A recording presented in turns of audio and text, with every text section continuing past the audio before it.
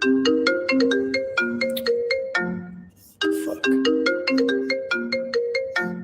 What's that doing?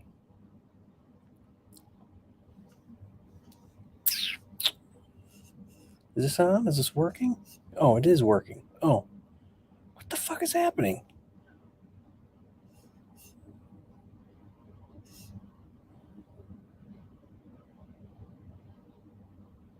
All right. Okay, that was bizarre. Anyway. Oh, you people see me? Okay, cool. You see me. I'm trying to figure out what the fuck's going on here. It was like, I got people trying to call me. What the hell's happening? It's almost like this thing was not opening up, but we got it. For some reason, it opened. I don't know what the hell's going on. Anyway. What's going on? We got 6 people in here. Bama, Mr. Mach 1, Stupid Fast Truck, 91 Mustang LX. What's going on?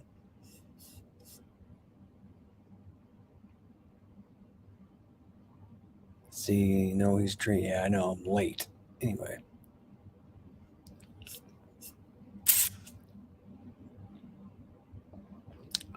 Hooray, Funky May. Yeah, I made it. I'm here.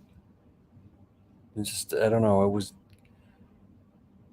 I had it opened up on this, and then it's like, I don't know. It's almost like the web page timed out or something. And then I went back, and it wasn't letting me on. I don't know. It was weird.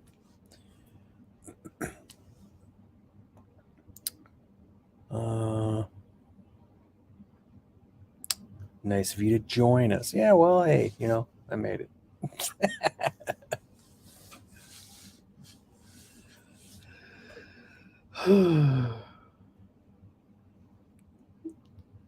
Here, okay. So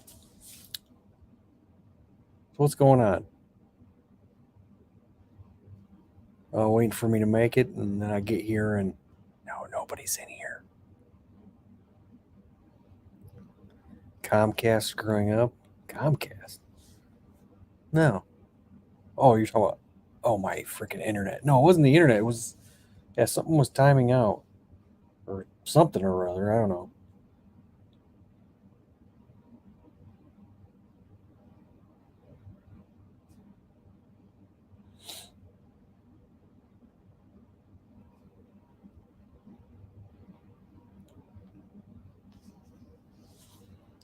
No.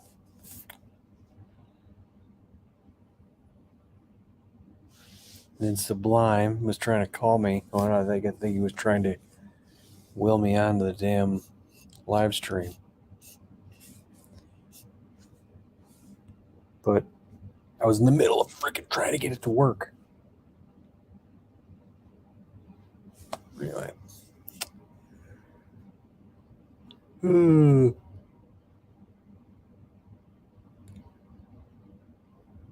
He's mad because of the shirt and the thumbnail. Yeah, I told him I was going to do that to the real one. And black Sharpie, mark that stuff in. Why not?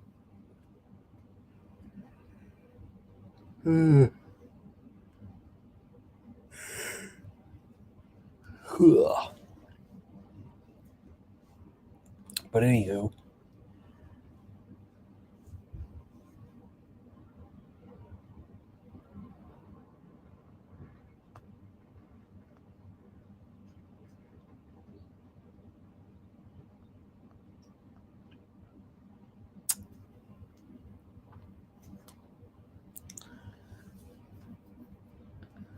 he's not mad, just crying.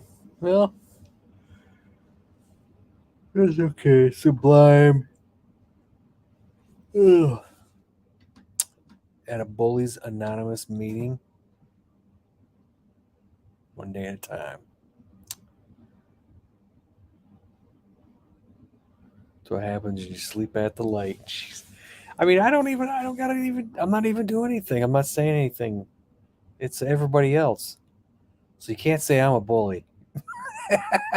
Everybody else is saying it. Oh man.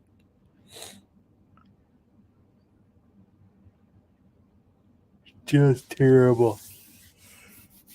So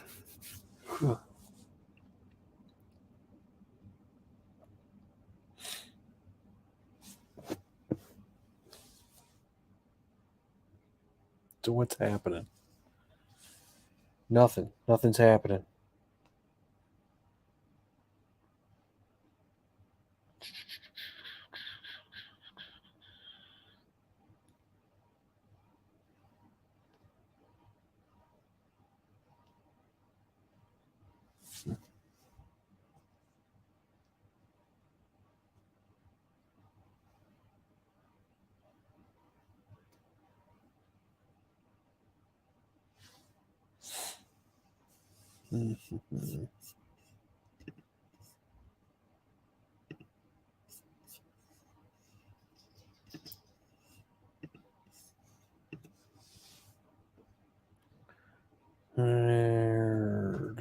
Let's see. He wasn't sleeping. He was packing a 10 millimeter. That's right. He wasn't paying attention. It's like sitting until tomorrow.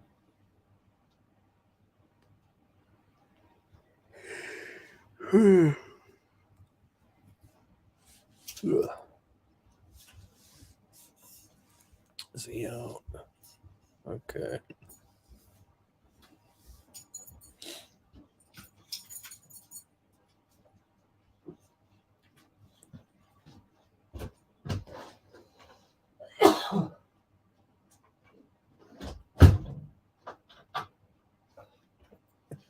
He's,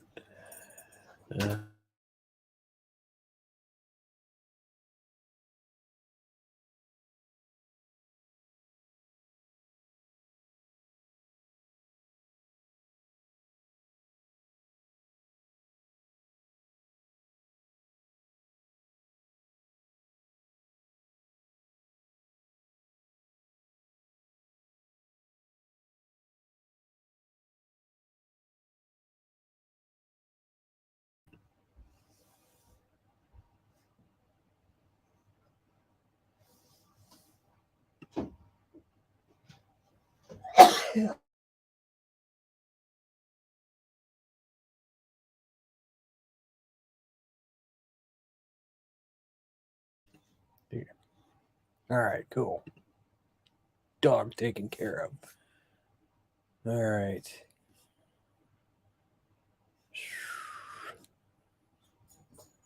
See, I'll be right back. There's a balloon over my garage. Uh-oh. The Chinese are coming after him.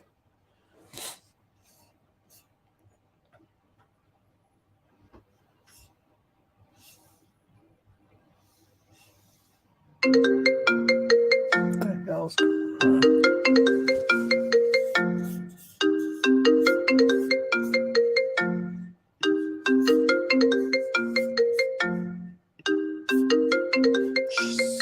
Stop it.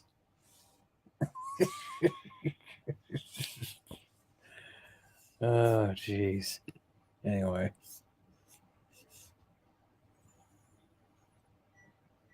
Let's see. People saying, hi. What's up, Broken Tool? No, it's from Michigan. How are the if I can't talk, how are the tequila lime wings? Wife didn't want any. They were okay. We like the other ones. The other ones were better.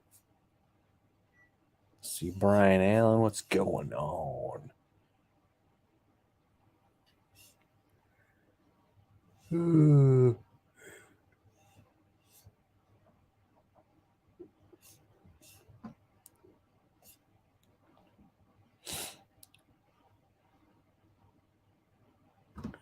What the hell does this guy say? Me Chinese, me play joke. We go pee pee in their coke. What the hell is that? Jeez.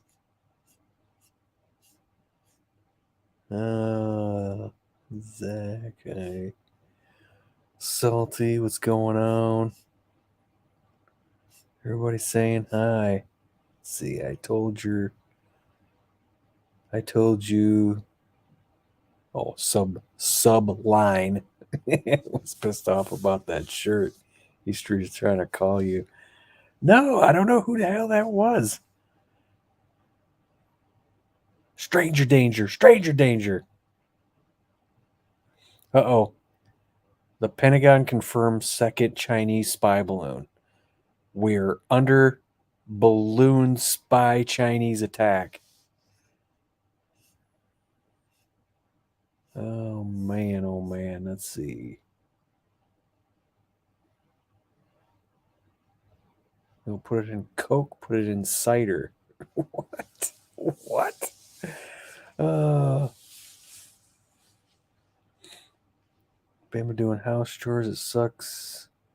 We gotta keep a clean house. Oh, is he talking about himself? Shit.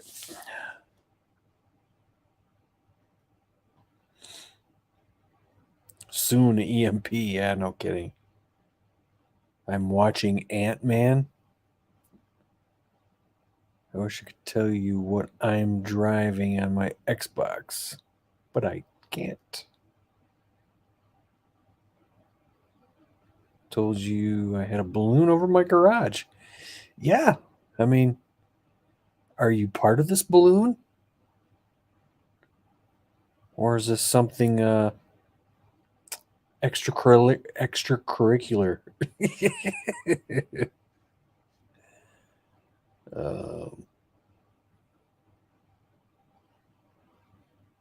His exploits are classified so funky. How are you been, bud? I've been working, having fun working, I guess. Yeah, I mean, it's always so much fun to be tied to having to work. Yeah. I think they should blow the balloon out of the sky. Well, if it crashes, then maybe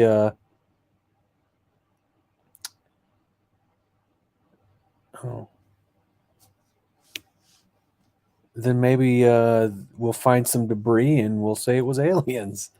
Like the old what is that New Mexico deal? What's that place called? Roswell.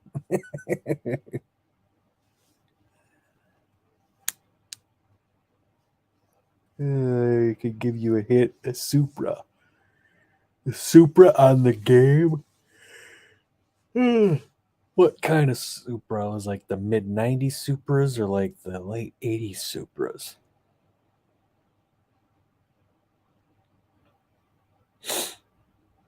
Roswell. Yeah, I don't know what the straight story is about Roswell. I've heard a few different versions of it. And when you think you've heard the right version, there's another one. So, yeah, I don't know what the deal is with that. 2020 Supra? Boo. Nobody wants that BMW. I mean, Supra. Roswell Area 52. Did you know there is an Area 52? I don't know. I would listen to a lot of podcasts, and some of them I listen to some of these. Some people might call it idiots, but for me, it entertains me during the day. But apparently, there is an Area 52, and it's in Utah. So, just so you know, MIB Unlimited Technology in the universe. We cruise around in a Ford POS. That's right. What if the balloons are set up to trigger an electromagnetic pulse if we shoot it down? Well, go get yourself some tinfoil, wrap up your electronics, make yourself your own little Faraday cage, and then go shoot it.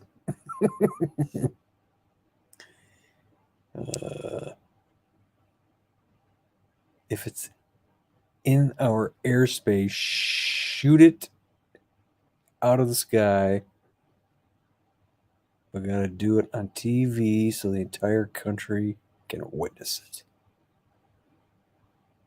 Only one way to find out. Blow the bitch up.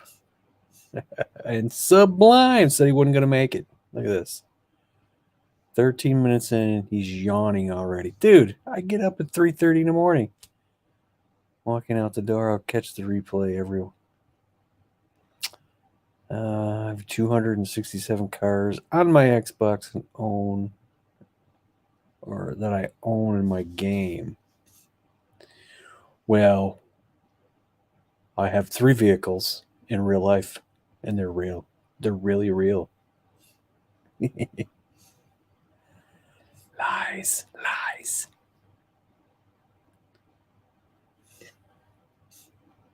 He's out. In the case of electromagnetic pulse, Mr. Mach 1's 1970 Mach 1 has the only car that runs. Is it electronic ignition, though? Or has he got points still? If he's got points, you're good. Electronic ignition, I have a problem.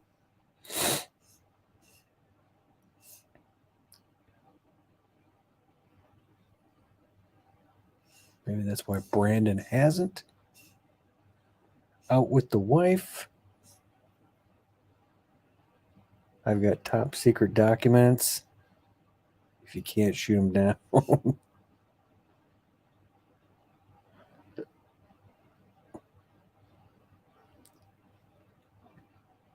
We are a lot better company. Gotta go. Later, everyone wants Fat Boy Fox. What's going on?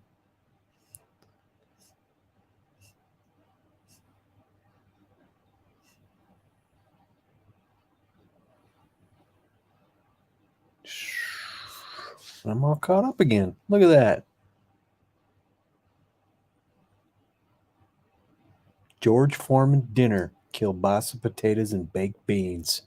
Barbecue Mike. I don't know about the kielbasa. I've kind of figured out, I think, my pork problem because I was not digesting pork very well. I think it is the casing. I can't eat casings because I could eat sausage, but I couldn't eat sausage links. I noticed sausage links kind of really, went through me. And then I started to put 2 and 2 together, and I think it's the casings on them things. They just go right through me. And it's MJI. What's up, motherfoxers?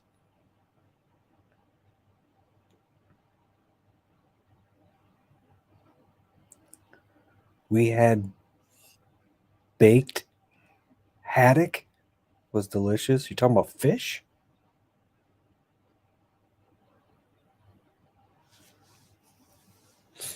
Buy a GTR on the Xbox? Sure.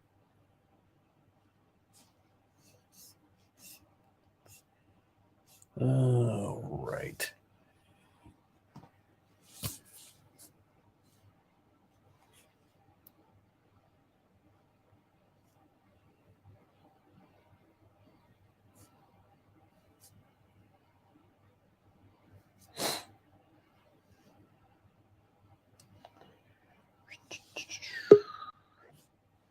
Uh-oh. I got somebody knocking. Yes, fish. Okay. Buy a Yugo. Oh, by the way, Sublime wanted to let you guys know that he's going dancing with his wife and having a good time tonight. Him So and what another kind couple. of dancing? Is it like slow dancing? Is it like 50s dancing? Is it like It's gonna be like the 10 millimeter jiggle wiggle. salsa dancing? What's Fat that? Boy Fox.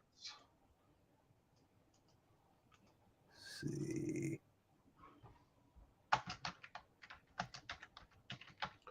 Him and his wife, they're going dancing.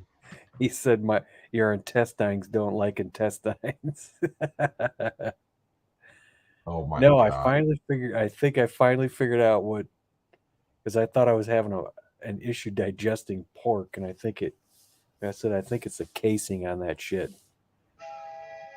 Is it pork? Like pork chops you're having problems with, or the sausage? No, I was trying to figure out I thought it seemed like every time I'd eat pork, it just wouldn't agree with me for some reason. I didn't understand it. But then I realized I could eat like pattied sausage. But when I ate sausage links, that's when I started having a problem. And I was like, you know what? The same thing happens to me when I eat like bratwurst, like a brat. And I Okay. started to go, maybe it's the freaking casing on them things. So It could be the solution that they wash the casing in. I don't know.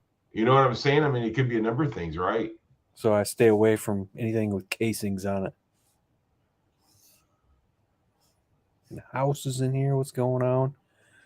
Up there in cold Minnesota. Country line dancing. Cowboy hat and all. Could you imagine those two in like freaking total like Grand Ole Opry garb? Going down to a hoedown. and they were getting into a GT 500. That's one hell of an image, man.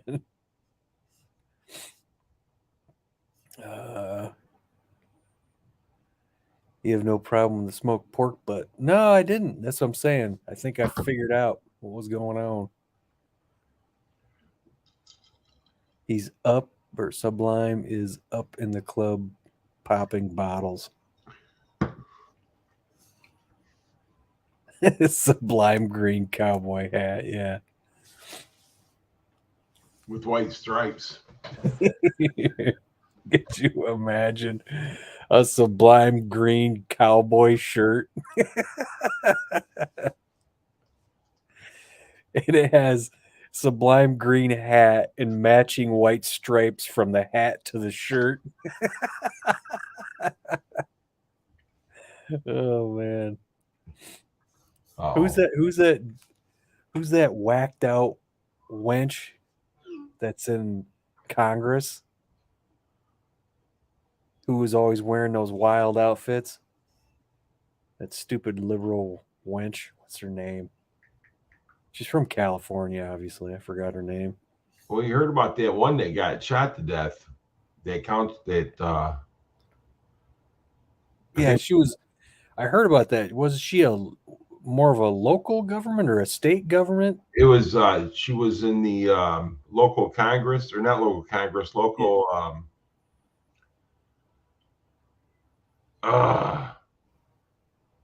She's just getting started in it. She pissed somebody off because they killed her ass.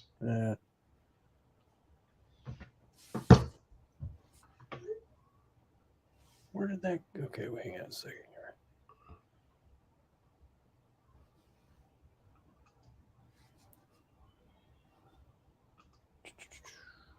Where is this?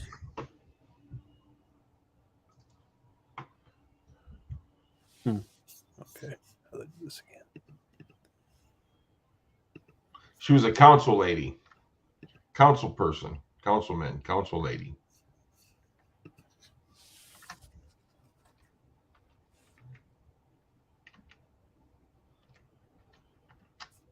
There we go.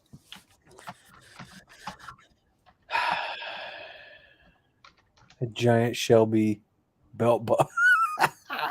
Yeah, no shit. A big old snake belt buckle.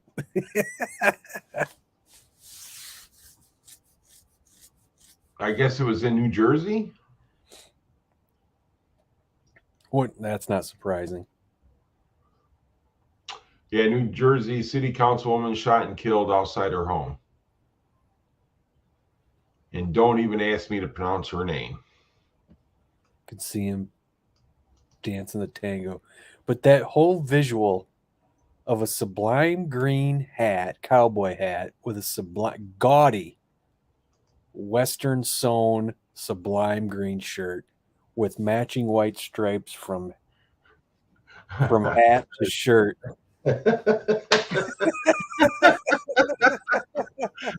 With 10 millimeter on his sleeve. Yeah.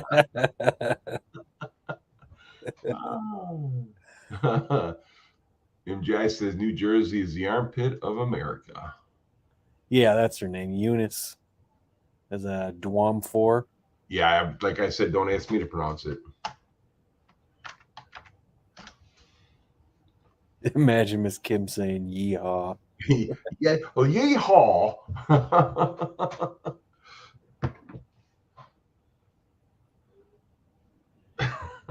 With a name like that, she should have been. Wow, that's pretty rough.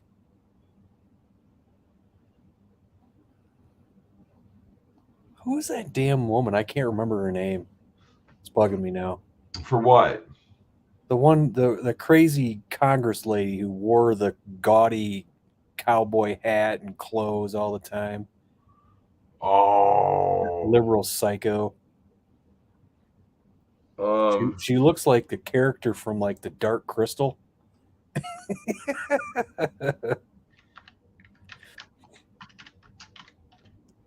hmm.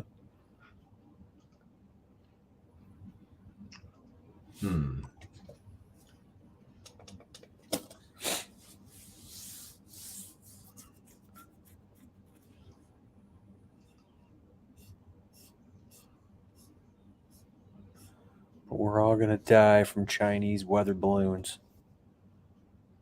Chinese weather balloons. What is going on?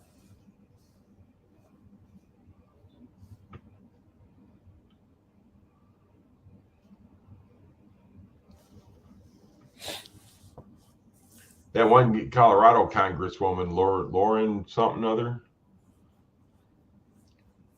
For Congresswoman. Yeah. Lauren Boebert, Boebert.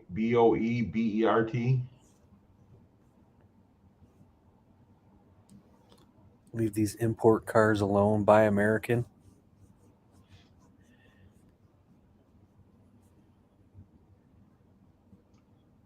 Well, there's what? You got Toyota made in America. Are you talking about that Fredicious Wilson? For the crazy Congresswoman you're talking about, the cowboy hat? no, that's not her name. Frederica. I can't remember her name. Let's see. Is she black or white? She's black.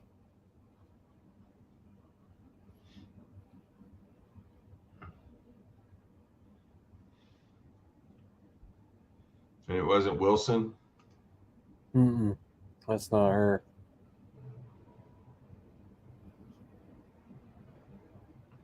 Well, she crazy and she's always wearing a cowboy hat.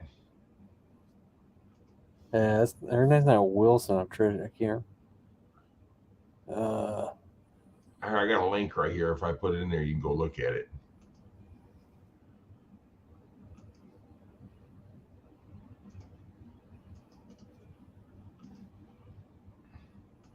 Right, there's a link. Check that out and see if that's her.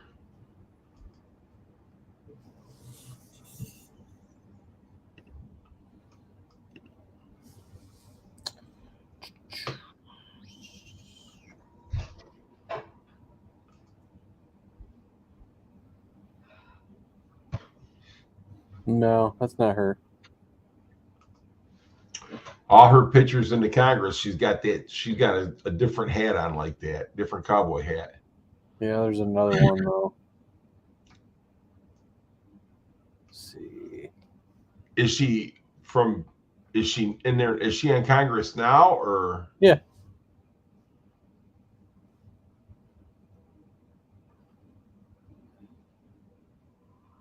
Younger, older? Oh, she's old. I know they want to get rid of that Omar. Oh yeah, they got Maxine Waters. Is that her name, Maxine Waters? Yeah, that freak. Yeah, I think it was funny they had they kicked that Omar off that committee. He had AOC and that dumb bitch from the Oh, I Muslim. know. Okay, yeah. I've never seen her wear a cowboy hat before, though. Oh, I have, but that dumb congresswoman down there in Dearborn, whatever her name is, that Rashid or whatever, she was on there fake crying, and AOC was throwing a fit because they took Omar off that committee. And some Republican freaking congresswoman called them both drama queens. Well, she was at our hall, and she walked up to me and stuck her hand. I wanted to shake my hand. I turned Yeah. around and walked away.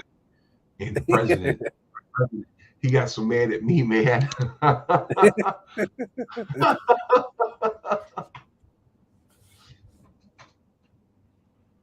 don't want you. You should have told her you don't want any of your liberal cooties.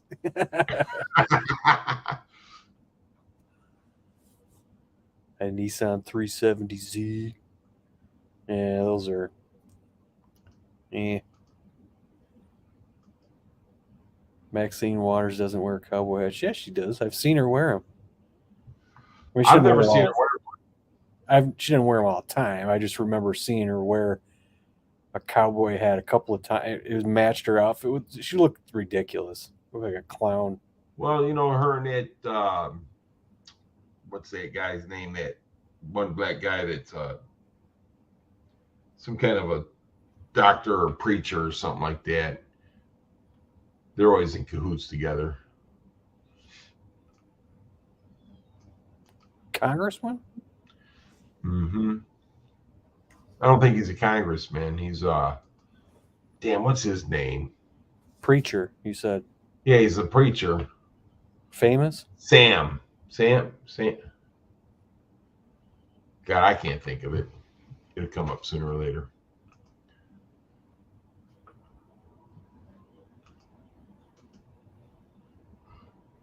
If it taught you anything, Mustangs always Mustangs. They got a good is there like a good an Escort GT on that game?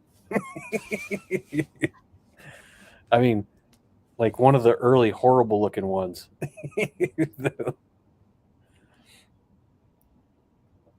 Not when they got more like European looking, the first boxy ones. And I can't believe my Dodge Omni just couldn't get the views, man. That's sad. I figured that thing would be a hit. Oh man, it was a dud. Big time. It's one of my worst shorts. It's got 60 views. I thought it was amazing, especially the music choice. I like this little girl right here. But there's a link to her thing. Lauren Boebert.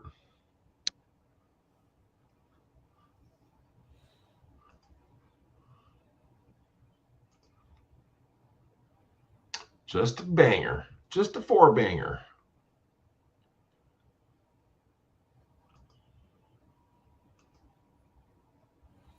Why do you like her? Dude, she's nasty. She's nasty. What do you mean? She's a gun-toting little bitch. Oh. Oh, that's funny. And she speaks her mind, man. Just a full banger.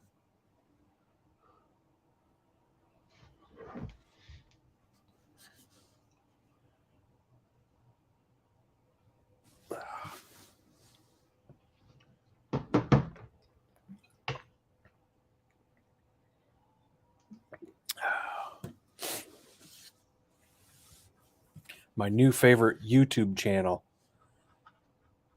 What's that? I don't know if anybody's watched Weston Champlin. Has anybody seen that? You never? It sounds familiar, you said? Yeah. He's pretty. I mean, his channel's growing. Dude's fun. He's this fat dude with a big. He's got like a red beard. Reminds me of me or my freaking Oh, I nephew, know what you're talking. Yeah, what's his name again? Weston Chaplin. He's got that.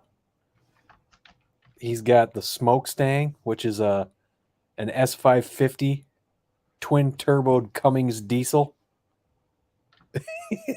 Yes. Yes. that dude, that thing is a beast. Oh, I know. Dude, he's crazy. Yes, I'm subscribed to him. That thing is incredible, man. That he went and uh he raced Cletus with it with Cletus's. I can't remember what kind of car Cletus has. That was a diesel, but Weston, he hardly had any experience drag racing, and they freaking raced, and he took off, and Cletus got out in front, and then Weston just drove around him with that Flew car. I was past like, him. jeez. Oh man, that was crazy. Oh, and he's I funny don't too. watch, He's I don't watch Cletus. no, I don't watch Cletus either, but that was funny. I watched him. He bought a Bronco for $1,500, and I'm talking like an '88 Bronco or whatever. So it was nothing fantastic, but after watching what he did with that thing, I have a whole new respect for Broncos. I was like, Jesus.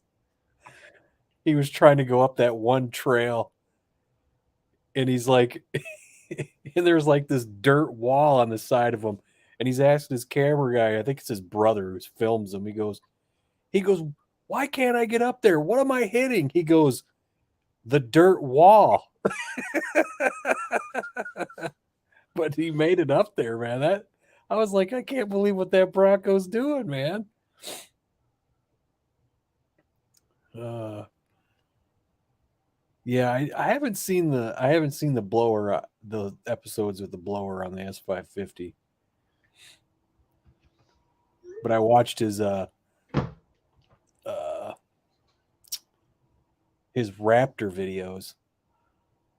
He bought a wrecked Raptor, bought a new frame for it, swapped everything over to a new frame, and then when he got it running, he went out and bought tracks for it. Are you talking about Weston? Yeah. Dude, that guy, he's like a freaking engineer or something. No, he ain't no engineer. He's redneck science.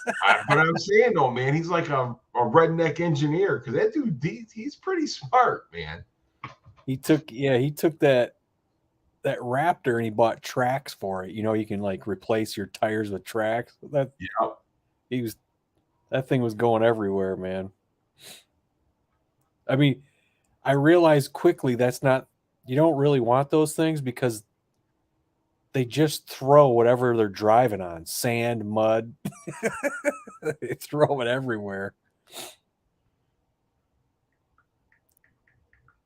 Oh, we might have a troll.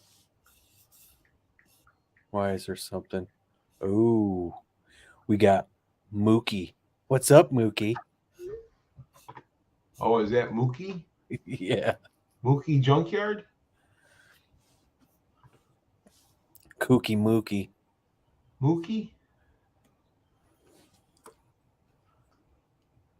Well, at least he's got a thumbs up.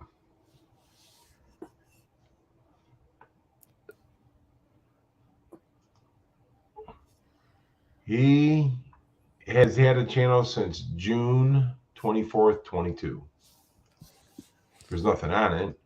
Of course not. Yeah.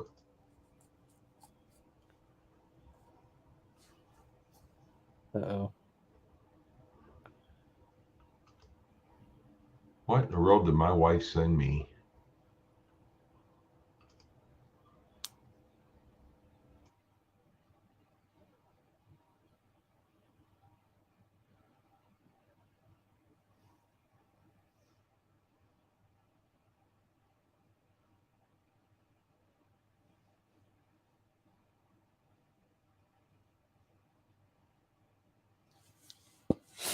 That JPP texted me.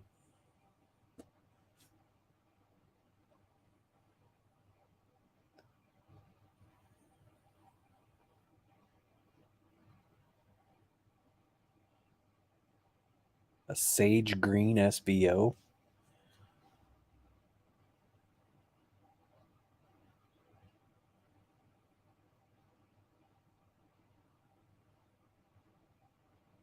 His Lopo 50 88 Cougar got beat by a V6 Infinity tonight.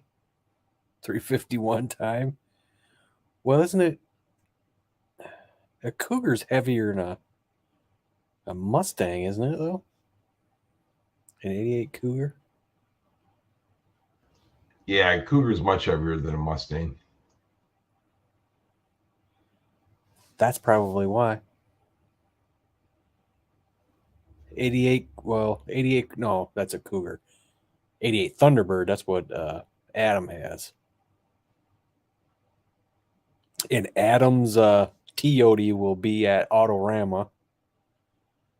And then Justin's, my buddy Justin's, you guys seen that Lemon Mist Fox? His will be at Autorama as well. So anybody in the Detroit area, when Autorama comes around, which is a couple weeks, I think, isn't it? I can't do nothing to the troll. I don't have a wrench. Oh.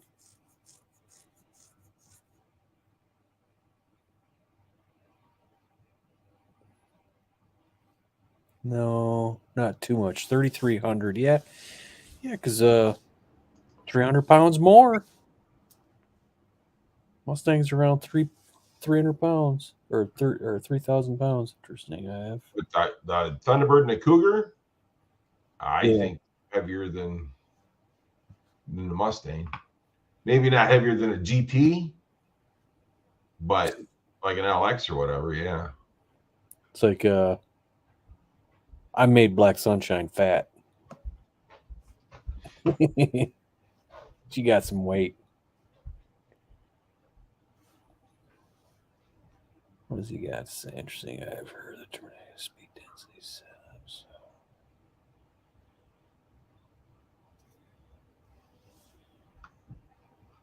No. Of course he is just a four banger. It's Fox body.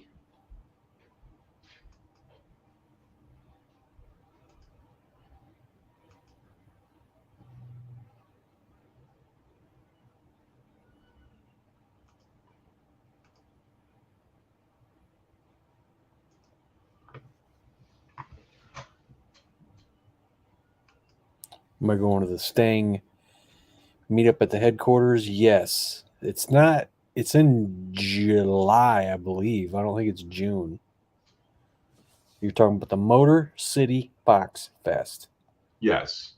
I can pull that up here in a second. So Detroit Autorama is the 24th. See, February 24th at 12 p.m. through February 26th through 7 p.m. I'm going there Saturday. Well, we plan on going. And Motor City Fox Fest is July 14th and the 15th, but 15th is really the day. So, and I am registered for it. I have got covered parking. I paid the premium price for the covered parking. Woohoo! I was talking to Justin, and he's like, I was like, I don't know. Should I pay the extra money for the covered parking? And then I said, you know what? It is in July, and having covered parking would be nice. And that's when he told me, sometimes you're smart.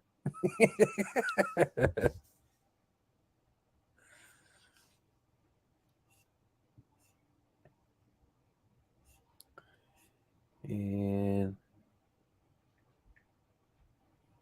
can't in July. I wish I could because I'm taking time off in August. August? What's in August? What's so important you're taking time off in August? It's probably something important. uh, Barbecue Mike says hi, Cobra Kim. She said hi. I think it's just cool that they got like a Foxtoberfest type deal in the north. Where You it know, should be. yeah, just so. I mean, I like Foxtoberfest, but damn, Charlotte, get all the way down there. It's a drive. I did it one way, twice, on the way down there and on the way back. Really?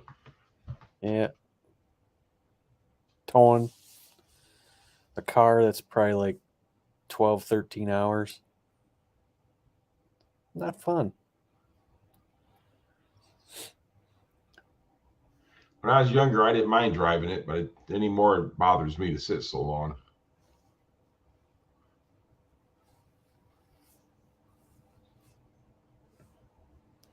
I'd stop at a hotel on the way down, but I'd have to know I can get in and out of there, you know?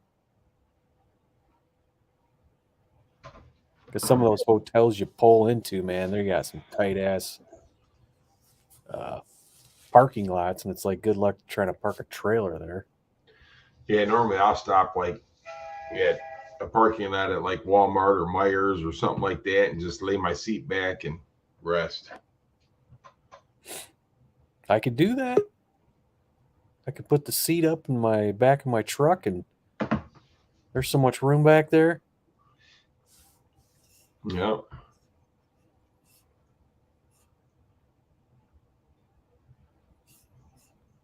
Watch all these damn videos of these guys truck camping. Yeah. They Yeah. they make a little camper out of their bed. They got camping. They got tents for those. Well, they just put a topper on it, and they line their bed with like a fleece type material, and even the inside of their cab or cap.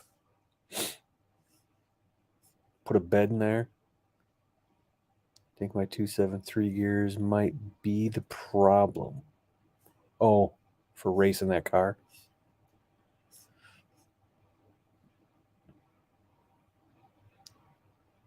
Gear it till you fear it.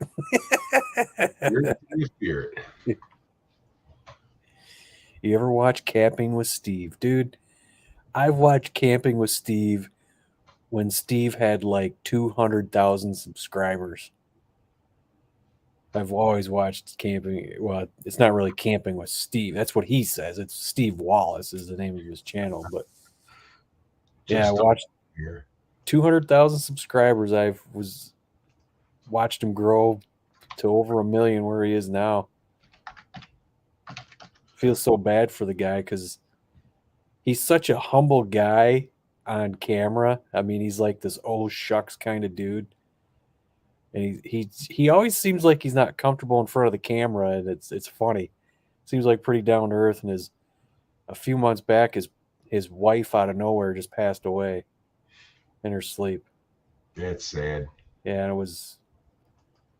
I mean, he just I think turned 40, so she wasn't very old.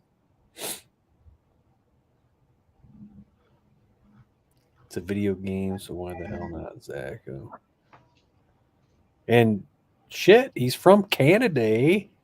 So 91 Mustang LX, know who he is. He might be related to him.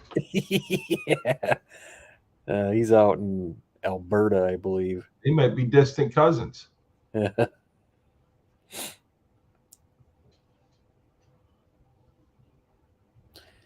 Yeah, Canadian dude who does a stealth camping. He's like the godfather of stealth camping, man. He's like the dude who started it all almost. I watch another guy. If you like Steve, dude, you'll love. Check out the Blout Outdoors channel. This dude, he's an English guy, and he goes stealth camping. He does some really good ones too. And he takes his dwarf buddy with him on stealth camps. And they just sit there and they call it the world famous whiskey review. So they do a whiskey review, and he calls it a whiskey review. And they sit there and they just get bombed. They find a place to camp and get bombed. It's So- funny as shit. 91 Mark says, my extended family has been known to live in a van.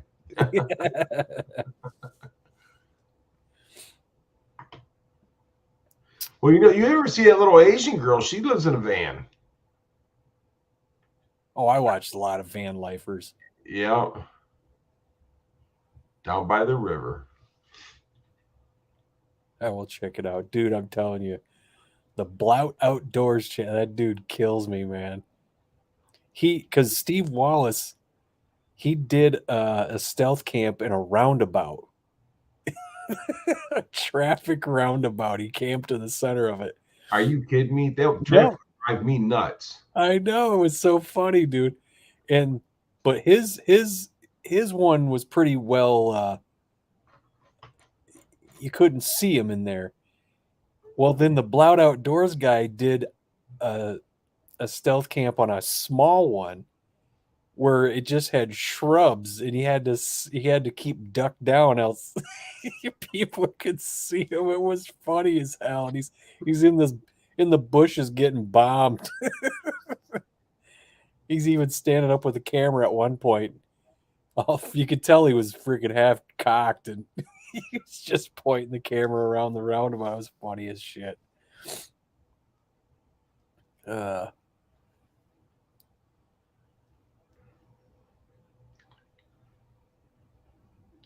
Dude, I just seen the sickest thing. Some dude just put a bunch of chocolate pudding in with some ramen noodles and milk and ate them. You ever watch that girl with the Tourette's? Girl with Tourette's, no. Oh, yeah, man. She's freaking hilarious.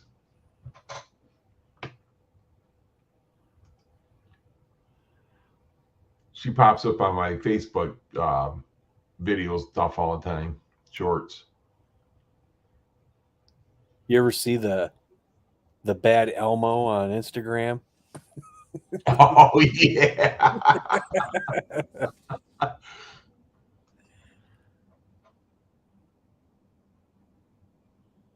There's some cool Instagram page. I don't know if another cool Instagram to go to see is Nature is Metal. I think I watched it before, yes. You see a bunch of nature, just horrific scenes of just nature, animals eating Right. other animals. It's ridiculous.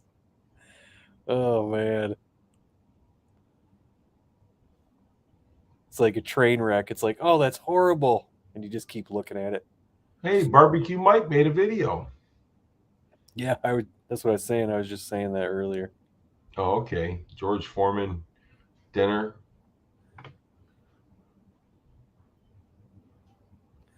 Another good Instagram is a Canadian guy. His name is Slicky Dicky. And he's always every little short he does is just him doing a creative way to flip you off. That's funny. I'm always sending them to Sublime. Don't you think Sublime's got enough friends? Well, I showed him this guy's stuff a while ago. Well, the other day I found it, and every time I see a good one that he does, I send it to Sublime. Well, this time I sent him one, and he sent me back a text going, "What are you, the new RAV4?" I go, "It's Slicky Dicky, dude." And he was like, "Oh." I think I'll be honest with you, I really think he misses RAV4. He brings him up an awful lot. Because Slicky Dicky's he also has roller skates that are made out of cowboy boots, and he rolls around on them, and he has a fur coat. It's just hilarious.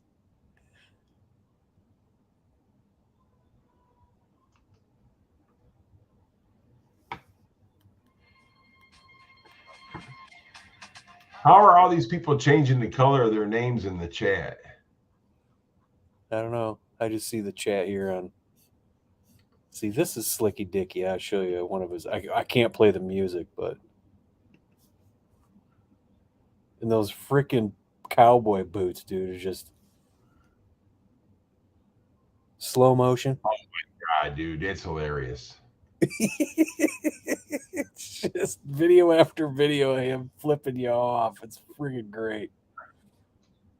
He gets millions of views.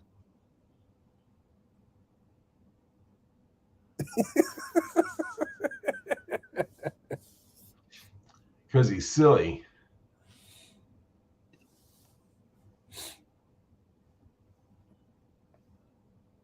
And here's his latest video.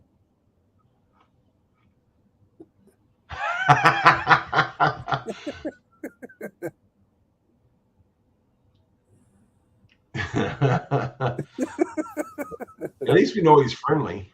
Yeah.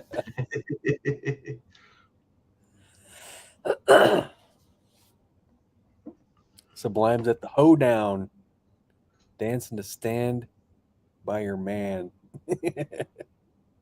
Well, that's cool, Barbecue Mike. Make more videos.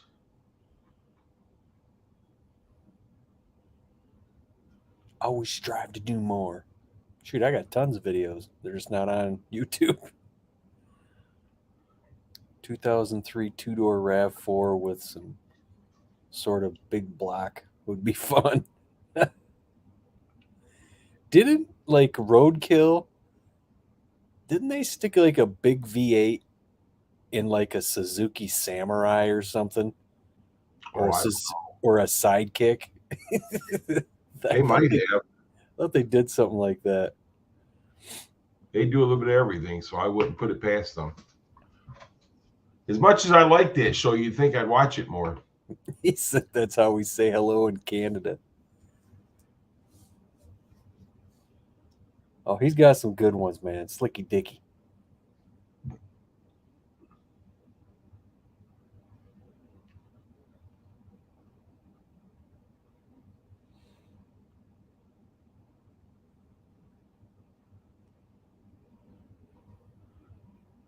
Suzuki Samurai Ninja name, garbage car.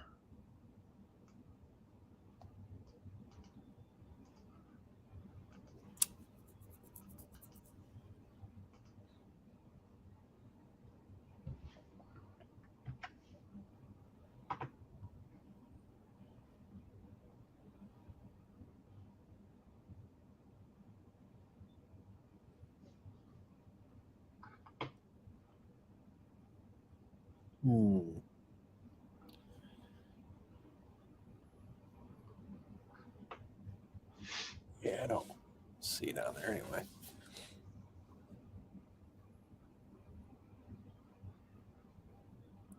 Time did you go to work this morning? Same time as usual. Get up at 3:30. I figured that because those guys were saying, I says, you know, that you probably fell asleep. I says, well, he does get up off early in the morning. No, I was like, I opened up on my laptop. Well, I always set up the time on my phone for my phone, and then I go on my laptop and I get the go onto StreamYard and open it up. So I opened it up, got into the studio, and then put it down to the side.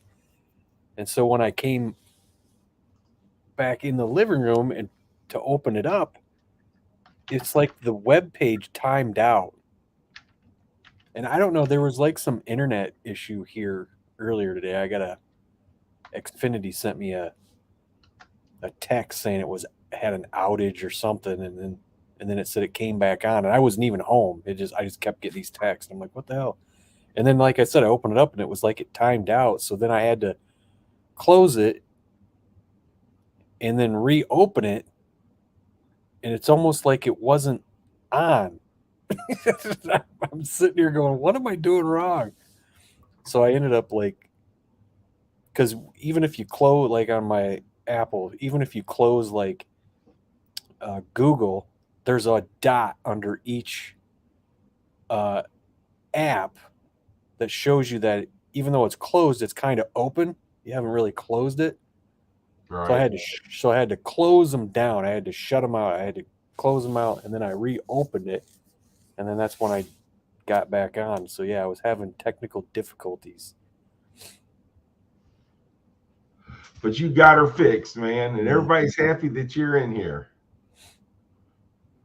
Well, the people in here, I don't know if they're happy about it, but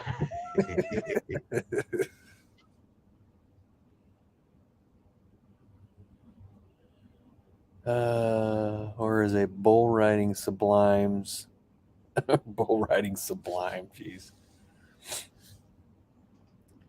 A mechanical bull. a breeding bull.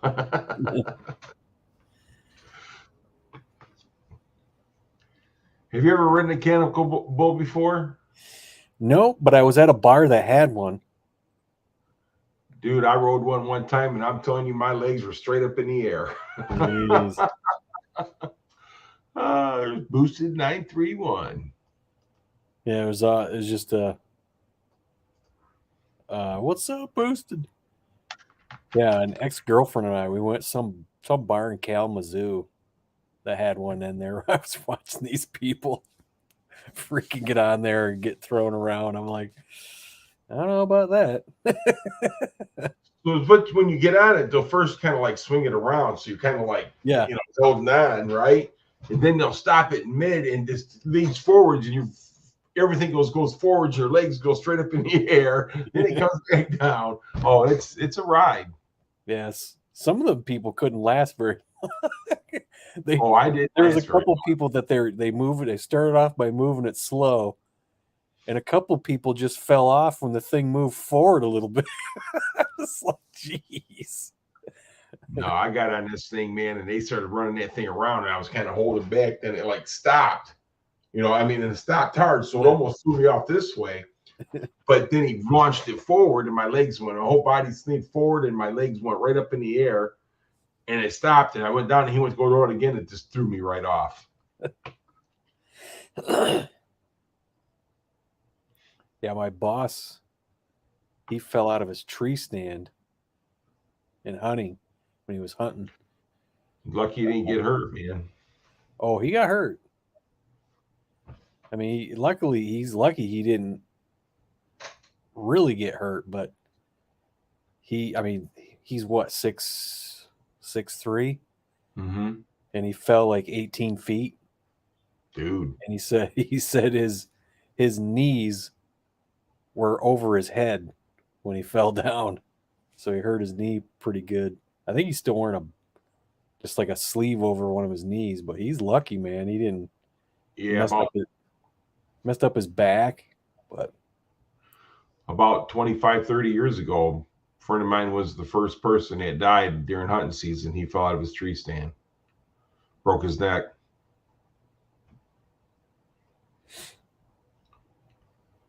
Well, luckily, I mean, he's one in his 50s, but luckily he's in good shape, But well, it just shows you, dude. He's probably been hunting that blind for a long time, or the tree stand for a long time. Accidents happen.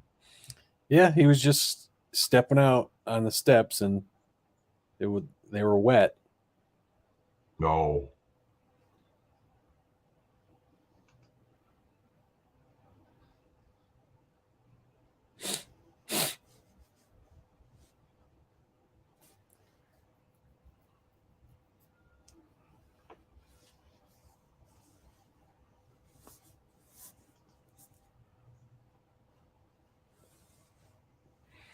I know I was getting those heads out of the shed that I sold that kid.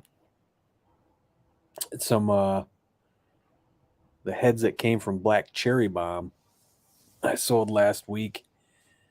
Uh-huh. They've been on Facebook Marketplace forever. I was surprised he saw him. He asked about him, and it was missing one of the valves, and the springs were. I had the spring, but I told him, I said, I'm missing a valve. I said, but if you're looking at these, I'm assuming you got your own stuff for him. He goes, yeah. He goes, he just wanted the bare heads because he had his own valves and springs and stuff. I'm like, all right. And when I was digging them out of the shed, we had the engine stand, my other engine stand. We have it apart, and it was in there. And of course, when I go out to frickin' have to take everything out of the shed to get to these heads, when I went out there, it's just snowing like a mother effer out there. And I'm pulling all this stuff out of the shed. It's getting snow on it. And as we have the engine stand, and it's apart in two pieces. I put the part where you put the engine on up against something, and then I turned around to go grab something. That thing just fell right on my leg. Bam! I was like, oh. I got two nasty purple bruises on my leg from that bitch. Because that's I bet you do. The heaviest part hit me. Oh man. And then as soon as I got everything out and got the heads out, it stopped snowing. I was like, you son of a bitch. Ain't that usually how it works? So 91 Mustang LX, I'd probably be, if I was a gambler, man, I'd say he's listening. He's listening from afar. Oh yeah.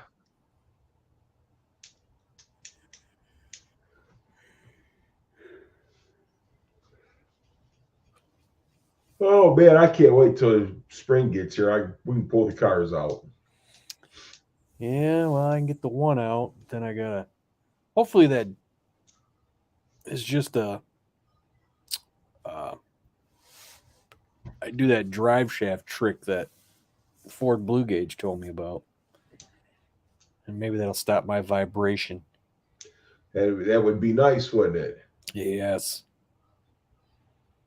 New TV show, Georgia Bush people. It's probably been so long since Salty's been in the bush, he wouldn't know how to do it. Tanned hide, what's up? Spring on spring.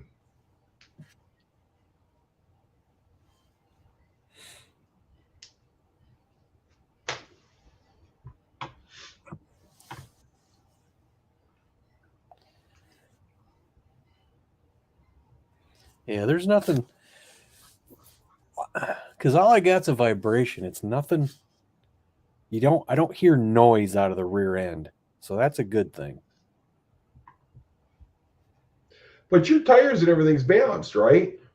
They should be. I mean, I bought them and they balanced them. They should be balanced.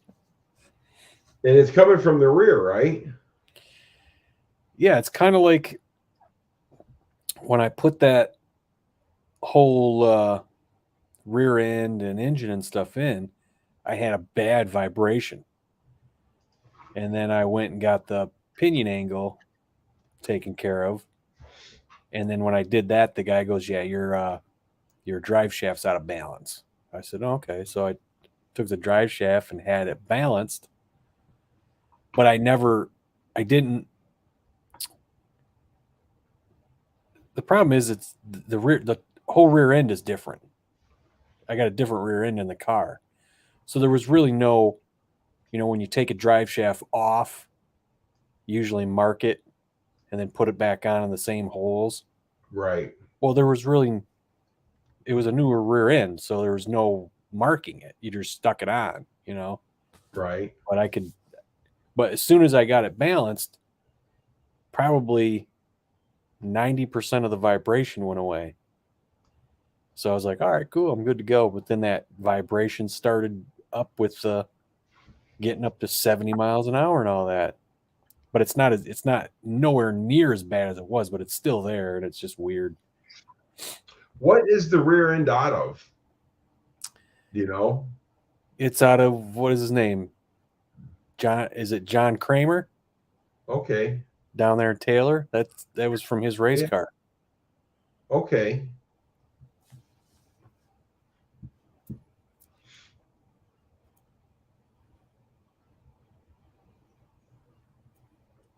See, hey guys, good to be here. Nice to see everybody again. What's up, dude? How's 5.0 asked what dry shaft trick? Huh? How's 5.0 asked what dry shaft trick?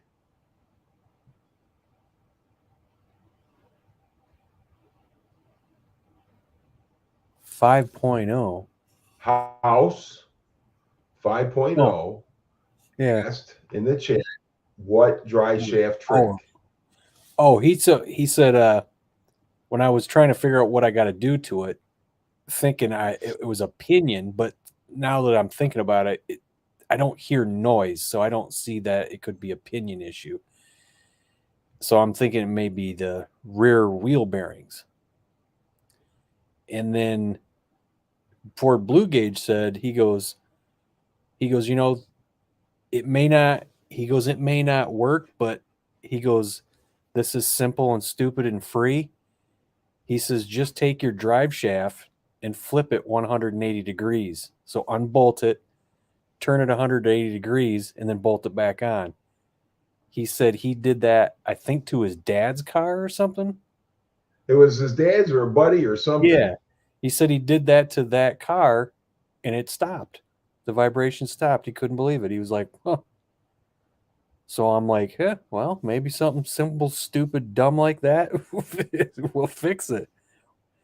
But right, like I said, when I do turn right, if I make like a hard right, I hear this dunk dunk dunk dunk dunk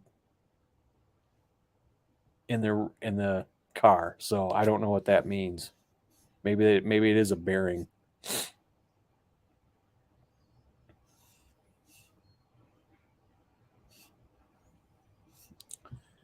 see. Except a Mach-E. Hey, Mach-E it's good for what it is, but it's not a Mustang. It's so funny when they first came out, you know, didn't really see them around here, and then I went down to Detroit, and they're everywhere down there. Right. And now they're in the used car lot up here at the Ford dealership. There's a couple up there. So a friend of ours, she's got a Shelby. Her husband's got a Shelby. I think it's like a 2012 or 13. And then she's got a 2004 Mach 1. And so she went out and bought a Mach-E. And she loves that Mach-E. She drives that thing locally everywhere. But if they go on trips, they don't take it. Well, depends on how long of a trip it is. You know, yeah, she just drives it around here. Try different rear tires and rims first. That would be expensive for me. I don't have different rear tires. I mean, I do, but I have to 5-lug swap the car first.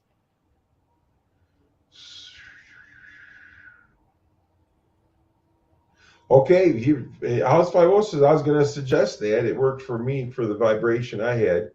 So it might work. I mean, and like you said, a lot of times when you pull your dry shaft out, you always mark it. So it could be an issue.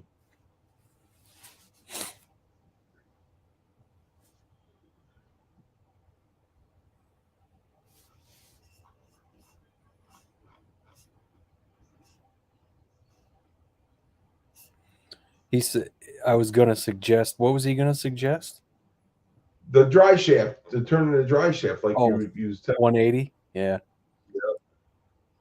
I was going to suggest that because it worked for the vibration I had in mine.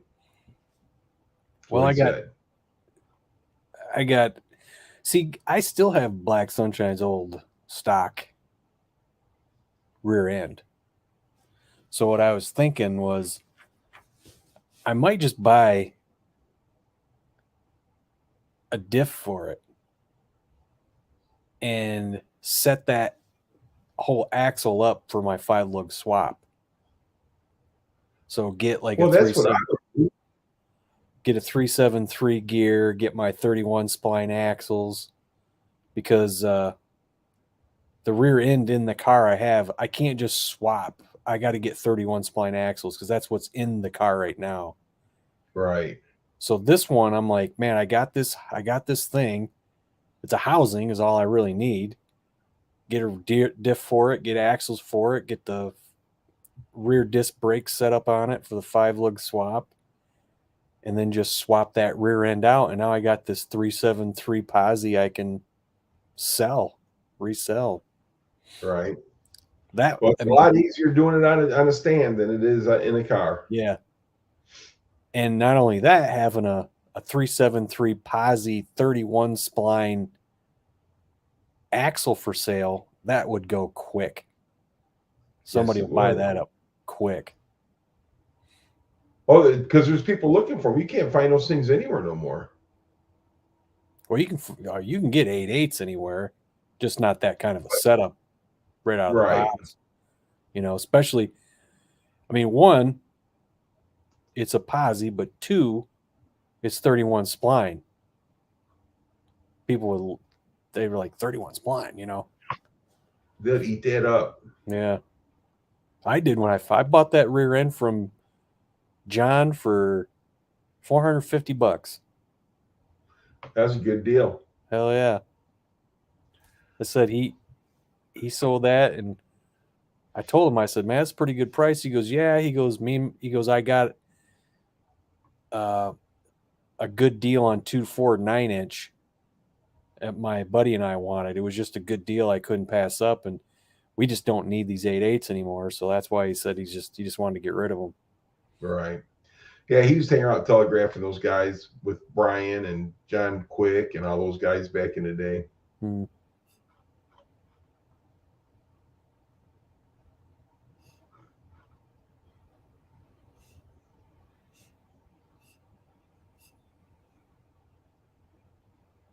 Does spline make a difference? Yeah.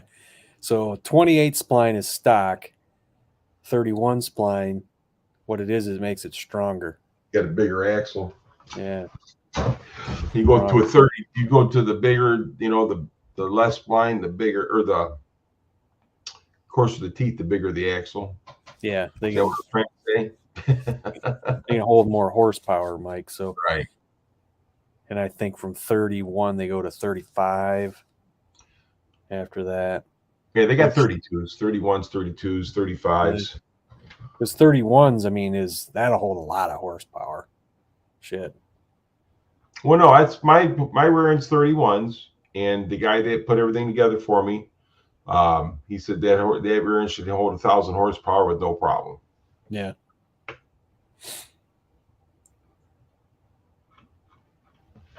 Because I think Brutal in his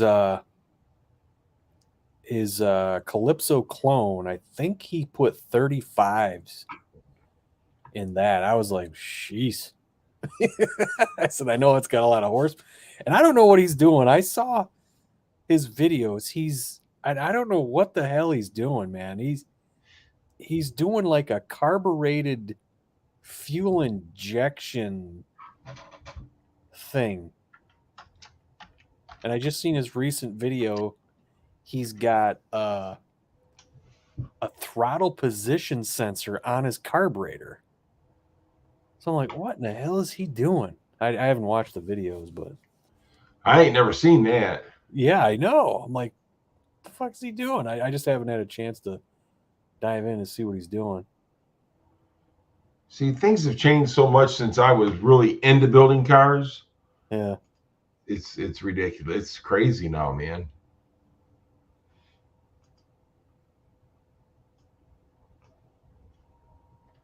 He said if he can jump on the screen and navigate through, it's not, there's It's not like you're commanding the Starship Enterprise or anything there, dude. It just pop on up.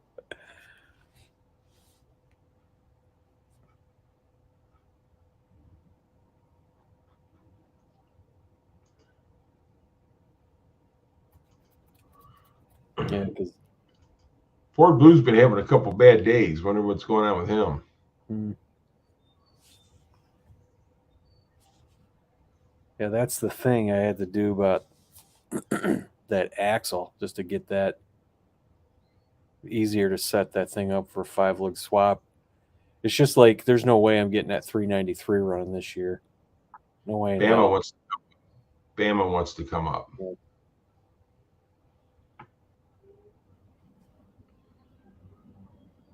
So I'm probably going to end up building a 306 and dumping it in the hooker.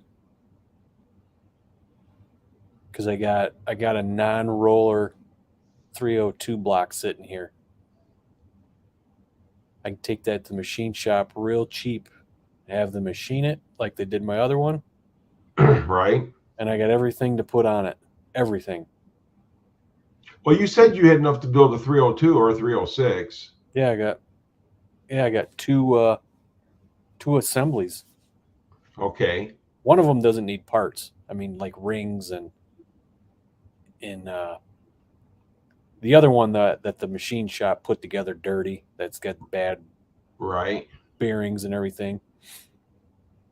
That one needs the brand new crank needs to be freaking machined because of the grooves on the damn journals. But I got that other 306 I can put in there. So you're thinking about just go ahead and putting it together for now until you get the Windsor done, or? Yep, that's what I'm going to do because I mean, to finish that freaking 393 with the fuel injection and everything that I want for it, it's probably going to cost me $3,000. Well, but you could do the 302 and drop it down in there and have even be able to drive the car or whatever you want to do until you get the Windsor done. So that's a good idea. Yeah. And then my brother's he's got an old, I remember when he bought the damn truck brand new. He's got an old Ram with a Magnum V8 in it. But the truck it's just rotting apart. He uses it as a, like a farm truck. So the thing's just rotting apart. And he told my dad, he goes, I don't know, maybe, he goes, like, just get an engine and put it in an old truck. And my dad goes, well, have Sean build it. He goes, huh? He goes, yeah, he built the one in his car. Have him build one for you. And understand this is the funny part. My brother was a certified mechanic. I'm not. And he's told him to go, have your brother build you an engine. That's funny. So I figured I'd build this engine, put it in that car and get it rolling. And then when I get the 393 ready, I tell my brother, hey, you want an engine?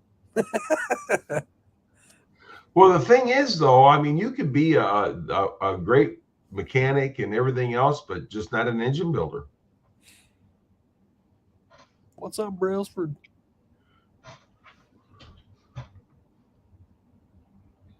I was asking because I've go ahead. Got a mirroring on my TV. Will that mess up? Well, you just turn your TV volume down. So what'll happen is whatever device you're going to go on to do this, if you have YouTube open on it, shut that window, else it'll echo. You'll be using solely the StreamYard from that link that I have posted up there. And if you got it on TV, that's fine. Just turn the volume down or mute it or whatever.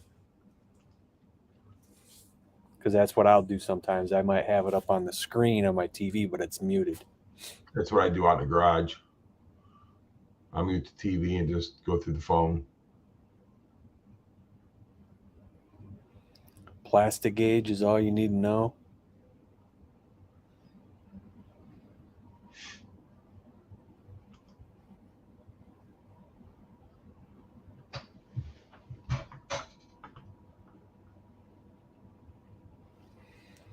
Yeah. Just give you the parts and wrenches. You'll build one. Okay. I tell you what, I learned a lot.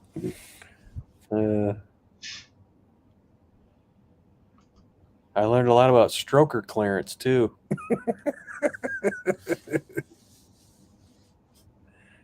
uh,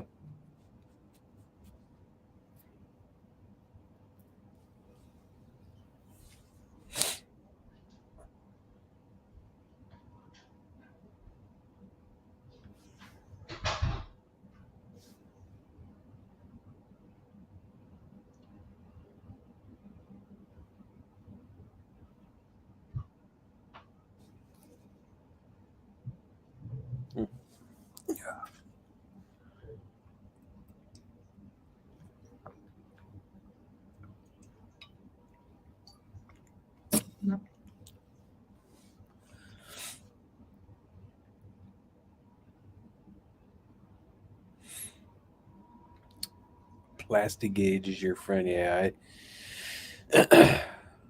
we use that on my. The only thing I hate about that stuff is it smashes it on the journals and you got to get it off. I didn't enjoy that.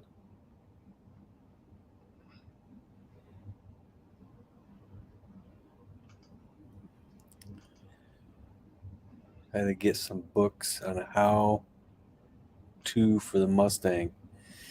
I'll tell you what, man. There's not a lot I look at in those books on those cars. The only thing I use those books for are torque specs.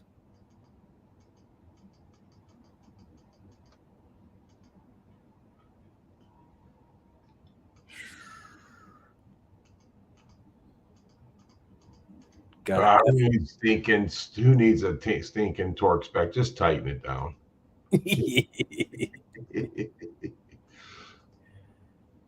Well, that's the thing. Every time I do heads, and I don't know why, but those damn Harbor Freight torque wrenches,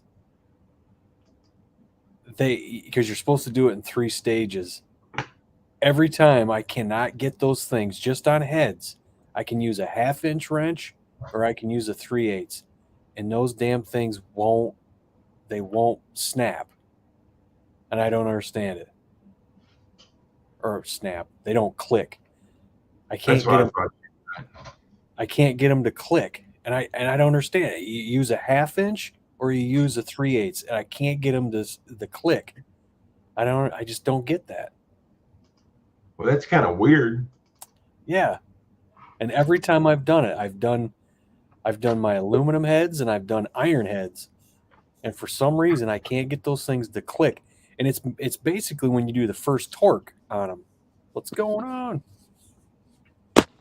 I was just off the phone with Ken. I was talking to Ken for the last 2 hours. Yeah, we're gonna add a little bit of power to the Shelby. Yeah. And I really don't trust nobody else with the car. You know, I was gonna ask who did most of the talking, you or Ken? Ken. Figured. Michael Downey, what's going on? If you've ever talked to Ken on the phone, you better fucking block out some time. If you got you better have time, because you better have time. He can talk. Yes.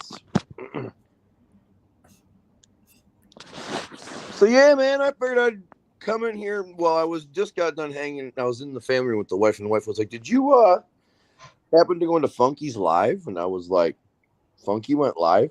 She's like, "Yeah." I'm like, "Nope." I'm like, "I should probably go in there and say hi."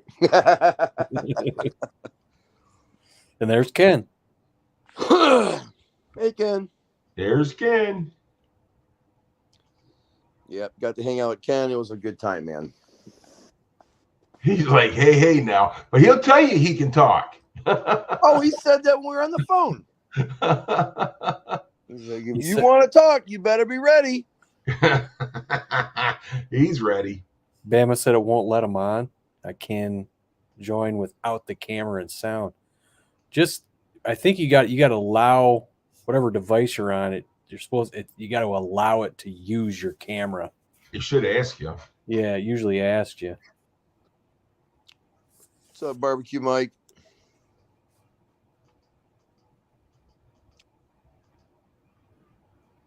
So, yeah, man. Freaking came home from work, ate a little bit to eat, shot the shit with Ken, finished my dinner, and then the wife's talking about going to bed here pretty soon.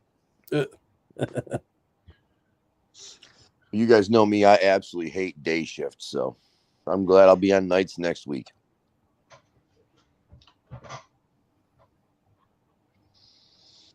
He said he's so busy and he can't talk long usually. So what he's saying is it gets built up. Absolutely. He gets backed up with Gab. Backed up with Gab. Well, I told him that on the phone. I said, I don't call you that often because I know you're really busy. You know what I mean? I don't want to just call you and bother you. You know what I mean? So I usually try to wait for a good reason to talk. And usually it's either I'm buying car parts or Ford takeovers coming up or, something along the lines of that, And since last year, I didn't do really anything with the friggin' Shelby, and he was pretty much slammed last year. We didn't talk too much.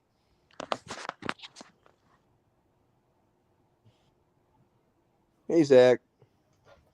Let's see. Well, from what I've seen, in order for you to get your S550 to be moving, you need to put a twin turbo Cummins diesel in it.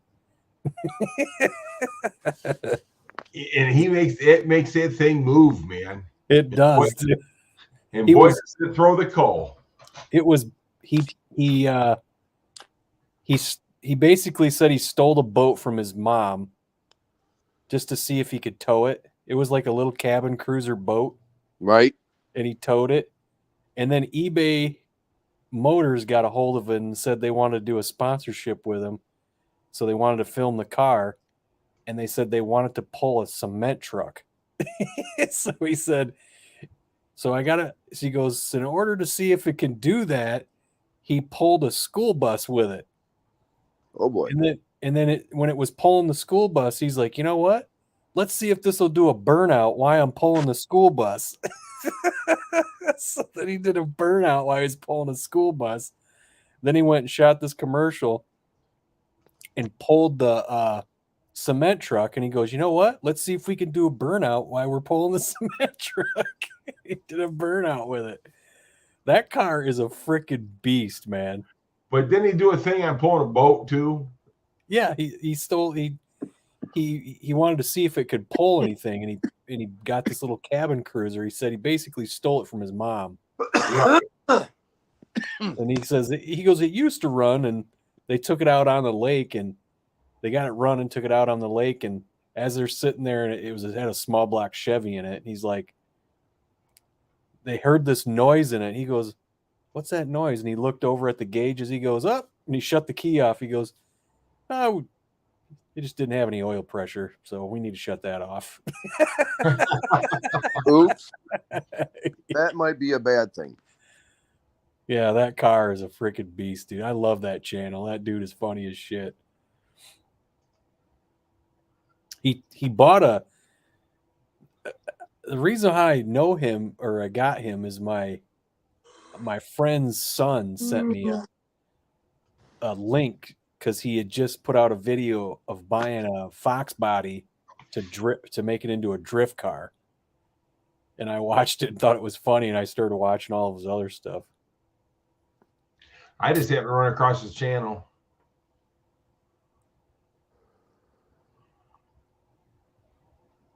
He said, Brailsford says, the weather here has sucked for 2 weeks. Dude, you're in North Carolina. I don't want to hear it. You don't even know what bad weather is. Yeah. What, did it go below friggin' 55? You know? So Ken says he's going to make time this year to make more content. Is coming back, Jack Strip, and more. Yeah, buddy. Ooh. Yeah, buddy.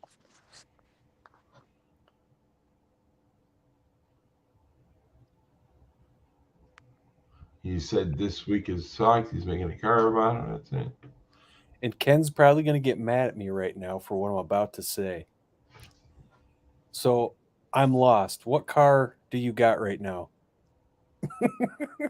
Don't be mad at me. I don't remember. Which one are you making a video on? Wait a minute. Hey Ken, did you sell your Mach 1?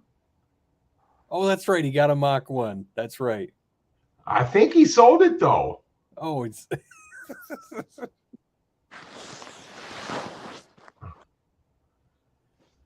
I can't say. Brailsford is in southeastern North Carolina. My sister's north of you. She's up in Elizabeth City. I can't say. Because he don't know. Secret squirrel. I love it. It's so bad Ken doesn't even know. You know? But I think he said something about he was selling the Mach 1 or got a good offer on it or something. You know what, Ken? Go back to basics. Just get you a 302. Get you a 347. Put a 347. Throw a carburetor on that bitch.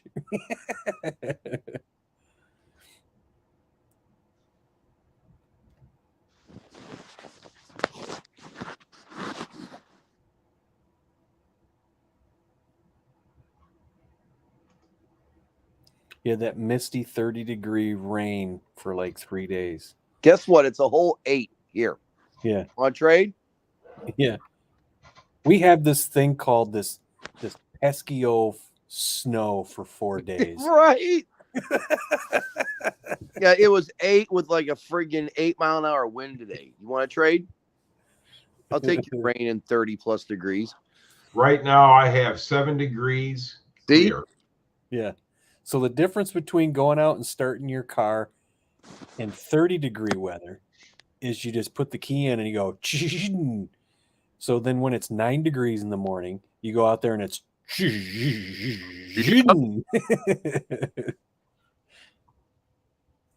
yes, he did sell the Mach 1. Mach 1 Mach 1 sold. I didn't mean to. Someone asked to buy it and I priced it where I thought he wouldn't buy it and he bought it. Money talks, man. They throw that cash. Oh, in front of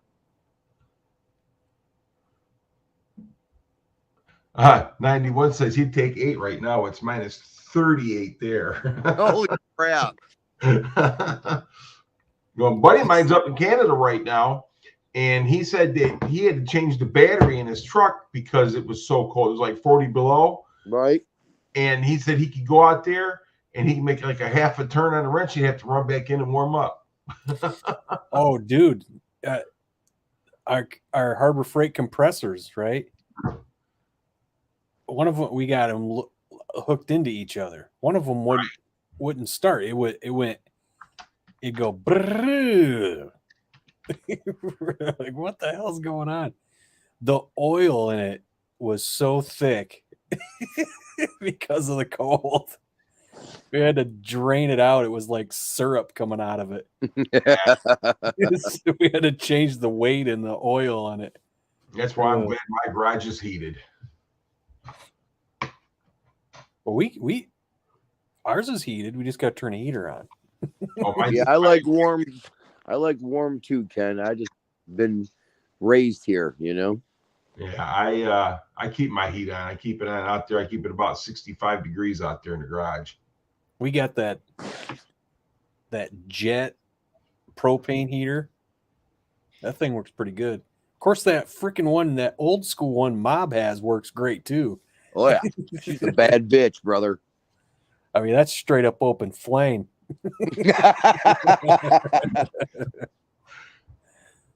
They don't got them kind anymore, huh? I know. That was back in the day when they were making lawn darts. Oh yeah, I love that thing, dude. You fall on that thing, you're gonna get fried. Yeah. Well, the same thing with that jet heater, but right. The difference with that jet heater is we can put that up on a tabletop, you know. Right. And it shoots out one side. That yours is like 360. 360 ass burner. 360 ass burner. Yeah, tomorrow I got to get the motivation to replace the shocks on the van. Thought you were going to do that the other day. My motivation went right in the toilet. I hate when that happens. Dude, I had every intention in the world of doing it. I walked outside for about 20 minutes to do something. I came back in and I was like, fuck that van. I'm not doing shit. Yeah. That's like me. I got to get motivation to get back out to the hooker. What's up, Shorty? That freaking, I got to pull the headliner out. I'm going to try to pull the material off and put new material on it because headliners are like $350 right here. It's ridiculous. You go Barbecue Mike says, so what should I do to the coupe first? Any ideas? Just drive that thing, man, and enjoy it. Yeah. The ideals will come. Salty, what's up, buddy?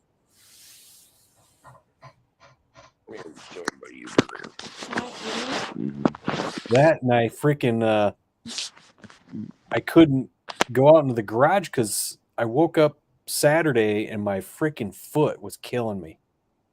I'm like, what the hell? And then Sunday it was even worse. It's hard to walk on. And I've been dealing with it all week, man. I guess it's plantar fasciitis. Say what? Plantar fasciitis, man. What is that? Plantar warts suck. Yeah, it's the tendons or whatever that are in the bottom of your foot, right, getting stretched out, right, and it just constantly hurts when you're walking on it. Does it ever go away? It's starting to after a week. Will they give you medication or something? I didn't go to the doctor. Oh, I don't like going to the doctor. Okay. So how you getting the pain to go away? I went online, started looking up stuff on how to deal with it, and they keep telling you to do these exercises of stretching it and pulling it up towards your shin, you know? Right. And I'm just like, that doesn't make any sense. Why would you stretch something the way it got stretched to get injured in the first place? Right. That don't make any sense. Huh. And it's all I kept seeing. And then I finally came across this video of this dude going, who said the same thing I did. And I said, that's right, dude. I'm saying the same shit. Right. And he goes, don't bend it back like they're saying, bend it down the other way. Right. So I started to do that, right? So I'm sitting in the chair. I did it. He says, do it. Pull it down 10 times, just keep doing it 10 times. He goes, you'll have to do it for 2 weeks. And he says, write down your pain level, do that. And then what's your pain level after? So right. I was like, it's about an 8, So I did that, whatever. A few minutes later, I got up to stand on it. Mm-hmm. And it didn't really hurt. And I said, there's no way that fucking even worked. There's no way that fucking worked. Right. I was like, no way. I mean, I'm not easily astonished, but I was blown away by that. Right. But the more you walked on it, the more you hurt it. Right. More it hurt. But he says you got to keep doing it every day, and you got to do it for a couple of weeks. Repetition. So that's what I was doing several times a day, and it's finally starting to work out. Nice, man. It's like I couldn't believe that shit worked. Nice, man. Very nice. Cortisone shot. That's the easy way out, God damn it. I'm going to tell you something. That cortisone, leave that shit alone, because I'm going to tell you, my buddy used to get those shots in his knees and that. Right. And that shit ended up making his kidneys fail. Really? Yes. Well, yeah, MJI, I do have like soles I put in there in my shoes.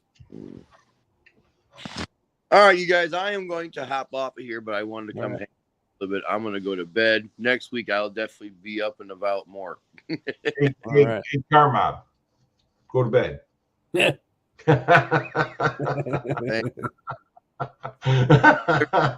Funky. See you, man. Good night, buddy.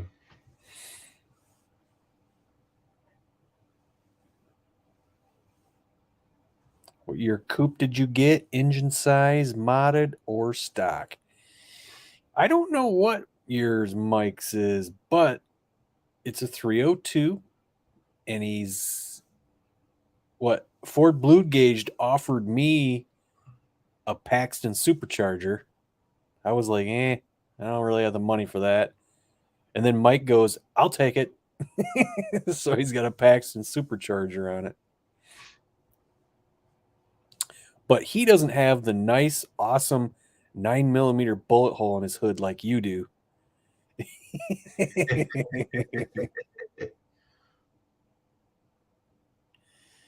It's a compression sleeve, works for No, see, dude, I had ACL surgery years ago on my knee, and my calf always swells, so I always wear a compression sock on that leg. Otherwise, it just balloons up. I actually bought it. Worked for years. I don't know if the socks are getting wore out or what, but I actually it's starting to seem like it only does it to a certain point. So I got the maximum compression sock you can get without being like a prescription for it. And that's worked a lot better.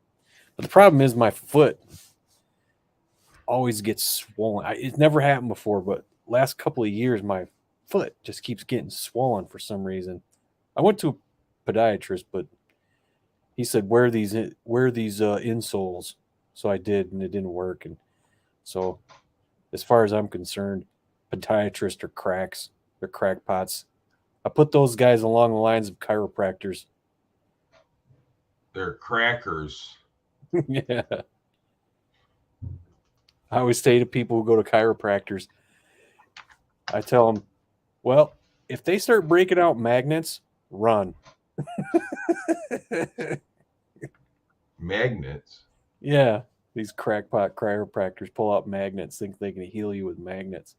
No, my chiropractor, dude, he's good, but he's never pulled out no magnets. Yeah, if he does, run. He's got this thing he puts on my spine. He runs down my spine. He goes like a jackhammer. Jeez. At first, it kind of hurts, and then after you start to relax, it's like you don't want him to stop.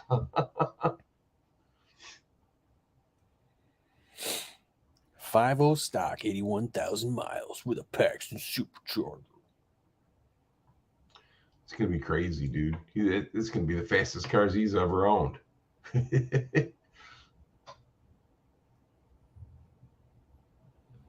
I've had a few knee surgeries, need another one. Too many years of basketball. Yeah, wow. My knee, I had ACL replacement, and then my meniscus was torn. So I got permanent Dacron stitches keeping my meniscus together. That is really? Where's your meniscus? The meniscus, it's the cartilage between your knee. That's your shock absorber of your knee. So it's torn all the way around. So they got stitches holding it together. It's the weirdest freaking injury you'd ever have. I'm telling you, it's strange. How'd you get it? Playing with a 3-year-old, and yeah. We were just playing around, and I stepped, and my knee wanted to go one way, and my upper leg wanted to go the other. And I didn't know how bad it was until like a year later, when finally it was just like hurting. So, I mean, for those first days, it felt like it was sprained or whatever. And then a year later, it felt like the back of my knee was just killing me. So I went and got an MRI, and they're like, yeah, you need ACL, an ACL problem. And then the doctor, I got pictures of it. He says, yeah, when he got in there, he goes, it's kind of like a cable, and all the little strands start going ping, ping, ping, ping, ping, snapping apart. He goes, you had a couple left holding. Wow. I'm like, oh, okay. Yeah. 3-year-olds can tear you up because they got too much energy for us old farts. Yeah. Yeah, and it's a weird injury because things with having stitches and cartilage, you can be walking. I don't have a lot of problems with it, but it does do weird shit where You could be walking, you're fine, then all of a sudden it feels like somebody took an ice pick and stuck it in your knee. And you're like, son of a bitch. And then you take 2 more steps, pain's gone. It doesn't make any sense. Well, I'm gonna say something. We get those boiler cysts or whatever they're cost and behind your knee, dude. Those things are horrible. Or you could it'll ache annoyingly for like a week or a day. It just and then all of a sudden it'll just go away. Does the weather have anything to do with it? No, it'll just because they cut me open to stitch the cartilage. Well, mine's an old school one, so they had to cut the front of my knee. There's this spot where I can't feel anything because the nerves are gone from when they cut open. And right next to that spot where I can't feel anything is probably the most sensitive part of my whole freaking body. If you bump that, it takes your breath away. Really? Oh yeah, it's ouch.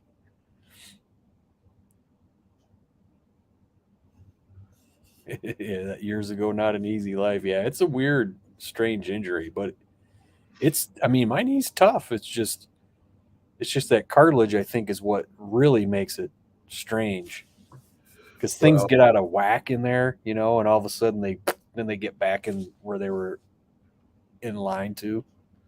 It seems like when the weather's really cold, my knee bothers me more than it does like, during a regular summer day or something. Yeah. See, I have more issues with my good knee hurts.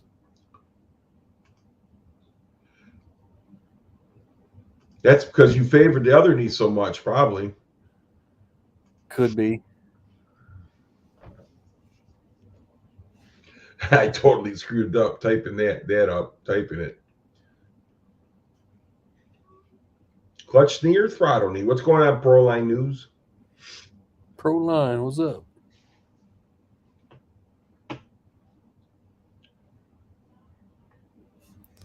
I need to find some good CBD.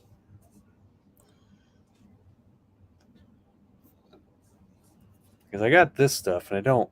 I got a guy that makes his own. Yeah. And it works good for me. Yeah, I got this stuff, but it's like it smells more menthol than anything. I mean, it's pretty potent, man. I mean, that shit will clear your sinuses, man. Well, if you went to Sumter today, Michael, you drove right past my house probably. Yeah, he makes it himself. It's pretty good, and I use it on my shoulder and my knees. Because I would have loved to have some good stuff to throw on my foot. Oh yeah. Well, next time when I see him because I'm on days now and he's normally on afternoons. So next time I see him, I'll get a thing of it for you. All right. Clutch knee or throttle knee? It's a clutch knee. And it's funny, before I had that surgery, my knee would always kick out of place a little bit. So it was weird driving my car before I got it fixed, man. You'd be shifting, and it was before I had that Maximum Motorsports clutch cable, so it was a hard ass cable. And shoot, man, I'd be shifting, and it'd just be like my knee would pop, and it's like, ugh.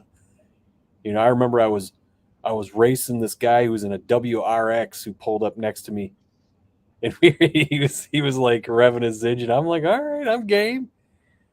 And freaking, we took off, and of course he got on me a little bit. He's all-wheel drive, and I freaking stuck with him. And as soon as I put it in third, my knee popped, and then the grinding started.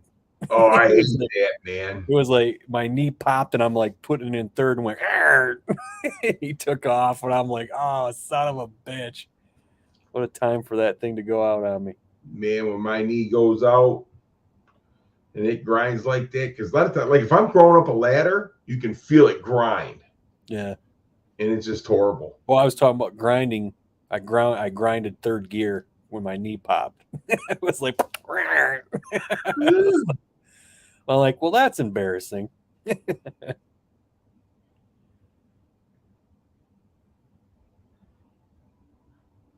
dude.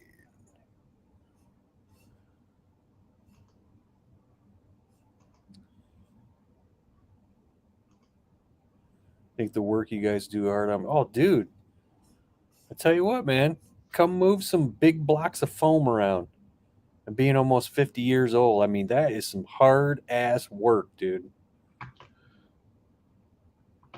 Yeah, see, with me working in that junkyard when I was younger and stuff like that, it's the stupid shit I did because instead of having the loader pick it up or whatever, I picked it up myself.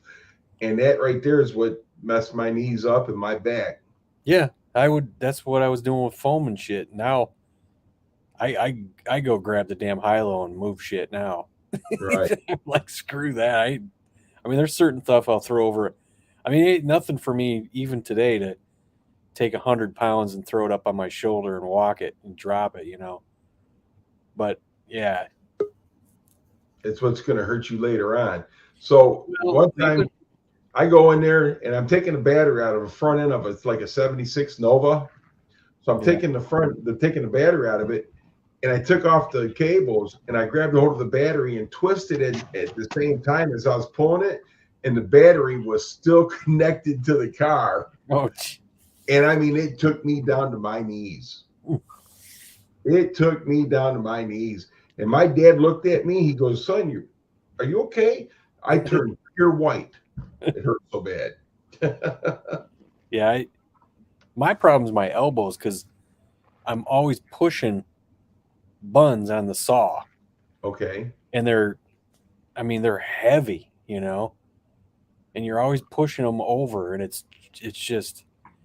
And now, try doing that when you got a messed up foot, and your elbows are hurting, and it's like Jesus, and my boss and the higher ups, they just don't. I mean, they take it for granted, man. You just don't understand that the shit that you got to do to cut this stuff, So yeah, I mean, I'm guaranteed I got arthritis in my elbows. So you're the owners of your company. Are they like father and son, or? You're looking at an owner right here. Oh, okay. Employee owned. Yeah, but your uppers, do they? You more likely they don't work. It sounds like. No, they don't understand it. It really bugs me when they, you tell them, "Oh yeah, what's the matter?" "Yeah, well, my freaking elbow's killing me," and they're like, "Oh yeah, I get it." No, you fucking don't. You don't get it. You don't understand what I go through in a day pushing all this stuff around, man. You don't get it. Don't sit there and don't patronize me. Tell me you get it. HPR, take care, brother. Salty, how the hell you doing? I'm cold. Cold? Hell yeah. Why don't you come up here and see what cold's all about? Bullshit. This right here is enough. I don't need it to be no colder than this. Come on up here. I got 7 degrees. Matter of fact, just go up there by 91 LX up there, buddy. He's 38 below. No, shit, he can keep that shit. See, Proline, what we need is they need to make stem cells regularly available to people. There you go. Injecting that stuff, man, because that shit works, man. Oh, did Ken say he's out of here? Yes. Oh, yeah. Later, Ken. I don't have the chat pulled up. My phone's in my pocket. My hands are in my pocket too. So. You need to drink some pickle juice.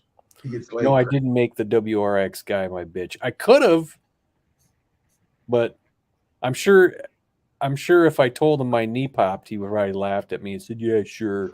But it really did. That was very painful. 91 says it hurts to breathe outside right now. Freezes your nostrils like contract. Hey, go outside, take a cup of water and throw it. See if it freezes. And 30-something degrees below zero? Man, that is cold. That's brutal. He gets leg cramps. Yeah, Charlie horse. I've been up in the Upper Peninsula, and I've seen that happen. And buddy, it gets up there, and it's cold. You walk outside, you breathe, it feels like your lungs are freezing. Shit, when it gets that cold, it's time to load up, go back to the car, go back home where it's warmer. Shit on that. I ain't got no time to be hanging out in that kind of weather. Pickle juice is good for leg cramps. Just vinegar with dill in it. Did I hear somebody Gary, did you say that Sublime was going dancing with his wife? Yeah, him and his wife, they had him and another couple. They were going dancing tonight. Yeah, they were going to a 50s dance party, and she was dressed in one of them turtle skirts. Is that what those are? Or the puppy skirts? No. You got my wife in there laughing. Didn't you hear the outfit we said Sublime was wearing? Yeah, I heard it, but I don't remember. No, I'm talking about Salty. Oh. No, I said he's probably got. They went to a hoedown. And I said Sublime's probably got a Sublime green cowboy hat with a Sublime green, one of those very gaudy cowboy shirts. He's probably got the bright green damn cowboy boots to go along with it too. Yeah, and he said he's got that Sublime green cowboy hat, Sublime green shirt, and he's got the matching stripes from the hat on down to the shirt. What's that, Kim? Lord. You never heard of a gay cowboy? Oh, she said he'll look like a gay cowboy. Yeah. Some damn movie damn producer gonna see his ass in there, and he's gonna be on this Brokeback Mountain Part 2. And I forgot he's probably got some rhinestones on that shirt as well. Probably does. And probably damn got some bright green tassels hanging from it and every damn thing else. Tassels. Forgot about tassels. That's hilarious. With a Shelby belt buckle. Yeah. He got 91. Mark's got his dog going outside pissing, and his piss is freezing. I bet so. I'd be like, Daddy, this son bitch don't want to come out to pee. It's too cold. It freezed right up through his urethra. Poor dog. No, it's 28 here tonight. That's cold down now. Oh yeah, that's the other thing. Yeah, Mark said he's probably got a big old Shelby belt buckle. Wouldn't surprise me. He's probably got Kim in a matching down Sublime green skirt and all that other shit too. He's probably wearing spurs. Oh man, so how's everybody's week? Y'all have a good week? I've been sick all week. Yeah, I remember the last live stream was on. You said you were trying to get a little bit better. Yeah, I'm better now, but My foot's been hurting. Quit kicking that whore in the ass you got out there in the garage. Yeah. Pink's Garage. What's going on, buddy? Actually, I kind of like Pink did a live stream the other night, and he was doing his race videos while he had to stream. That was pretty cool. He said he's probably got a set of assless chaps to complete the ensemble. He probably does. Now that would not surprise me none. That's so Sublime, funny. I could see him wearing that shit. But you can bet your ass he is not going to take a picture and put it up on Instagram of him and Kim. That's not going to happen. Meanwhile, he's probably out at like some young kids freaking electronic music club out there getting down on the dance floor. Yeah, and all these kids that got today's clothes on, they're probably looking at these damn fools dressed up.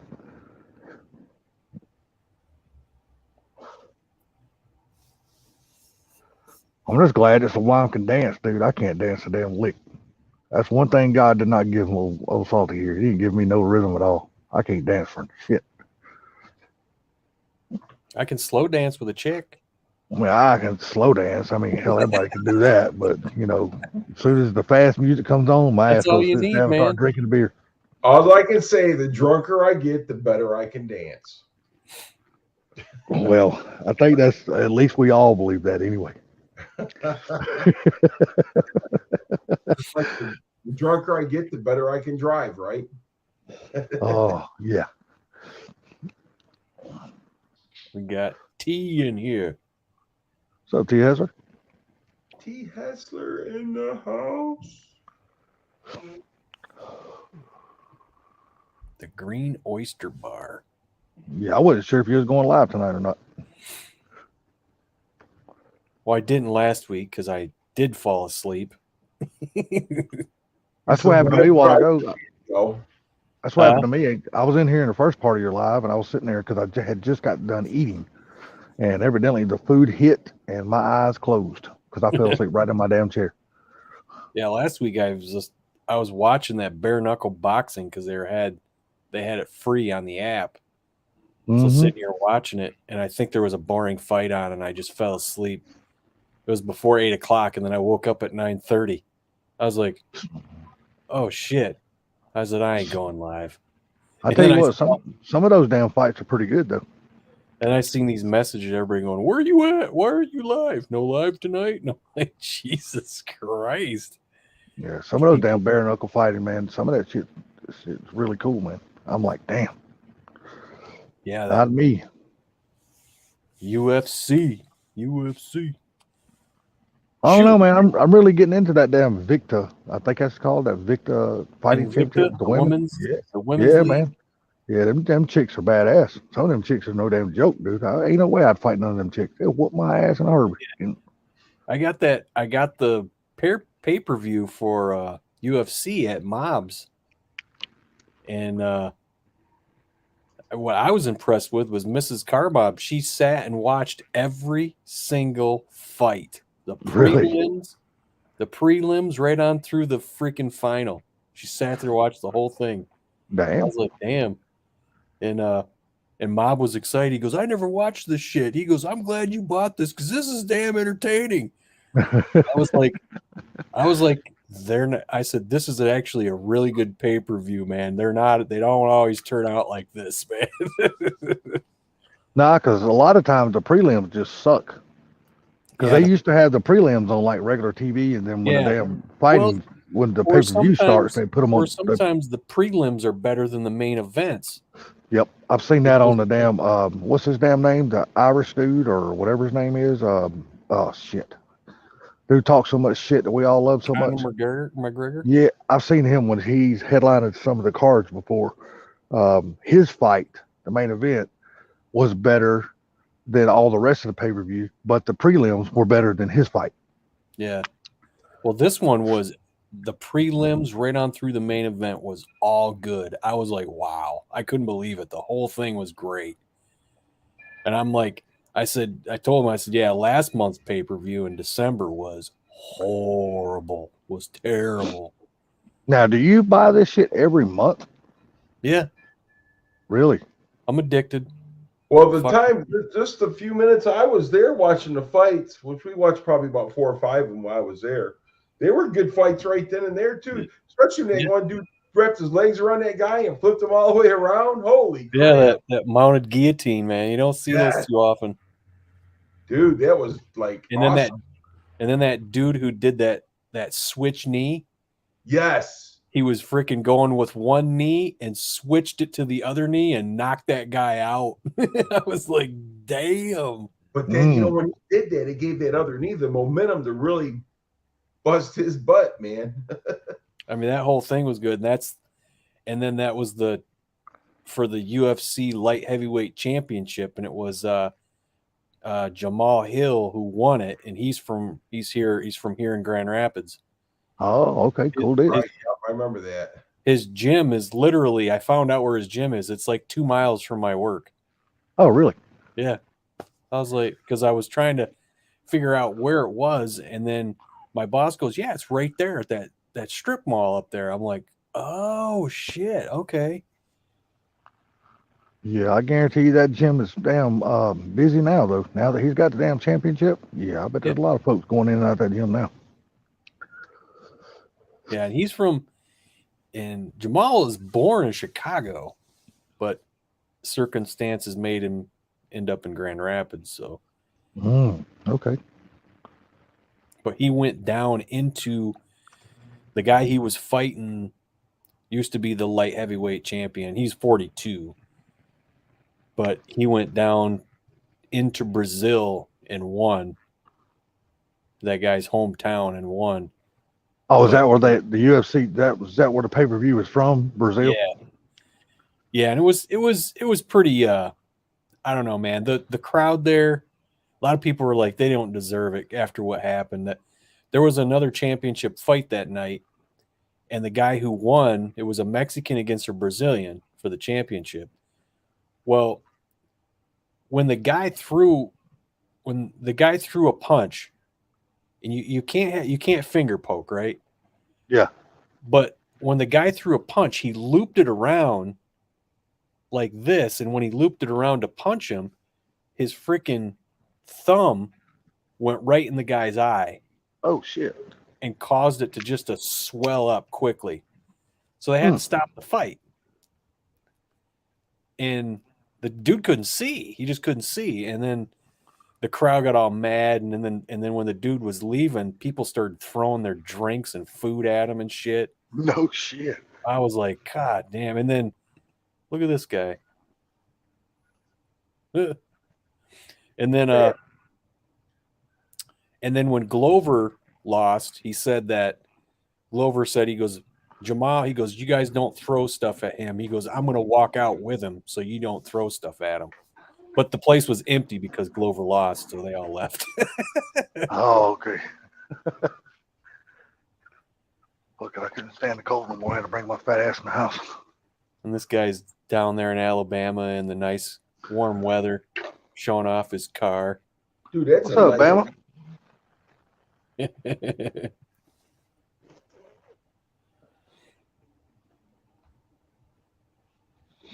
Yeah, he does got a clean car, man.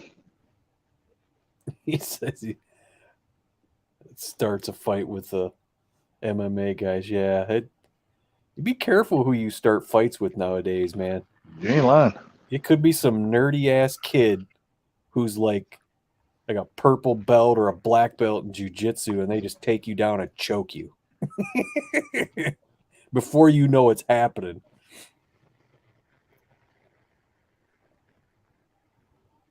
Surprise, surprise, right? I don't know if Bama, I don't hear no audio from him unless he's not talking. I don't think he's got any audio because he said he didn't have the camera and the speaker, so he probably didn't turn the speaker on.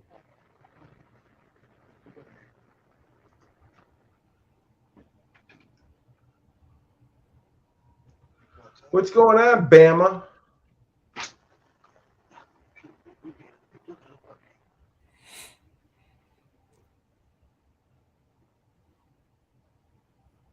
He sure does have a dandy garage, that's for sure, stupid fast truck. Yeah, he's got all the toys. He's got a four-wheeler there. He's got his car. I'm gonna go down there and hang out with him.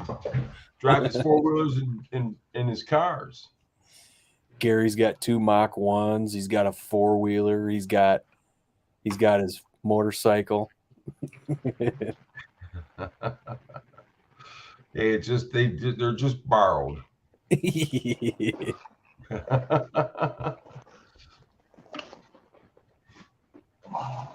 still got that? Was it a Yamaha? The the one that I got from my brother's house. Yeah, I've been getting parts for it. I bought have you? Okay. Yeah, I've been buying parts for it here and there. It's so hard to find anything for it. I hate to start working on it and not have the parts to do what I want to do. Yeah. So while I'm working on the engine and stuff for the Fairmont, I just been buying little parts here and there for the Yamaha.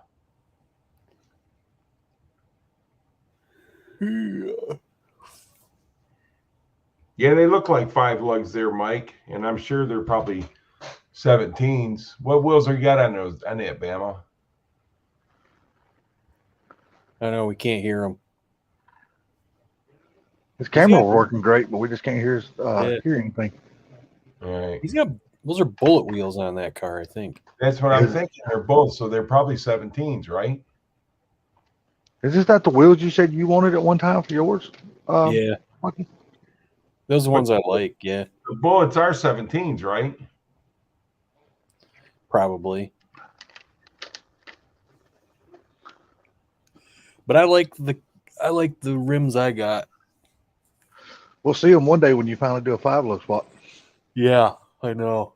Well, we haven't seen them yet because you ain't told. I know. I you haven't showed showed nobody. he's got a nice old pickup too, if I'm mistaken, don't he? Bama? Like a 68, 9, 70, 71.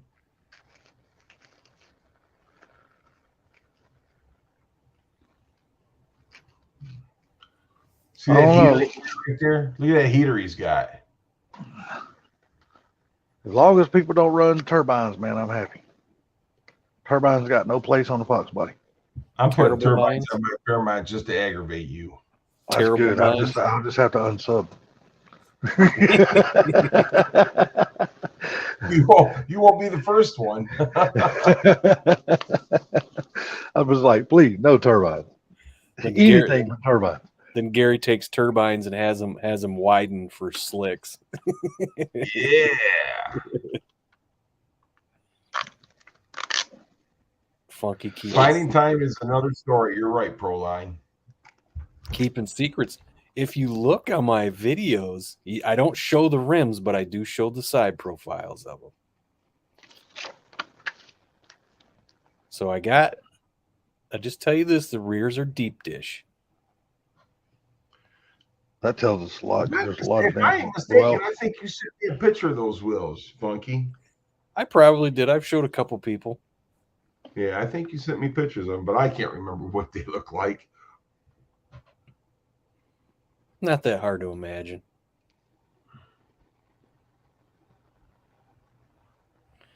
Turbines belong hung on a wall. No. turbines belong in a fire melted down. Yeah. That is called horrible artwork. I like turbines on non-Mustang Foxes like the 80 Thunderbirds and Cougars. Who said that? That was Mark. Mark. Mark, I'm sorry, buddy, Yeah. but I'm I glad don't know they got a fan because I ain't one of them. I don't know what you're talking about, Mark. That's terrible talk. Those are ugly ass rims, man. The guy that designed those that work for Ford needs his ass kicked. They're like them freaking meshies. Ugh, the mesh. I will say this about the mesh. I don't like the mesh, but at least they look better than the turbines. That's about the only thing I can say they got going for them. They look. I wouldn't own a set of the aggravating fuckers to clean, but they actually look better than turbines. Turbines just look like shit. I don't understand that statement you just said. Those Turbines mesh wheels. They do not look better. Yeah, they look. Now I ain't talking about the gold mesh. The gold mesh is they're just ugly, hideous. No. But if you get like the all aluminum look, they're not bad. No, they are bad. They're terrible. Hey, I'm telling you, people are paying good money for those mesh wheels now because they want them. They're looking for them. What? They script them, and those mesh wheels, people's looking for them nowadays. You got people who are getting all nostalgic about cheese graters too. It's like, get real. Freaking cheese graters. Now, I don't mind them on a GT, but I don't want them on an LX or a coupe or anything like that.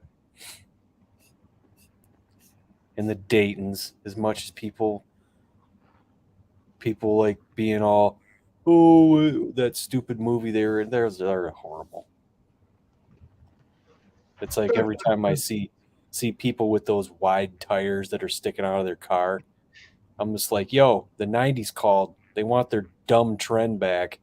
Yeah, I will agree with.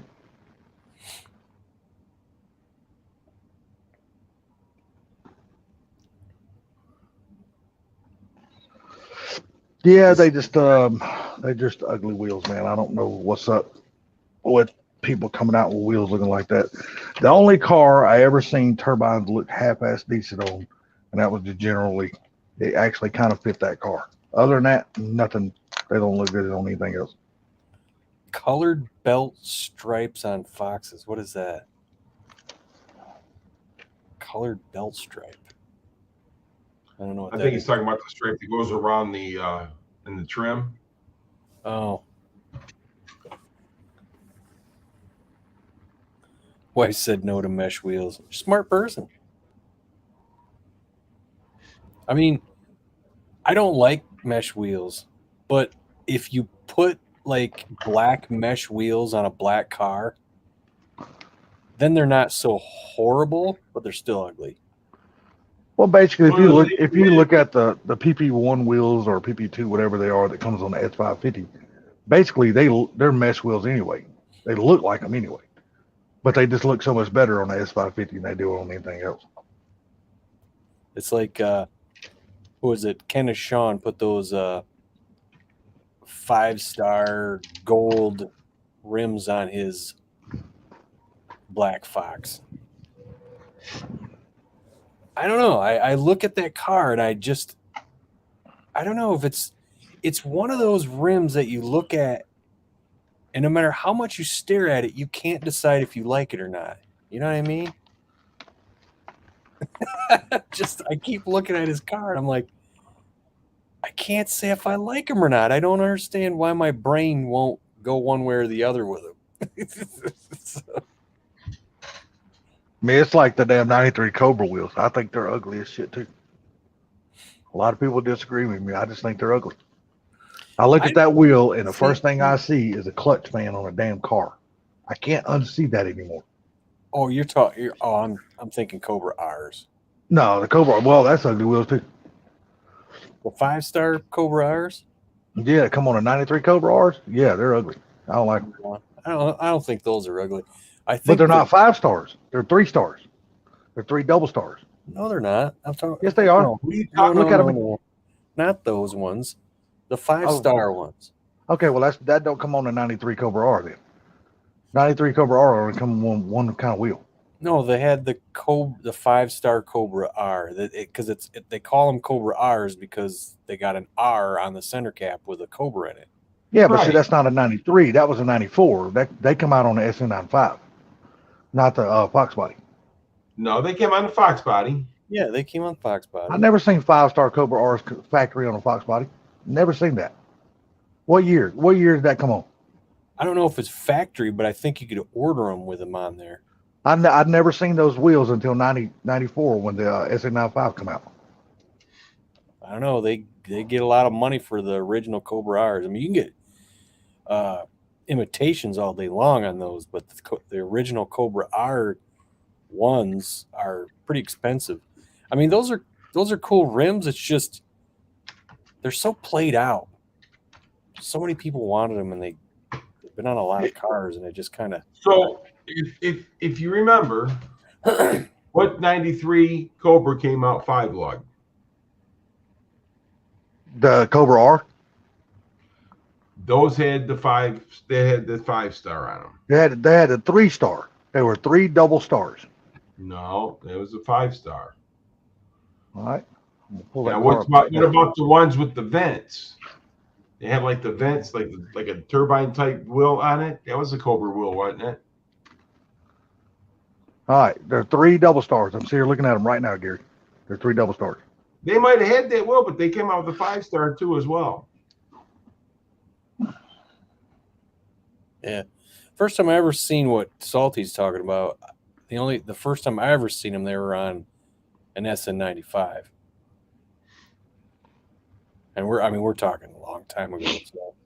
Yeah, I am right, stupid fast truck. The 5-star Cobra R's, the first car they come on was a SN95. They didn't come on a Fox body.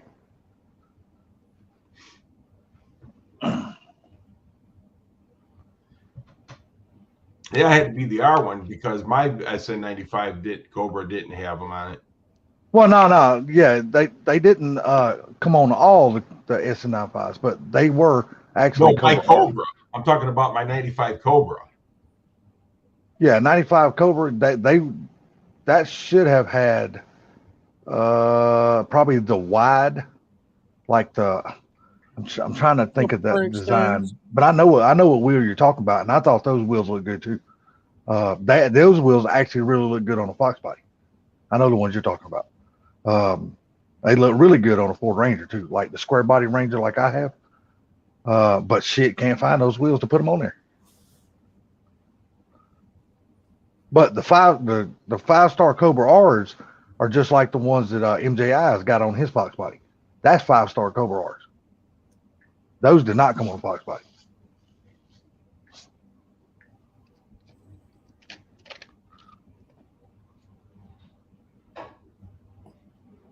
Exactly, Brian. Exactly. You That was a remember- 93 Cobra.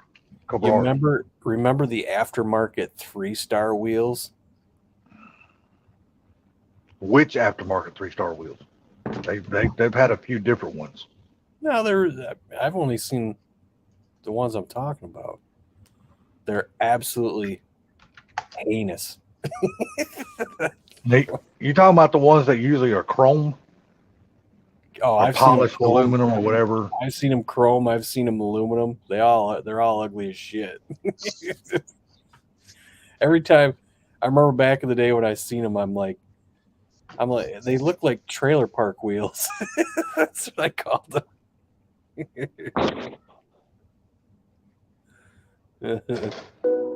I'm telling you, 03, 04 Mach 1 wheels looks awesome on a damn Fox body. That you, Bama, trying to talk?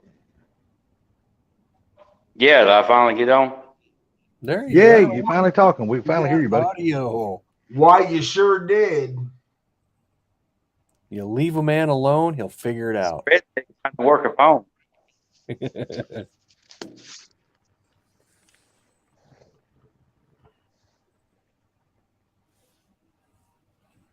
0304 Mach 1 wheels. I'm trying to think what they look like. They look like the wheels that's on my 70, but they're bigger and they're aluminum. So just like the one that's on Mustang Mike's. Mustang Mike's garage's car. His blue Mach 1. I can't remember. I'm drawing a blank. You've done a video on a Fox body with those wheels on it. Remember when you went to one of the events in North Carolina? I don't know if it was Foxtoberfest or Chocolate Fox, but remember there's a GT down there that's different colors, and he's got a Mach 1 wheel on that car. And I love that car. I told him on Instagram, never paint that car. Leave it different colors because I think that car looks awesome the way it is. I've So seen so many. here's my white Mach 1 that I used to own. See that wheel right Oh, there? okay. Yeah. I remember now. Yeah. Those wheels look awesome. They look awesome on a Fox body. Yeah, They really do. my brain was farting out for a minute. I was trying to remember what they would look like.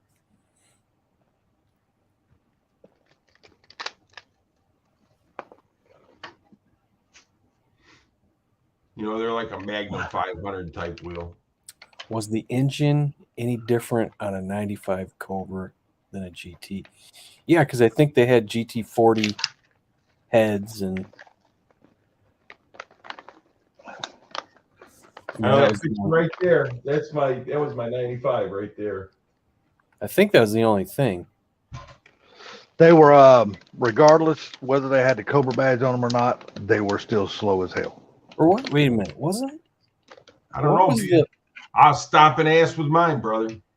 No, 95. Well, you're 95 Cobra? Seen a Fox body beat me. In your 95 Cobra? My 95 Cobra. Yeah, 95 Cobra had GT40s, and then did the 95 Cobra R have a 351? Yes. Okay. Yeah, but that was a specialty car.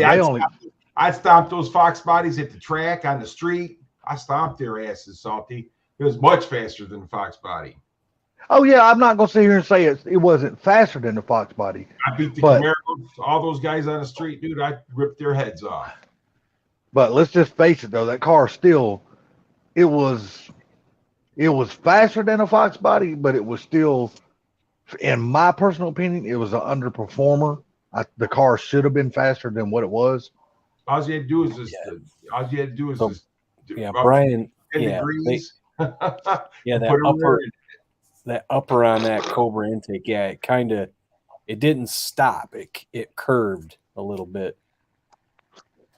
But it's so funny. My buddies and I, we always make fun of people on Marketplace who say that they got a they have a Mustang Cobra engine. It's a 1993 and it's got a Cobra engine. We're like, ooh, it's got a Cobra engine. Like it's so different. it's so much different than a fucking Explorer engine. Yeah. Mark, Yeah. the black GT is a 86. And Proline, I completely agree with what you're saying. But now looking back, if we knew then what we know now, we probably would have bought as many of those cars that we could have got our hands on. Because you knowing think what about, they're selling for now, it's yeah, crazy. you think about it back then, it seemed like a lot of money, but now we look back at it and go, it wasn't that much. Well, see, you got to look at it back then in '93. Wages, like Exactly. minimum wage and wages, just wasn't that much, man. People, I mean, I think what was minimum wage back in '93? Like what, $4.80, maybe $5 an hour, if that. 93. Shit, I don't even remember. I know. I mean, it wasn't much. I mean, it couldn't have been much more than that. Because hell, I don't think it finally made $7 an hour until what, 2000? I don't know. I was making $7 an hour in the early 90s. Over $7 an hour. Yeah, but who was you blowing to get it? Whoa. Wasn't blowing anybody. I'm just fucking with you. I'm telling you right now, you wasn't making that working in no fast food restaurant. Because them boys will tell you real quick, we don't get paid Working shit where I'm here. working now. Was you working where you at now? Yeah. Back in the early 90s? Yeah, then I quit and I came back. Oh, okay. That was horrible. Yeah, that's why I was saying, Proline, in like 93, dude, wages was not much. I mean, of course, yeah, I was making a hell of a lot more than any minimum wage. But I was, at that time, I was an owner operator. I was making real good money. Oh shit! You know what? Look at this. This will bend your brain. I saw this and I took I screenshot it. This will bend your brain. That will bend your Fuck brain. is that? You can, if you look at it long enough, you can see what they did. Yeah. But when you first look at it, it's like, what? Oh, okay. I see what they did now. That's actually freaking cool as shit, dude. I'll show you this. That's all you get. Yeah, that's actually no. I'll do that again. I didn't get to see it. I was looking at the computer. What's that? Your wheel box? Huh? What's that? Your wheel box? Wheel box. LED fiber. What you gonna do with some damn? Gonna do? You sound like Fiber Boomhauer light. from King of the Hill. Well, you gonna put that damn undercar glow on your car? No. Oh, okay. $1.25 an hour. Damn, you really are old. Damn, Victor. Victor. So I was thinking that, but I wasn't gonna say it. $1.25 an hour. What were you working? Burger King in 1982? My dad worked at where I work at right now in 1955. He quit because it was only paying 25 cents an hour. God almighty. Dude, I don't know how people made it back in those days, man, when they only made like 40 cents an hour and 60 cents an hour, 25. I don't know how they made it, dude. You buy a loaf of bread for 3 cents. Yeah, but I mean, you look at all the bills that you and your family would have, because 99% of the time back in those days, women didn't have a job. It was just the men that was the breadwinner for the family. So I don't know how in the hell they supported an entire family, all the bills and everything, off of that little salary. So, Mark, yes. My dad's house, dad's house payment was only $110. Cobra anniversary wheels on her. Not my first pick, but they came with a car, so. And then what does he say up there? Can you DM me that picture? Yeah. Yeah, but you think about it. Well, back in the day, even Gary, when people were only making $1 an hour, I mean, and damn good and right, they probably didn't pay overtime on most jobs. Now, if you had a union job, you did, but I mean, that's only $40 a week. You think about it. You do that at times a month, and then you got a wife. Most of the people back in those days had 3 or 4 kids. In those days, when people were making $1 an hour, dude, their house payment wasn't nothing. Yeah, but you still got to buy food for all those fucking brats in the house. You got to buy clothes for all those brats. You still got all the rest of the bills that goes on with that shit. I'm saying though, things didn't cost as much as they do today. Hell no, because people didn't go to stores. They ordered out of the Sears and Roebuck book. Remember that?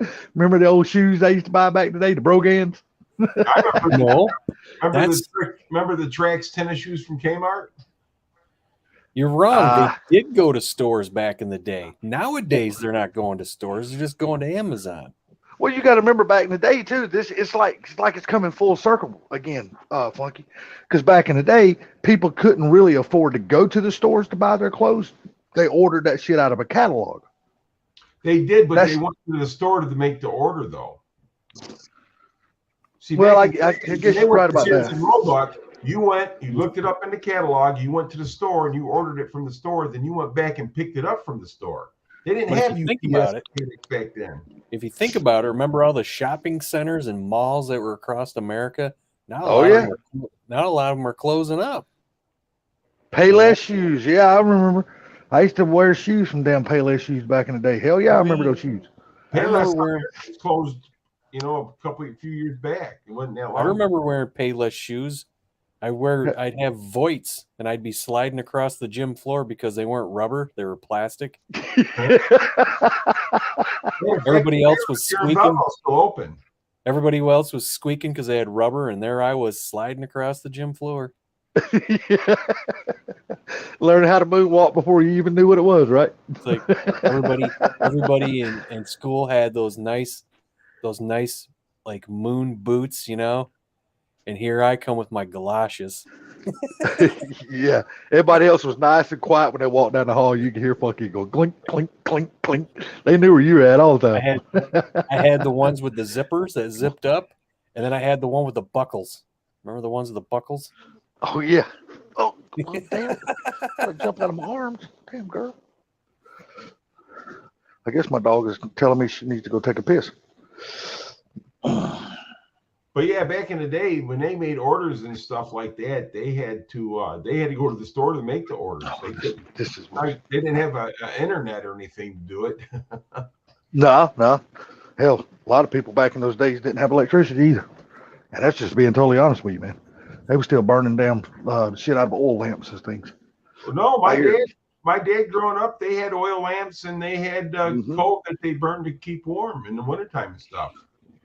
Yeah, I remember many stories to my grandmother telling me about the way that she was raised, because she was born back in, I think my grandmother was born in 1919, and she was telling me back then when she was a little kid, that man, I mean, just hard. When they cooked at home, they just cooked on a damn old wood burning stove, and that stove also served as the heater in their house. No, that's the way that's the way my grandparents were down there in Kentucky. Stupid fast truck. He goes, I wear Walmart shoes and have a $93,000 car. You see where my priorities are. But stupid fast. I'm right with you, buddy. I'm right with you. But you make those Walmart shoes look good riding around in that $100,000 car. I don't buy expensive shoes, man. Me neither, dude. Now, I can't say I hadn't always been that way. I say far expensive in my book because I'm so damn cheap. I've never paid over $70 for a pair of shoes in my life, except for one time I bought a set of Red Wing boots and they cost me like $180. And that was the most expensive pair of shoes I've ever bought. That was a long time ago because now a pair of Red Wings cost you about $300 plus. Yeah, this is back in the mid '90s, I think it was when I bought them. But still, $150 back in the mid '90s for a pair of boots. I got a pair of $60 Under Armours shoes. I got Skechers on right now, and I believe this or not, dude, I order all my tennis shoes on Amazon. Every single damn pair I order them on Amazon. So I paid $75 for a pair of boots and got my tennis shoes for free. So there you go. I quit going to the stores and shit, trying on shoes and all that kind of stuff. Because I was always the cheap one, and I always went to the damn clearance rack and bought all my shoes. I Well, wouldn't shit. buy the today's style. I would buy something they were selling like last year or the year before that was Yeah. still on the clearance rack. Well, I just it's like today I went to the eye doctor, and I finally got a new set of glasses because I've had these for 4 years. They're still good. There's nothing wrong with them, except I had to replace my nose pads here because one broke. Mhm. And I think, when I went to go put one in, I think I stripped out the screw. So I'm like, yeah, I think I'm gonna have to get another set of glasses. So what I got, and then I had to get another set of prescription safety glasses because I've had bad luck with my prescription safety glasses in the last 2 weeks. So I was going to push something into the machine, and when I did, I hit the housing of the tamper that holds the foam down. with your face. And it hit me right here in the safety glasses, right in my eyesight. So there was a scratch there, and when I look out I just see streaks of light. And so I'm like, well, that sucks. So then Monday I take them off, and I went to fold them down, and I wasn't even grabbing them in the middle here. I went to fold them down, and this piece just broke. So I had to get a piece of metal put there, and I duct taped it. And my eye doctors have been bugging me to come in for an appointment. So I finally said, well, now I really gotta go because I need safety glasses. And so after today, I spent with work safety glasses, my new glasses, about $700. It's not hard. Dude, I tell you, I dread going to get new glasses every Because- time I go. The thing is, I'm pretty anal about. I want the glasses to fit my face. I want them to fit right, Yep, Right. yep, And- same here. So yeah, these are Oakleys. So I bought another set of Oakleys because I don't know, their freaking glasses just fit me good. Well, that's good. You want to see something funny? Look at the hair I had back in the day. Long hair, freaky people may not apply. See, that's one thing I don't skimp on when I go get my new glasses. I pay extra for really good frames. Because I always get the ones that's got the spring legs and the spring nose Yeah, pieces and all that I stuff on them. I like that right there. I like that they come out like this. But Yeah, they also got to come on. They got to clamp around my face. You know what I'm saying? My head. Yep. Yep. So they're good at moving out, so I can get them on me, and then they got to Mhm. clamp on me. Ah, you're Yep. funny, Mark. Mark said I look like Bob Seger. Bob Seger. Yeah, my glasses, every time I go get my glasses, they usually cost me around $1,100 every time Well, I go get glasses. Well, the thing is, my lenses cost me more than my glasses did Same here. because I have bifocals, but I have progressives because I cannot stand lines. Yep, me neither. Fuck I don't the like them lines. I am not doing lines, so they cost a little bit more. So my frames alone were like $460. Yep.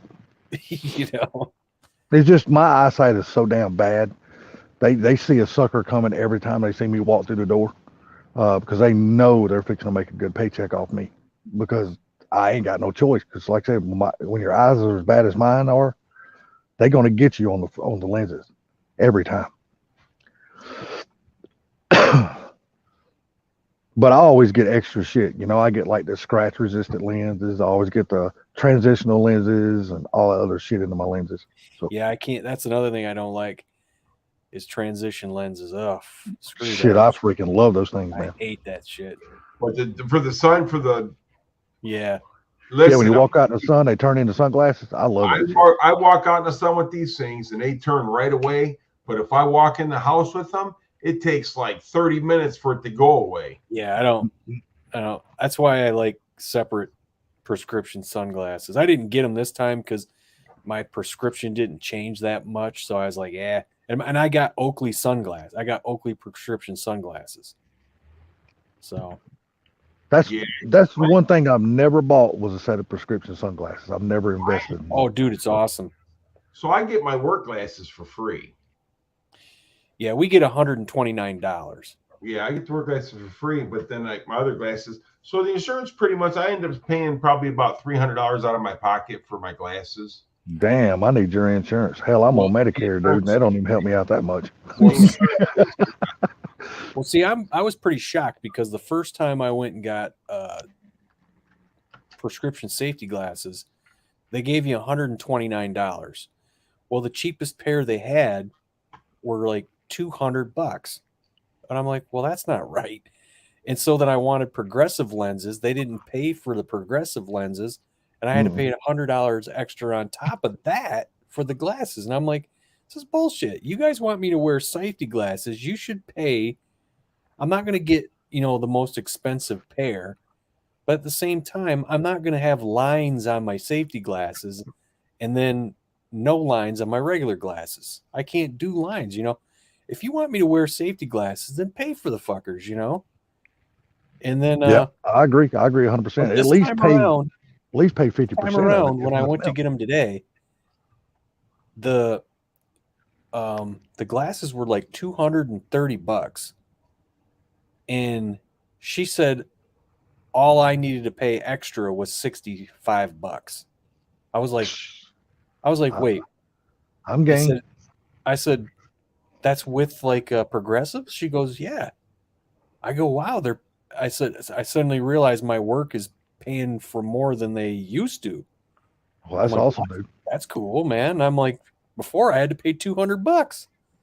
Yeah. On top of the 129 they gave you. See, the good thing about it is I changed my damn supplemental plan through my Medicare. I went from USAA to Humana, and now they actually give me $600 a year to help with my glasses. So that actually helped me out a hell of a lot. Christ. Freaking T. Hetzler. I do lines on a mirror. But I'm gonna tell you this: you can get your frames a hell of a lot cheaper if you go on Amazon and buy your Oakley's frames from Amazon, then take them to the eye doctor and have them put your lenses in them. Yeah. Save yourself a ton of money, dude. Well, they have a lot of online places, as long as you got the size and the fittings and everything on it, that you can go and get licensed or get glasses, get them done for like $65 and get one free. Yeah. Shit, I don't. My eyesight is so bad, Gary. I don't qualify for none of that shit.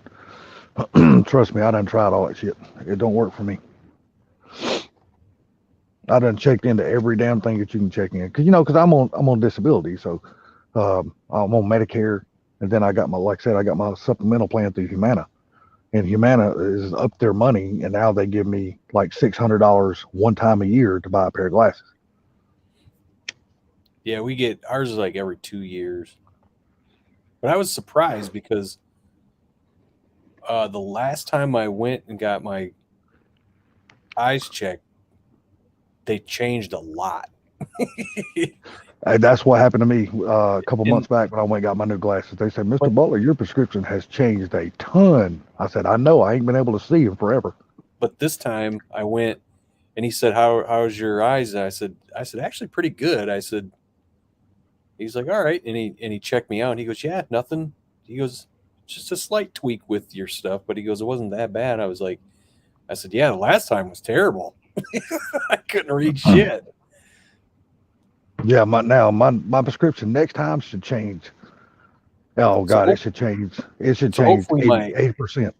Yeah, so hopefully my eyes just they changed a bunch, but now they kind of leveled off. So hopefully it stays that way for a while. Well, I got to go in and have cataract surgery because I got cataracts on both of my eyes.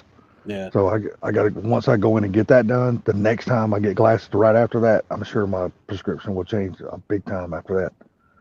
At least for that first visit after the cataract surgery. My problem is I can't never find nobody because, I got to have somebody drive me home from the damn hospital, the doctor's office once I have the cataract surgery, because I won't be able to see to drive. Because they're going to do one eye 1 week. And then they say it's going to take like 2.5 weeks for that eye to heal. And then you go back in, and then they'll have to do the other eye, and then it'll take another 2.5 weeks. Yeah, my So, mom had For a that. month, I won't be able to see for shit. Yeah, she had that. They did one eye at a time. Mm-hmm. But see, the doctor already done told me, he goes, you don't qualify for those little lenses. You know, now when they do your cataract surgery, if you qualify, they'll put these little lenses inside of your eye. So, Fucking T. Etzler. but they already done told me due to my 2 eye diseases that I have, I don't qualify for those lenses. So So Salty's glasses are so thick he can look at a map and see people wave. yeah. Hey, believe this or not, T. So you wouldn't be wrong back in the day, dude. I have Before to all say, this, it's pretty funny. back in the day, man, but before all this technology changed as far as glasses, oh my God, my glasses used to be so damn heavy on my nose, dude. I would have 2 indentions permanently in my nose because the lenses were so damn thick. It was like somebody just Well- cut the bottom out of a Coke bottle and stuck them in a pair of frames. Well, that's the funny thing about my prescription safety glasses, because Oakley's they're just like regular Oakley frames, so they're just they're lightweight plastic. So you put prescription glasses in it, now they become front heavy. Yep. You got to be careful when I look down and shit, because they don't like clamp like these clamp. You almost need to get something like the old days. Remember the little wire legs you used to wrap around your ear? Oh, You used yeah, to hold yeah, them on your head. Yeah. That way when you bend down, they won't fall off.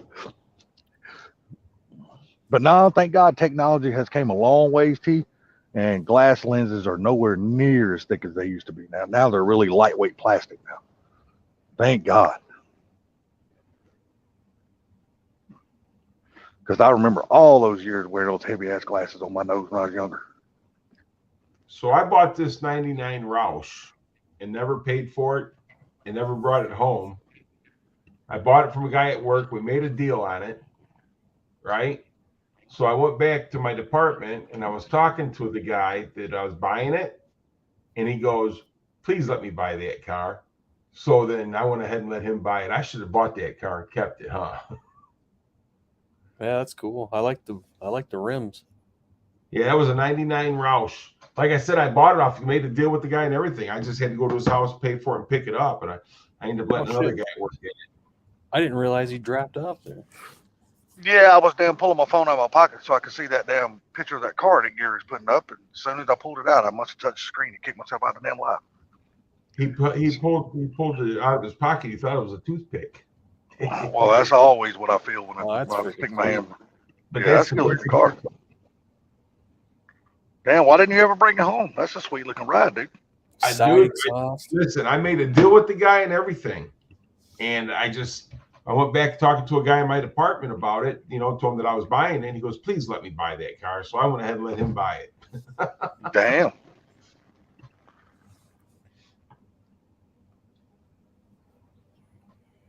So you basically done talked your wife into keeping the Shelby?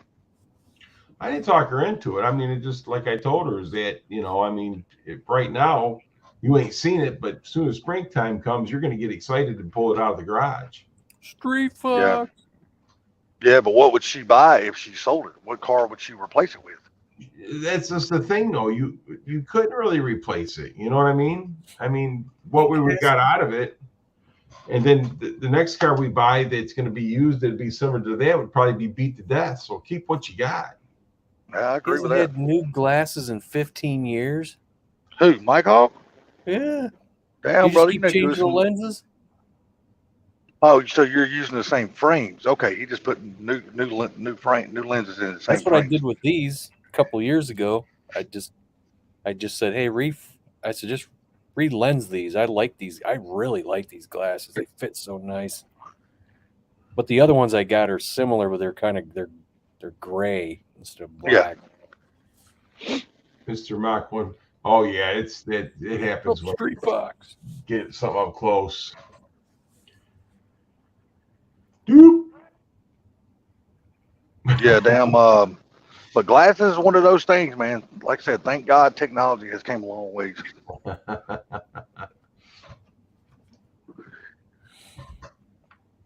But I'm gonna tell you that I think they get you on the scratch resistant bullshit because that shit is not as good as they say it is. No, it wears off. it wears off quick too, man. Because I usually take mine off and put them on a nightstand every night when I go to bed. And just one time, I actually reach over to get my phone off the nightstand, accidentally hit my glasses, knocked them in the floor, scratched shit out my glasses. I was like, damn. Damn, Funky. 5 more minutes, it'll be 3 hours, buddy. Yeah, man. I was really surprised when Sublime wasn't coming here tonight. And I was like, well, Funky won't be live long. Because usually No, Sublime. he went out with his wife and some friends. They went out, I guess they went dancing and stuff. That's cool though, man. You know, you got to do something like that every now and then. You know what they say: a happy wife is a happy life. That's what they say. It ain't always true, but that's what they say. I think whoever come up with that saying is full of shit. Anyway.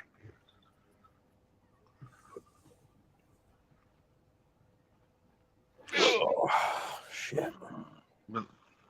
So you gonna try to get out and work on the old hooker this weekend sometime? Yeah, we'll see. See how things go. I hear you. Halloween Mustangs look a lot better when you. Anyway, Mr. Mach 1, sorry, what? So when are you gonna post up another one of your older videos? I don't know.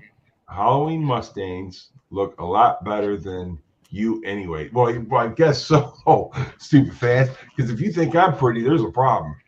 Yeah, I'm the same way. I know I'm ugly. Nobody has to tell me that.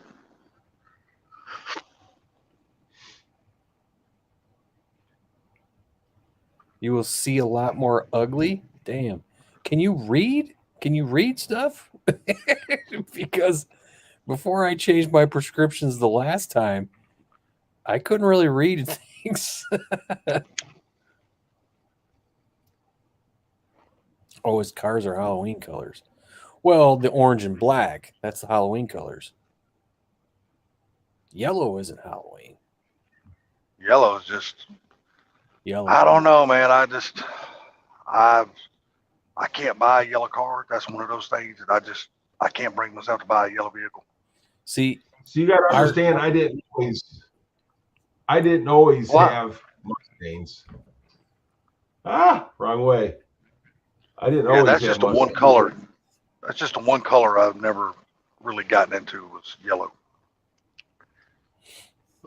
Now Gary's car looks great. I wouldn't touch that paint whether it's yellow or not. His car looks awesome. Halloween colors are yellow and black. And the funny thing is about that, our school colors were yellow and black. Halloween colors ain't yellow and black, they're orange and black. Or yeah, orange and black. Orange and black. That's what I'm saying. So our school colors were orange and black. And I'm like, so every time we graduated, a class graduated, they picked their own graduation colors because seeing people walk around in yellow and black cap and gowns would have been stupid as shit. Well, see, that was our colors too. For our well, not high school, but junior high, was yellow and black because our school was the Panthers. That was the name of the football team, and well, all the sports teams, and yeah, and they had a graduation party back in those days from junior high to senior high because junior high went from down 7th, 8th, and 9th grade, and then senior high picked up 10th, 11th, and 12th. That's what it was up here back in the day. Yeah, and they would have like a graduation party from junior high school, and people would walk around in caps and gowns and throw their damn little hats up in the air. I'm like, dude, just let me the fuck out of here. I don't give a fuck about all this shit. I passed. I'm good. See ya. I ain't being a part of this crap. I said, I'm going to throw this hat one time, and that's when I finally walk the stage and get my diploma in 12th grade. That's it. I'm done. Yeah, they wouldn't let us throw our hats. Oh, really? Yeah. So basically, with this is. I was in a small town, man. We had like 50 people graduating in our high school at a time, and they gave us an empty diploma case, and then we had to go pick up our diploma at the office because if we threw our cap and gown, they wouldn't give us our diploma. Really? Or threw your hat or whatever. Yeah, they were assholes. Damn, that's one of the things that goes along with graduating high school. That was a dumb. It was a dumb rule. I'm like, whatever, man. You people are stupid. I mean, it's only 50 hats. It ain't like you're throwing like 500 up in the damn air. It's Yeah. only 50. You know.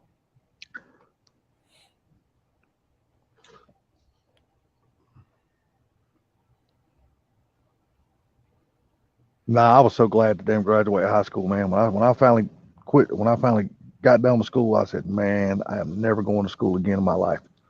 I hated school so bad. I hated that shit. I was good at it. I didn't have to do a whole lot of studying, but I hated school. Because I guess because my dad screwed me up because he would take me to work with him sometimes and he would pay me and I would see the money that I was making. I was like, man, fuck going to school. I'm making good money with my dad. That was, I don't want to go back to school. that was a 75 Camaro. I bought that car from an auction. I paid $350 for it. Took it back. It's sitting next to the house, the junkyard there. And the guy followed me. He seen me on a trailer with it, and he followed me back to the yard. And he gave me $1,500 for that car. I had to tow it to his house. Damn, that's a hell of a profit right there, buddy. That's a quick profit too. I tell you what, the rear end of that car is ugly as sin. 75 Camaro. So yeah. So anyhow, they had a 78 front end on it though. That was the big bumper Camaro. Yeah, it was a 75. It was 78 front end. Just no Camaro ever did it for me. Oh man, the 70, If you ever- 71, 72. I love those cars. The split I bumper didn't Camaros, like. I they were wasn't a big gorgeous. fan of them. If they were a Firebird, well, then they just look cooler. I don't know, man. I love the split bumper Camaros. I just thought they were pretty cars, man. Hey, when you're making Gringo, I love them all. That's right. That's right. Just like me, I want a damn 69 Maverick really bad, but you can't find one that's in decent enough shape that. Yes. So, yes, Black Cherry Bomb is still for sale, and the girl is just, I don't know, now is not the time to sell it. She even lowered the price on it. It's like, dude, wait till spring, put the price back up to where it was, and you will sell the car. Don't wait till spring, buddy. I'm telling you, come springtime, Yeah, but everything might be dirt cheap because I'm telling you, we got a recession coming. I'm telling you, if she can get it sold now's the time to sell it. Traditionally, no matter what economy or whatnot, people aren't looking for hot rods in the wintertime. No, well, what's aluminum? Well, with what's aluminum, everybody is really scared to spend any money right now because I'm just we saying. just don't know what's happening. I'm just saying you'll sell it a lot easier in the spring. Oh yeah, I agree 100%. I agree with that. Normally that's the case. Stupid fast truck, Trans Am's in the mid 70s, dude. I bet you wish you still had those cars. I'd say whatever anybody's trying to sell it now before the bottom falls out. I'm telling you, man. Traditionally, though, Funky's right. Springtime, especially. He is absolutely right. But usually like December, January, February is the perfect time to buy a motorcycle because usually the prices are cheap. Because summertime, you just really can't afford to buy one because people's got the price jacked up on a damn motorcycle. So damn. I'm just saying, you're now with Foxes are now becoming like a specialty almost. Yep, you know they are. They are, and it's like if she jacks that price back up to where it is in the springtime, there's somebody out there who will buy that car. Right now, nobody's really interested. It's winter, so they don't want to worry about it right You're now. right. Spring isn't that far off, but come summer and fall of this year, it's going to get nasty with the layoffs. Yeah, Dude, but that the layoffs are already starting now. but Yeah, that but car look at is TV, they're starting numbers now. right now. So if you look at the who's getting non-farm laid off? payrolls, if you So look what? at the non-farm payrolls, it showed that unemployment actually dropped, and which is kind of bullshit because they revised the numbers again. But the thing is that the tech sector is getting laid off something fierce. Google, Facebook, Microsoft. yeah, Hell, we're in a recession. It's GM's fixing to go through a big layoff. It's I just seen that shit on the news the other night. It's just the Democrats decided they were going to change the definition of a recession. Yeah, We are in a exactly. They We're in a actually recession did. right now. We have been. They actually did. They're fudging the numbers, and the Federal Reserve is still saying we're going to have a soft landing, which isn't going to happen, especially I don't- since we're still raising I interest don't- rates. I don't know if y'all have noticed it, but the gas prices are going back up again. Yeah. They are. Yeah, they're here, going. Sure. Yeah, it's like $3.50 a gallon now down here. Well, I'm going to tell you, GM right now is getting ready to go through their contracts, and so is Chrysler, and that they're getting ready to do the contracts. It's their contract year. Yeah, but I was reading the other night that GM's getting ready to do a big layoff. Well, let me tell you something. I haven't heard that yet. Well, I mean, I'm just I saying. haven't heard that yet, and I got I'm just telling you inside. what I read. Oh, I got inside info on that. How's that? oh yeah. You got more info than what I got. inside info on that. So I just say what I read online. Like I said, But you they're got getting more ready info than any of us, so they're you would getting know ready. for sure. They're getting ready right now to do contracts. So there'll probably be a strike before there'll be a layoff. Hey, Yeah. stupid fast truck, what you're saying is quite interesting. You're saying that nobody's taken into consideration the baby boomers are retiring. What's interesting is people are working instead of retiring. My old man, he's 78 years old, has had Parkinson's for 7 years now, and he still works full time. People just Yeah, keep on working. People We were aren't- You know talking what, about though? that earlier, Street Fox. You know what though, Mike? That's actually probably a good thing because, bad as yeah. I hate to say it, usually when people retire, that's when their health starts going Hey, downhill. all I can say about that car is that hood scoop isn't big enough. That is badass, though. And that's why all of us were saying the same thing to MJI the other night when he was talking about considering selling his 83. I was like, dude, if you sell that car, you cannot replace that car again for that same damn price. Ooh, Because that's the prices are just not going to be there. They're going to be more expensive if he ever decides he wants another Fox But again. if you want Black Cherry Bomb, you got a hell of a price right now at $7,500 because everything on that car is practically brand new. Yeah, and we seen you build it, so we know it's done right. Yeah, Well, we know- not only we know- that, it had the rear end redone on it, and it's got a new Hi, AOD. Sublime. You see, what the world needs is more cowbell. absolutely. Yeah, You seen I that? bet you do got a You seen cowbell that? hanging. don't you? You seen my freaking my comment on Gary's video? I forgot I had to pick up my damn daughter from work. My wife, Kim's still at the freaking bar, which is hopping, by the way. So I got to freaking grab my daughter, go drop her off, and then freaking go back there and get, they got a DJ going playing some good music. We're going to get burn off some calories. Well, let me ask you something. Do you got the fluorescent green hat and the fluorescent green shirt? and Dude, the my hair is fluorescent green actually boots? done. What? Oh my God. My daughter Do you- just texted me saying I'll be late. Come on. Do you got the big shiny belt buckle that says Yeah, Shelby you and all that you shit? missed how we described your dance party. We said they're probably going to a hoedown. Sublime's car probably got a Sublime green cowboy hat, a gaudy ass Sublime green cowboy shirt that has matching racing white stripes from the hat to the Oh shirt. my God. And then okay, Mark let me brought up- stop you right there. Let me and then just stop you right there. no, Mark brought up. He says he's probably got a GT 500 big old belt buckle.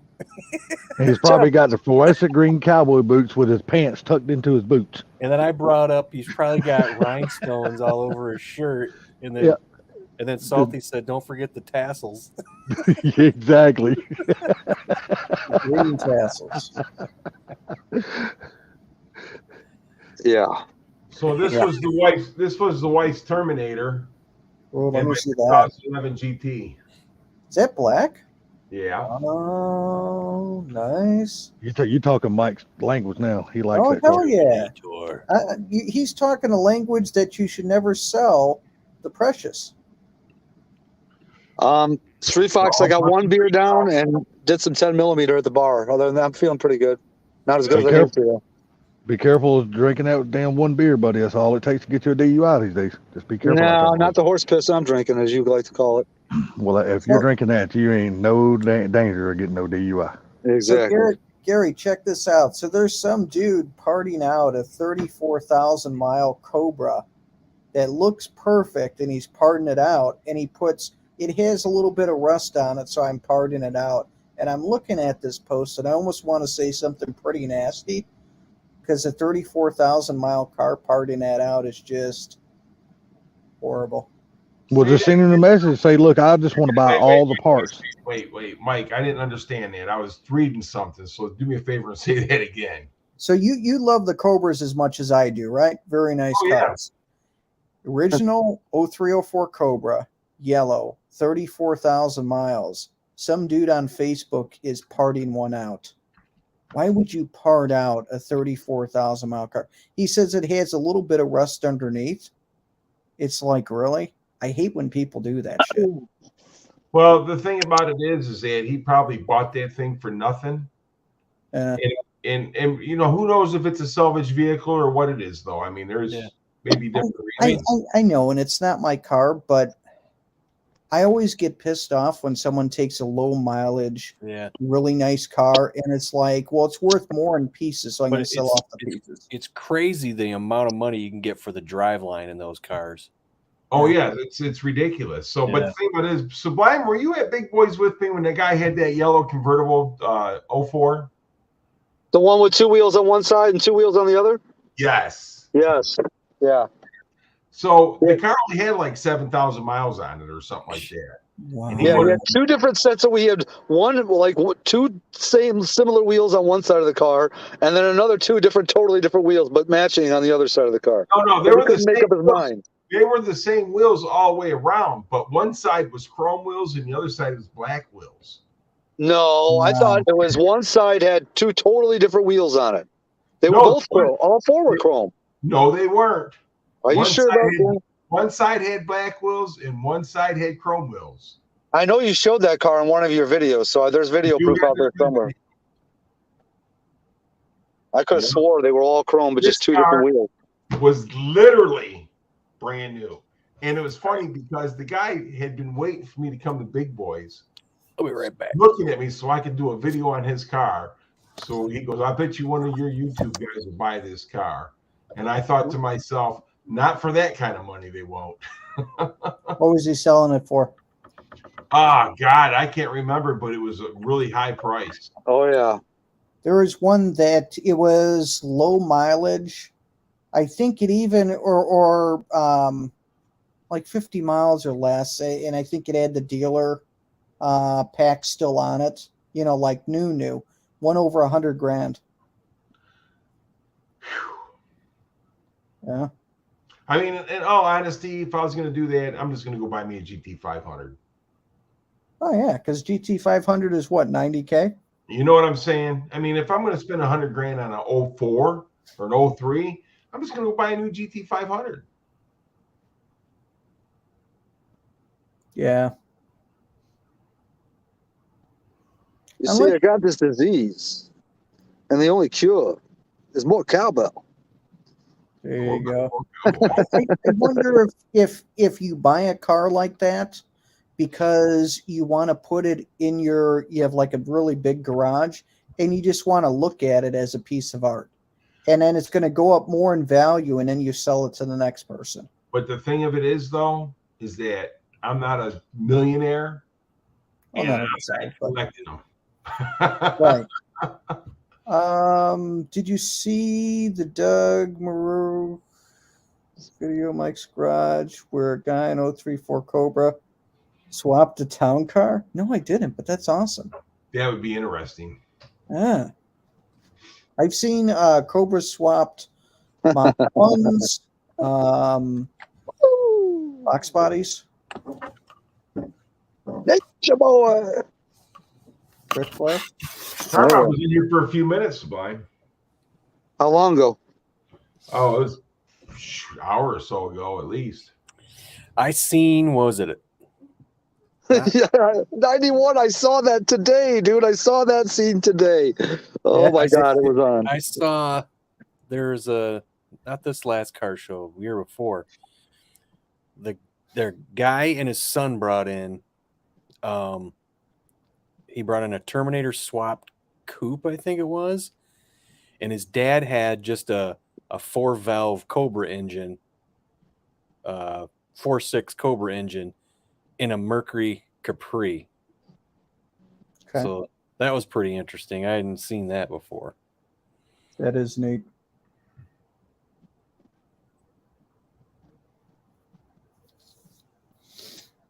What the hell, dude? I'm so pissed right now.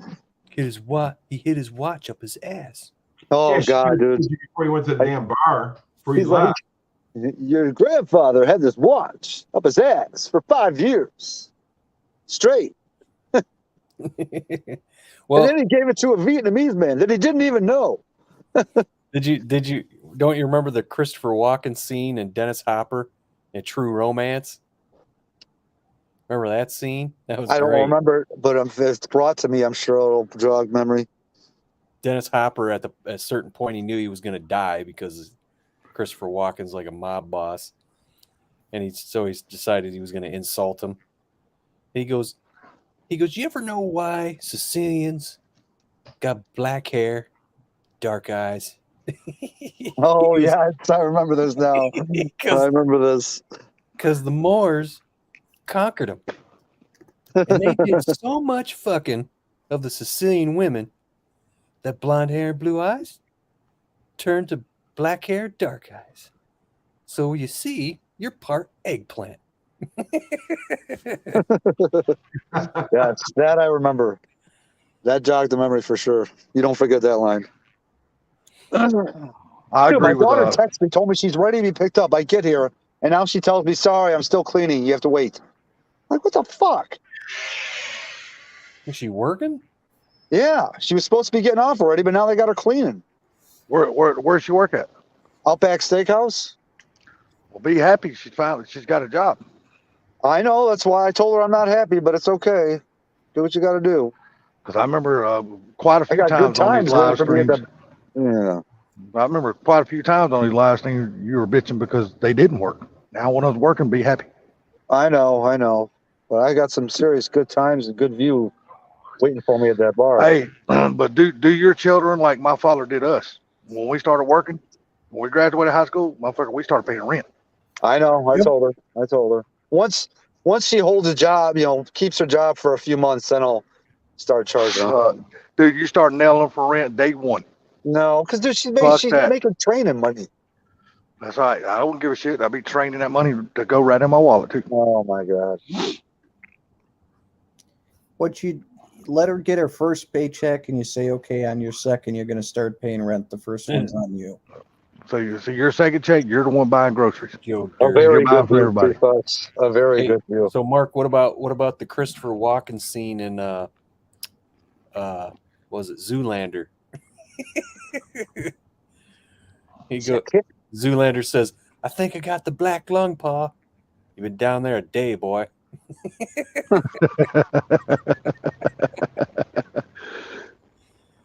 That must have been that's when I was working in the coal mine, right? And now you're a mermaid?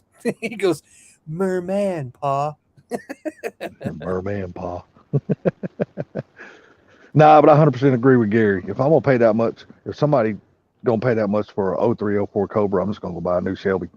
And you have a lot more car, a lot better car than a 0304 Cobra. I'm sorry, but still, no matter how nice those cars is, that's over 20 years. That's 20 years technology behind, and a hell of a lot of horsepower still out there that you ain't getting. I mean, Oh, it's a no, cool I car, would- 30 grand or something like that. I can see, but 100? No. So Yeah. I would disagree with you on that there's a lot more horsepower, because Salty, that block from the factory, you can put on a larger supercharger. It will hold 1,000 horsepower. But the See, thing See, I about understand that. I understand that, but that means you got to spend more money to just get to that point that this the is the problem. GT500 is already at. You just paid $100,000 for a car that you still got to tweak. No. Yeah, that's what I'm saying. You know what And I'm you saying? go buy a damn GT500. You already got 760 horsepower right there the Well- day you drive it off the lot. And I'll tell you this, with an 0304 Cobra, I mean, you got 25 pounds of boost on the damn thing. You got 800 horsepower. Problem is keeping that on the ground and going straight. Because That's true. brutal, basically brutal. He two reasons I think he got rid of his freaking. His car was undrivable. He even said Yeah, it he just in his one. videos. He didn't know what else to do to it to make it grip. That, and if he sold it, he could have built his shop, which is what he did. Yep. He used that money to build his shop. And the same thing with Justin. My buddy Justin's got an 03 Cobra, and he just now went from a Kenny Bell that had 750 horsepower to a Whipple, and it now has 850 horsepower. And he's still got to figure out how he's going to keep that thing on the ground. So basically, it's a fun That's ride. Yeah, it's a damn that light of a car with 850 horsepower. Yeah, it's a fun ride. At If that you point. see that, there's a video. I mean, Brutal has a video of it, but it's in the intro of a lot of his videos of him going down the road in that car, and he's shifting, and the thing's just leaving streaks on Yep. the road. Yep. He needs a solid rear end. No, he done the best thing. He sold it. If I'm going to spend $100,000 on a car and then have to build it too, I'm just going to buy me a Shelby GT500, dude, and have it 100%. on it and be done. I think the Shelby is an amazing vehicle. The 0304 Cobra, my opinion, humble opinion, is that it is a more special car. Not that the new It's a 2-year car. 500 isn't. Right, it's a 2-year car. But it was the last thing that John Coletti touched, and John Coletti saved the Mustang. It would have went the way of the Probe. I agree with that 100%. But to pay $100,000 for a car, then have it tuned and have the engine built, I'm going to go buy a Shelby. Damn right. And you know what? And then I'm gonna have the handling. I'm gonna have the handling of the GT500. I'm gonna have all this technology that fits into today's world with the GT500 that 0304 is never going to have unless you put it in Just there. so you know, my buddy Justin's car is a solid axle. It is. I'll say this: if my car was ever wrecked, my Mach 1, God forbid, if it was ever wrecked, the first thing that I would do is find a roller 0304 Cobra and move my whole drivetrain over to it and be like, all right, I got a Cobra. That's how much I like cars. That's only if the drivetrain is still salvageable after it's wrecked. So It Mark, usually that's is on these totally things. random, bro. Rick The Moranis is a drivetrain great survives rack. on Is he these things. Canadian. But I've been finding rollers for like $6 to $8 for the 0304 Cobra rollers. I'm telling you, it ain't hard to get in a wreck and spin your engine backwards. You But spin how it backwards, you're fucked it up. You know, but I mean, you buy that Cobra for how much? 6 to 8 grand. How much is it going to cost you to buy an engine and the trans and put that car back to original? What? The Cobra? Yeah. If I got a roller because mine got wrecked, I just move everything over there. I'm just saying, if you went out and spent, 6, 8 grand on a body for Honey, a I Cobra, Shrunk- Oh, are you watching Honey, I Shrunk the Kids? and you wanted to put the engine and stuff back in it, the original type of engine and that back in it, Oh, screw how that. much does it cost the engine for the engine and everything? Original engine's cast iron, and it's an extra 100 pounds that I wouldn't want. And then the rear end, I don't like the IRS. Well, Unless- Gary's strictly talking about an investment when you're Right. starting to put something back to original. That way you can Change get to original solid money for it. So Yeah, well, once you tweak, you're never going to get the original money for it. Once you've touched it, because you can never put it back to be the exact same. So I mean, it's going to know. I paid 15 grand for my wife's, and we did a few things to it, and she drove it for 7 years, and I sold it for 22.5. That's good you make money. good money on that car. Yeah. And guess what? That car today would probably bring 30. Yeah, yeah. easily, Yeah. easily. It's like I said, my buddy Justin, he got his car right before they went up. And his car's built basically, the guy he bought it from. Oh, his car's badass. And he's got an inner frame that it's kind of hidden, but you can see it a little bit. It's pretty interesting. I mean, and then we both signed up for the covered parking for the Motor City Fox Fest, and they're allowing 79 to 04 cars there. That's sweet. And I didn't ask him, and he hasn't said what car he's bringing. Yes, I said I got to bring the Fox body, man. Come on. And he kept saying he was going to bring the Cobra. That one's easier to drive. It's easier to drive. The Fox is on E85, so he'd probably have to stop like 15 times on the way there. Either that or use your trailer. Hey, Victor, so I see your comment, hardcore New Edge. I mean, I've got an S550. Yeah, it's only the 4-banger, but I don't like the IRS in it. If you hit a corner hard enough and you hit kind of a bump at the same time, the damn thing starts skipping. I do not like it. Does not feel like a solid rear end. I like the SRAs much better than the IRS. Wait, you're saying if you hit a bumper on the corner, it starts skipping on an IRS? Yeah, on my EcoBoost one, I've got a full suspension. I'm going to be replacing it on that track pack. That's like the one on the GT350s. I got a full set, so I'm going to put that on because I hate that stock feel that's on mine. You go around a corner and you hit something, it gets squirrely. I was telling you when I was coming back from North Carolina, and there was an F-150 with a ladder rack and everything else. He was hitting the corners harder than I could. Mine felt like it was starting to skip around the corners because I was trying to hit it so hard. Now, is that due to because you got the winter tires on your car? No, I got all season on it. It just was actually brand new tires. Just feels sketchy. I don't like the feeling of an IRS. I like. Oh, I love the IRS. Yours is probably better. I don't know. What's It your car's better heavy? be. That's a lot more money. So Yeah, well, yeah. Wouldn't that be the shit? Wouldn't that better. be just shitty? You got a 4-cylinder the 4-cylinder and a GT500 rear ends are the same. That'd be funny as hell. Well, my Roush, I mean, that had Roush suspension on it, so I guess same thing. I love the IRS on that one, but that wasn't stock suspension either, so I guess I don't have much to. I'm going to say that the IRS on the 04 Cobra compared to the S550s is a totally different IRS, man. I mean, the feel of it's different. It's much better. So yeah, I agree with the solid axle on the 03, 04s. So 91 Mustang. So I'll explain why the 01 Bullet had a 2-valve on it and didn't have the 4-valve. So with the SVT program, the regular GTs or other specialty cars could never have the same engine as the Cobras. And the reason why the 0304 Mach 1 was able to get the WAP block and the C heads on it is because they were going to do a different block with the supercharger for the 03 Cobra.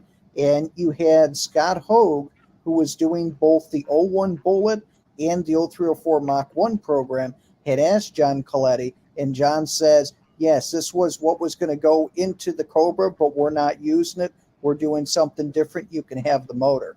But that's why the 01 Bullet didn't have the 4-valve, because that was only on the Cobra at that point for the Mustang program, even though the 4-valve was on the Aviator and other things as well. I didn't care for that year Bullet Mustang because it just, to me, was just another GT with a emblem on it.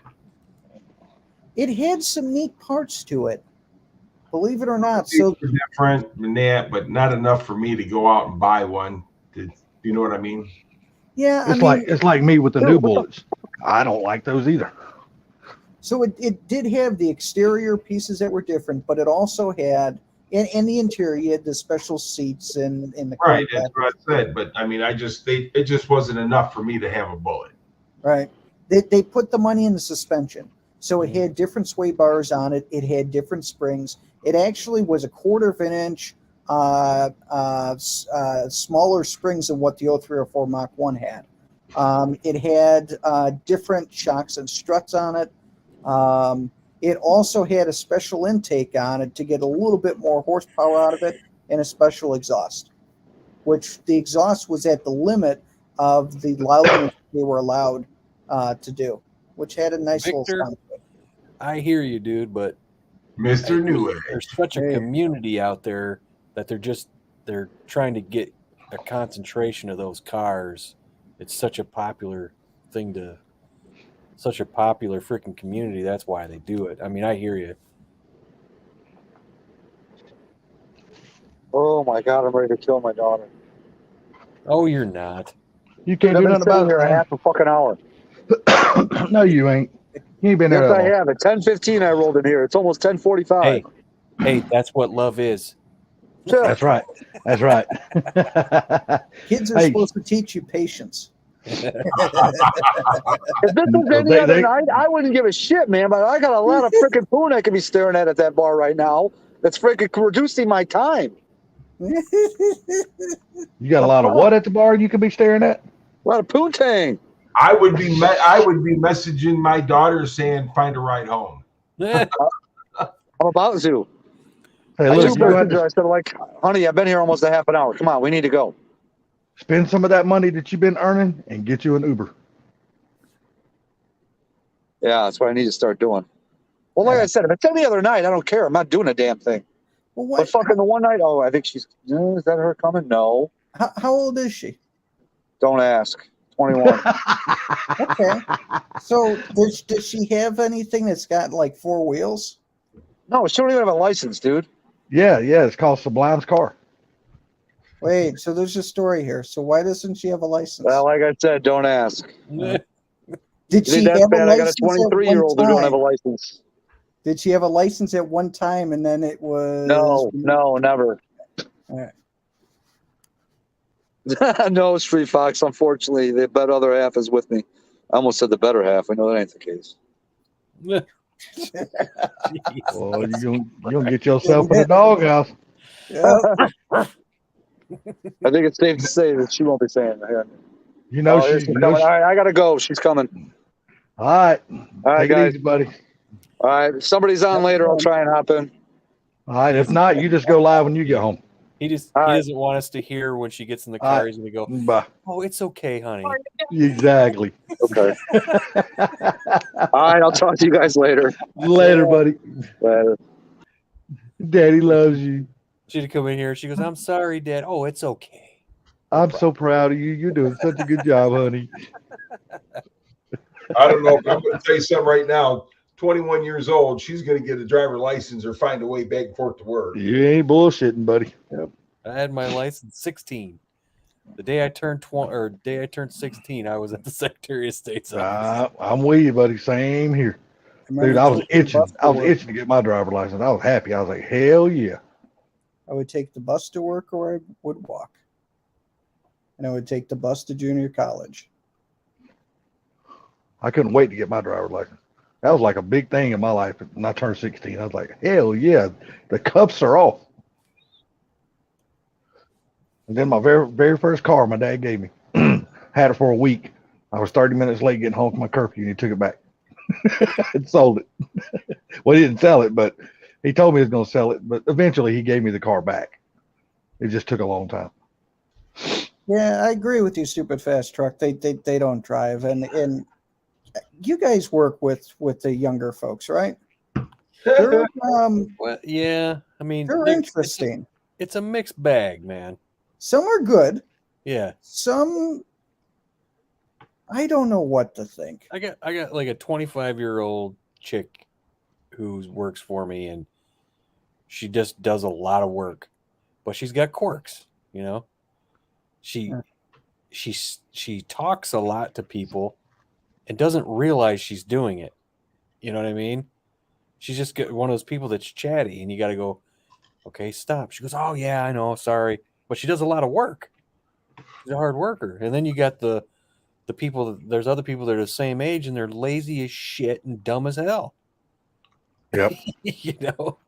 So I get a kick out of this because Barbecue Mike says Sublime get her a skateboard. You know, back when I was a kid, skateboards, that was one of the ways I got around.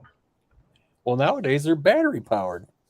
I mean, yeah, no, I had to work mine. They're battery powered and they have off-road freaking tires on them. She can get her a damn electric bicycle. Yeah. You know?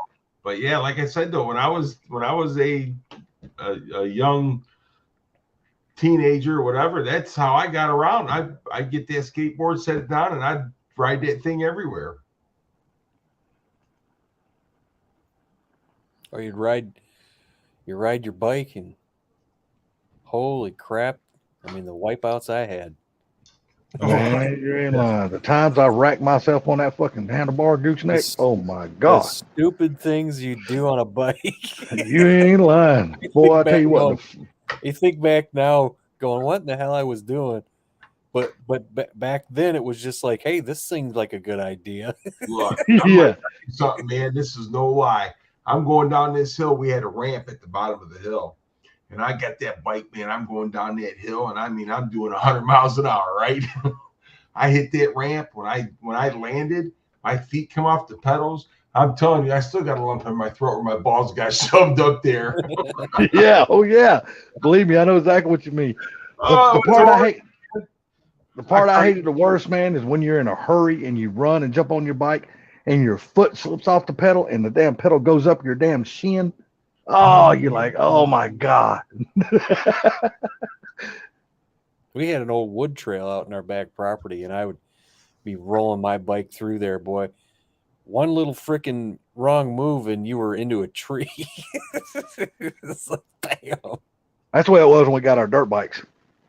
Man, we'd go hauling ass through the woods and shit like that. Bam! Just hit a damn tree. Oh man, I we used to ride, man. I'm telling you, we'd get out there in those dirt bikes. Because I'd get home, my mom would say, "You got homework?" I'd lie to her and say, "No." I'd go get on that thing and out in the woods we'd go. Yep. My aunt gave my brother a Honda Arrow. So it was a 125. So it was a moped that went 60 miles an hour. Right? I remember those. I used it as a friggin' trail bike. The kid across the street had a Hercules moped. Remember the Hercules mopeds? Yeah. And he would we'd take our dirt bikes out there. He'd follow us out there on the trails where they have Hercules. Jeez. I tell you what, I don't know. I can't say for any other Honda Arrows, but the one I had, that's a good trail. I beat the piss out of that thing and it just kept going. So, oh man. And it got good gas mileage. Man, they don't make shit like they used to anymore. And the thing is, it was like a Honda Spree, but it was just bigger. So all the sides were plastic. I didn't break anything, but this shit did fall off a couple times.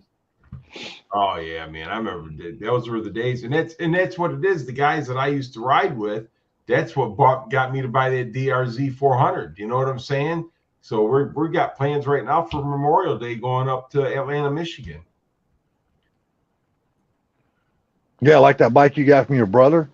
That's the bikes that we used to ride back in the day. Is those kind of bikes? Because man, you could beat the dog shit out of those bikes, and they would just keep on going.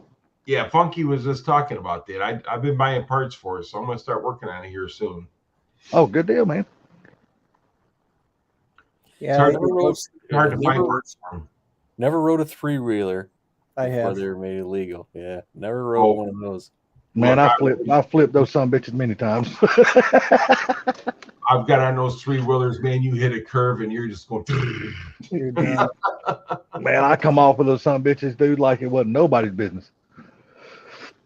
But they were fun though, man. My cousin had a Yamaha Banshee. Yes. Oh, them things were fast. God dude. damn. He had that. He had a Polaris and he had a Warrior. And he goes, ride the Warrior, get used to it before you jump on this. I was like, all right.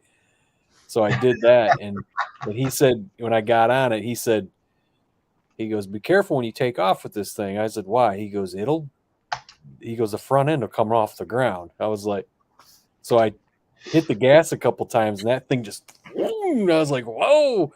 So you had to lean forward on the thing to take off, And then we were riding down the 2-track, and my dad was behind me in that Polaris, and then my cousin was behind me and I was just tearing up the freaking 2-track because as soon as I freaking got used to that fucking thing was fun as hell.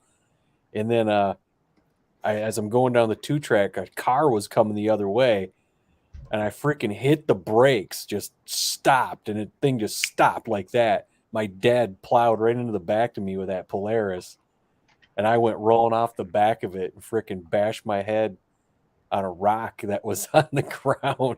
I had a helmet on, of course. I lost my sense right there. Shit, rung your damn bells, what it did. Yeah, so I had a Quadzilla 500, and you go through the woods with that thing on a good straightaway, That thing was fast, dude, and the Yeah. trees would look like a solid fence. Yeah. How fast those things Well, would go. that's the thing. We had a gravel road too, but before we went down the 2-track, I went down. He goes, yeah. He goes, take it out in the freaking road. I was like, all right. He goes, just open it. And I was probably going 100 down that road. That thing was flying. I was like, Jesus, man. Holy crap. That was down a gravel road, you know? Oh, it's Okay. crazy. And that And I thing, picked a lot of gravel out of my legs and stuff from wiping out and this and that. Yeah. Shit, yeah. I'm telling you, you'd be picking them out of your they'd be coming out of your skin 3 weeks later. but when I'll you're tell you, going, the most fun I ever had though was on my damn go-kart, man. I used to love to ride my damn go-kart. God, that thing was so much but fun. when you're going down a gravel road, going 100 miles an hour on a Banshee, there aren't no bumps. Oh, that's the way Nah. that's the way that 500 Quadzilla was, dude. I'm telling you, you get on that bike and you floor that thing, You're just hovering above them. you're, that thing was fast, man. So I had a Suzuki 230, and I rode that thing, and somebody stole it from me. So I went to the Honda dealer up there, and they had a brand new Quadzilla. I said, "Man, I got to have that." That was the fastest thing I ever been on. It's a fine time to leave me loose wheel. Yes. It's loose. My CR 125, when I finally got Loves it. that bike, dude, I was in love with that bike. Oh yeah, Victor, that was a bad mofo then, man. If you had that thing, because those Honda 250Rs were freaking fast stock. Yeah, I didn't have a 250R, but I had a CR 125. And good God, dude, I absolutely loved that motorcycle. Man, it was so much fun. Yeah, no, I started out on a Honda 50, then I went to a YZ80, then a YZ 125, then a YZ 250. That's what I started out on, was a Honda 50. Yeah, those little Honda 50 trails, dude. I wish I had one Yep. today.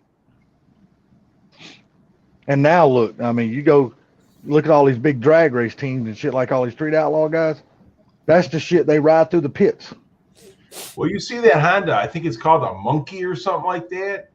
It's like a giant 50Z trail, but it's bigger, you know. Well, there's a. I know Honda's selling it. No, Coleman. I think Coleman's selling a trail bike. Okay. So, the company, the camping supply company. Yeah, Coleman.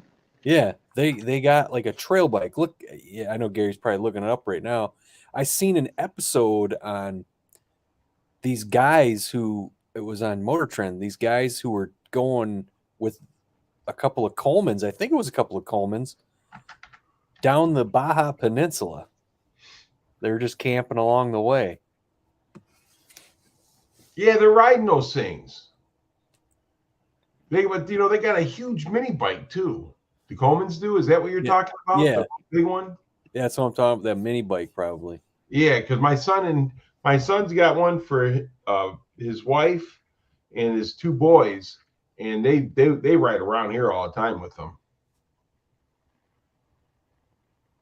But they got a Honda. It's a Honda Monkey. People buy or something like that, and the thing's really cool, but it's just too small for me.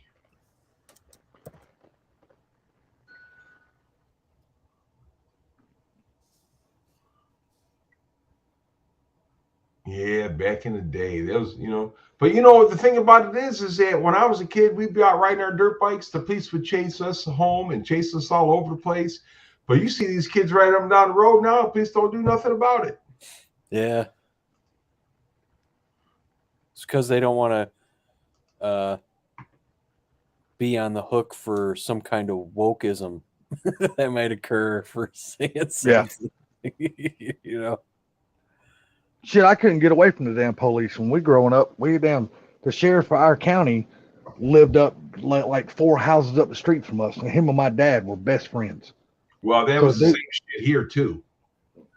I mean, I couldn't get away with shit, man. All the sheriff officers and police officers, they all knew me, because if they see me out on the street, well, my ass was grass when I got home. Shit, we lived 7 miles north of a small town in the middle of the woods. We did what we wanted. Hell, we Yeah, lived see, out in the country, man. But shit, I mean, everybody knew us because my dad was a mechanic that worked on all of the sheriff's personal cars. So everybody knew my dad. Yeah, see, that's the funny part about it because my dad had the car lot, and no, and the police knew him, so they would go over and tell my dad, like we'd be riding out in the woods and stuff like that, and people would call the police. Well, they wouldn't even they just go down there and tell my dad, and we got home, my dad would be like, "You can't ride out there no more." I'd be like, "Really? That sucks," and then we'd be up there the next day riding. Yeah. It wasn't like that for me, buddy. I got out there and done that shit. My dad beat the dog shit out of me when I got home.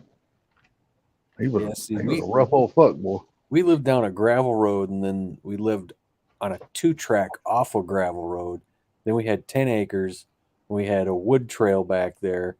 Then our neighbor had some land next to us where he had some nice trails that he let us ride on. And then we had another neighbor next to that who had 80 acres, and he had trails back there. And our 2-track would go down and branch off into other 2-tracks. So we had all kinds of trails to ride on. So y'all had a lot of damn fun. Yeah. Yeah, we Yeah, had a I lot of was- trucks to ride on, but it didn't make a difference because the police would somebody would call them. Yeah, there's nobody. Nobody lived out there, though. It was just the woods. We were the last house down the way, except for the neighbors who were like weekenders. I wish I had 80 acres. Damn. that Stupid must- fast truck, the monoshock changed everything when it came out. Yep. The monoshock changed everything when it came out. Matter of fact, my DRZ is a monoshock. Now here's that little monkey I'm talking about. I just put a link. Yeah, in. I seen that. Yeah. Yeah, those little monkeys, dude, they're cool as hell.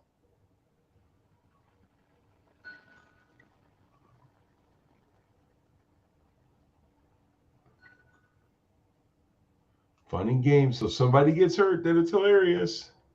There's a lot of cool electric freaking stuff out there. The bikes and the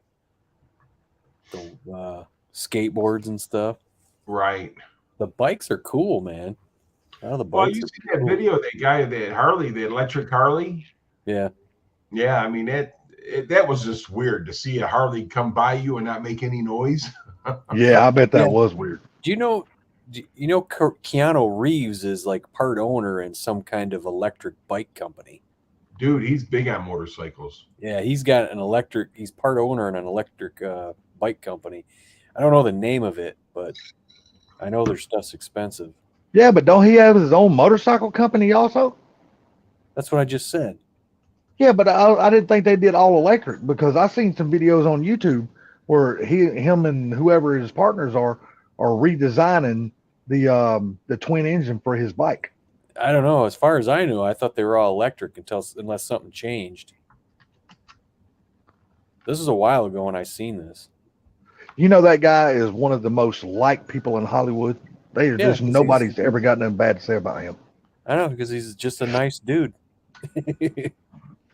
No, he helps. He helps a lot of people, and he does a lot of good things. Yeah. But he does own a motorcycle company, but I don't know if they're all electric or not because he's huge in like Bugattis and stuff like that. Yeah, he is. I think it's Bugattis that he's huge in. No, I think it's called a D. I think it's called a Ducati.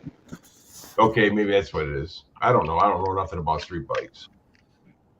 So, question for you guys. So, there was on a Facebook forum today, one guy had posted, you shouldn't have more than 700 horsepower on the street, saying that it's dangerous and even a great driver can easily wreck and hurt other people. What do you guys think is a good horsepower range to stay at for a street-only car? As many as horsepower as you want. Yeah. I think that whoever said that, it's kind of, I don't know.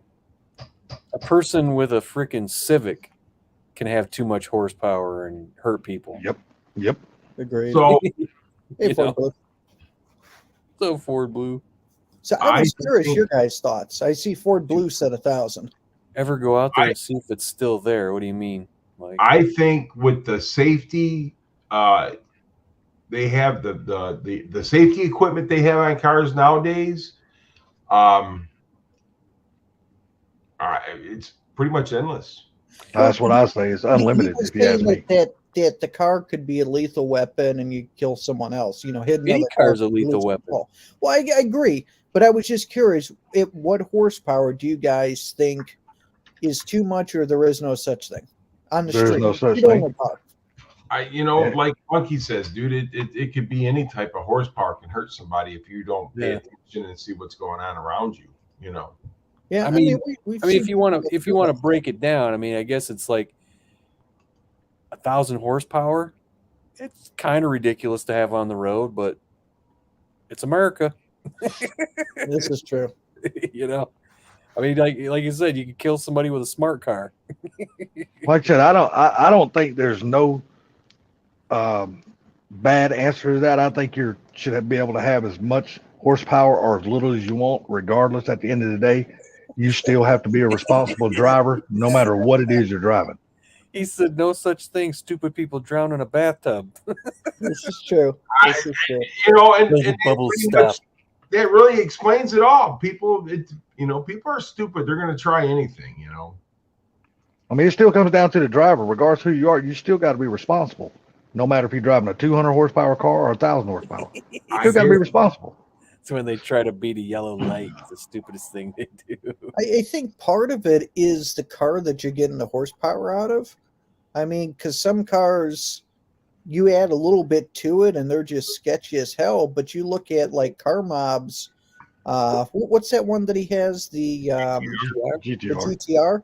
That damn thing at the horsepower level that it's at, it just hooks and crooks. Well, I it's mean, 4-wheel drive. Or Well, I know, all-wheel drive. but you know what I mean, though. It could handle the power, whereas other cars, not so much. Damn, Ford Blue, you don't even have time to change the shave, do you? Well, I mean, an 850 throwing that horsepower out. all-wheel drive car is going to hook up better than an 850 horsepower Mustang. So But it handles around the corner as well too, and it's got good braking. You know what I mean? It's Yeah. not like someone took a 2-valve, built the engine, and put a big blower up on top, and all of a sudden, now you have the original suspension and everything else. Well, a 2-valve versus a 2017 GTR is apples and oranges because of the technology. Of course, Who's breaking up real bad? that's Probably Ford poor Blue. Blue Gauge. So Oh, okay. this is the thing. All right. He's coming People from should know Kansas. better. People should know better than to give a 16-year-old 1,000 horsepower car to drive on the street. Exactly. See, and that's where it falls back on to the parents. You Dude, can't give parents your shouldn't- Sorry, parents shouldn't give their 18-year-olds a 2-valve New Edge. They keep wrapping the damn things around trees.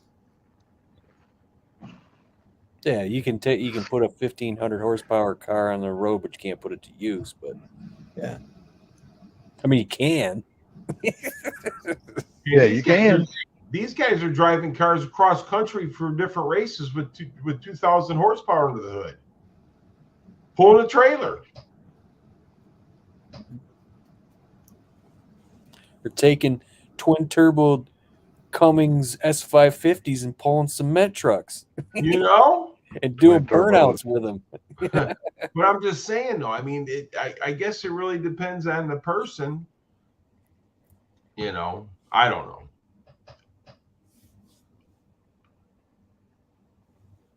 You figure my car was a 70 Mach 1, 351 Cleveland, and back in the day, 305 horsepower was a lot of horsepower. Yeah. Damn right it was. But I still got the car, and you know what I'm saying? And I'm still here. You survived your youth. I did. I did. So it's called. So Keanu Reeves is with Jared Howlinger or something like that, and it's called Arch Motorcycle. Okay. That's the company. And from what I can see, there's some badass looking bikes that they're building.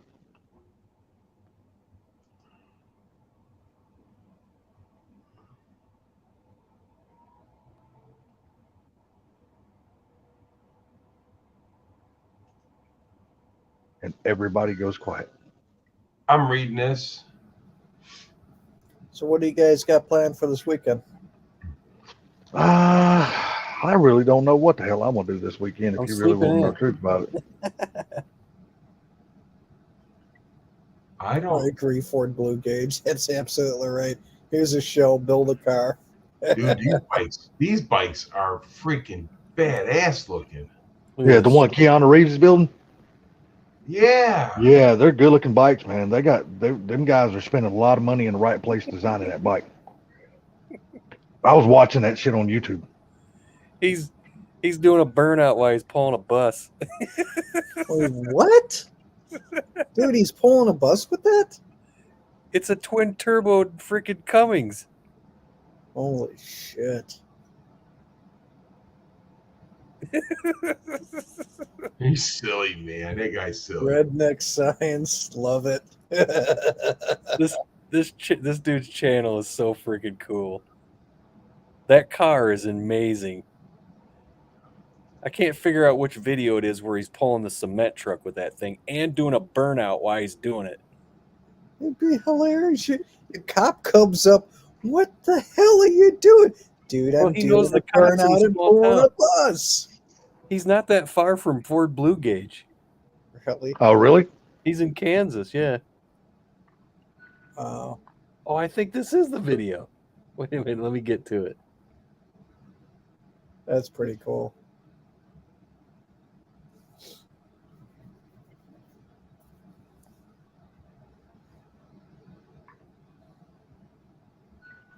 Yeah, it is this one.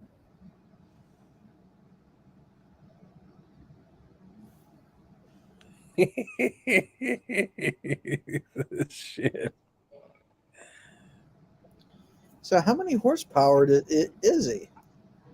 I've probably close to 1,000. You got to figure that's It's the torque of that freaking Cummins, man. Look at him. He's doing a burnout pulling that cement truck. So, okay, so here's a question. How is he not twisting the frame?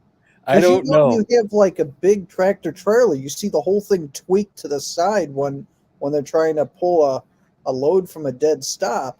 I don't How's he know. not- That's what's got me. He hasn't done anything to that. I mean, it's a unibody car. That's what I'm saying. It's got to tweak. I mean, hell, you look back at like the New Edge and the Fox bodies, you go around the corner and the damn strut towers move. How is he not? You know, He's probably got that thing tied up. it's gotta have something. They didn't show him doing anything to the frames or anything. It was a 2.3 liter EcoBoost that was in that car. Oh shit! I'm sorry. He's here. Why isn't this moving up? There we go. See if we can try it again. How am I cutting out still? Now you're good. There you What's going on, kind sir? So What's going here's on, the Mr. Blue? thing. Last I checked, this is America, and you have the right to be America. whatever the fuck you want. If you want to be underneath the local bridge sucking dick for crack money, you have the right to do that. So would Okay. that be a crack pipe at that point? I don't care what it's about. If you want to suck dick for crack or suck dick for pocket change, it is America. You have the freedom to do whatever the hell you want. What's Okay. more, the crack or the pocket change? Did you see? I what he don't said? care. Whatever he's got on his head, he's got There's, that beard. He there's nothing on my head. Look, it's safety glasses. I know, but the way it looked like you had some kind of like you had like a turban on or something. I was gonna say it looks like a rag top. So here's the thing. Too many people want to control too much of what other people are fucking doing. Here's the Exactly. thing. I don't give a fuck what you do. If you think that you can barely handle 500 horse, okay, you're a sissy, but that's your prerogative. Okay? Here's the deal. I'm going to build mine to the fucking max because I build everything from the ground up. I ain't buying shit. One. And two, I have respect for what I have. So I'm not trying to wrap it around a telephone pole, and I'm not the dumbass Honda guy that doesn't know how to drive a Mustang, doesn't know how to drive a rear-wheel drive car with locked fucking spool. Because here's the deal. I drive in the snow with a full spool. I drive in the snow on fucking skinny tires. You know what? If you don't know how to drive, you shouldn't be fucking driving. Period. But the Go problem, back to riding a bicycle. the problem is though, the people that don't know how to drive, you can't tell them nothing because they think they can drive. Yeah. You ain't lying. Yes. See, Absolutely, you're right. there's two. But you there's also have the people that think they know how to drive and then want to tell everybody else, oh, two- that's not okay. That's not right. I don't give a fuck what you do. there's two You're an types of adult. things here. Do whatever the fuck you want. There's Don't touch driving- kids. There's I don't give a driving- shit. Sorry. There's driving a car, and then there's handling a car. Yeah. Two different things. Yeah. And they don't teach people how to handle cars. They just teach them how to drive. Well, about 3 months ago, there was a guy here that fucking killed a pedestrian or some shit. He was riding a moped. He fucking hit a guy walking. The dude was driving a moped. I call him a DUI victim. But so the dude hit another dude that was walking. Guy's driving a fucking moped and hit a dude walking. Killed the dude because when he hit the ground, he fucking banged his head on the ground. Should we outlaw mopeds because fucking people are idiots? Pure It's like lies more Joe, people are go killed with buy a knives. moped. Do we outlaw knives? I mean, here's the deal. You want to take away my hot rods because some dude's a fucking idiot. Why don't they take away cigarettes and make them illegal? They fucking kill more people than anything else. Yeah, former smoker. Or are you still I'm smoking again. Oh, jeez. I thought your doctor told you to quit. Fuck him. What are they gonna do? Bury me? Fuck him. Pocket change, dick sucker. Man. If you are a productive member of society, I don't give a fuck what you do. What If you are a what percentage of I- America are productive now? Oh, it's time to start drowning people. Until the bubble stops. Blue Until has the learned to bubbles stop. accept the dick suckers. Hey, dick suckers, trans, gays, lesbians, I don't give a fuck because most of the trans, gays, and lesbians have a fucking job and they're a productive member of society. They just That's- want to be you know weird what? and That's different. true. That's on them. Look, when I was running junkyard full time, I had this dude used to come in there. He had this little yellow purse, and he'd just come walk in with that little yellow purse. Dude, he always had money. He always had. Most gay people have money. Unless you're that They guy on do. the bridge. Well, if you're the guy under the bridge, if you're that guy under the bridge, you don't necessarily have to be gay, dude. Just a stoner. A druggie, yeah. I mean, it's first off, nobody's going to tell me what I can and can't do. Nobody's going to tell me what I can and can't own. When you start telling me that, we have a fucking problem. I worked for it. It's mine. I agree.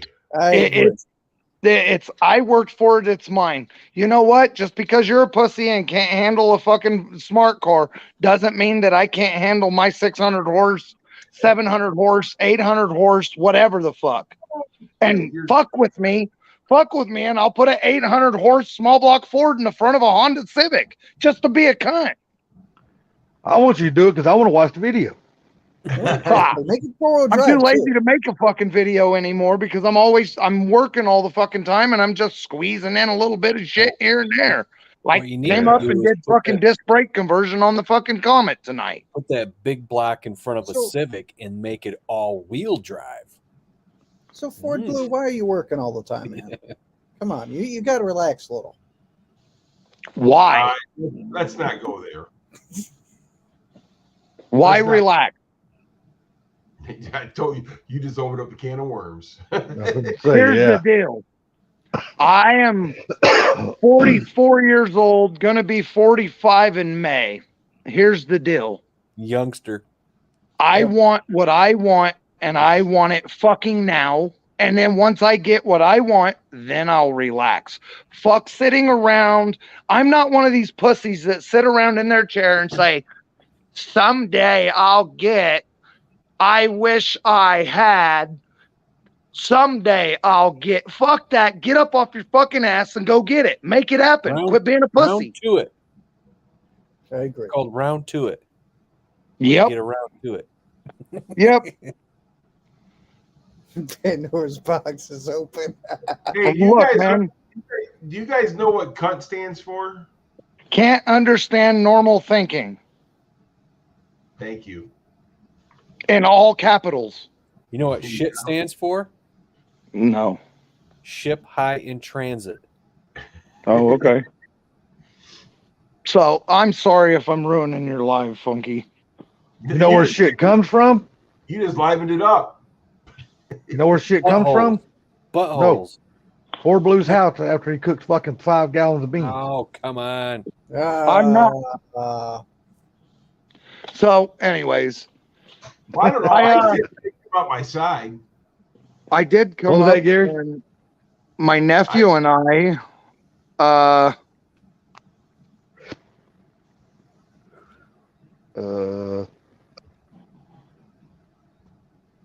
hang on, I'm trying to.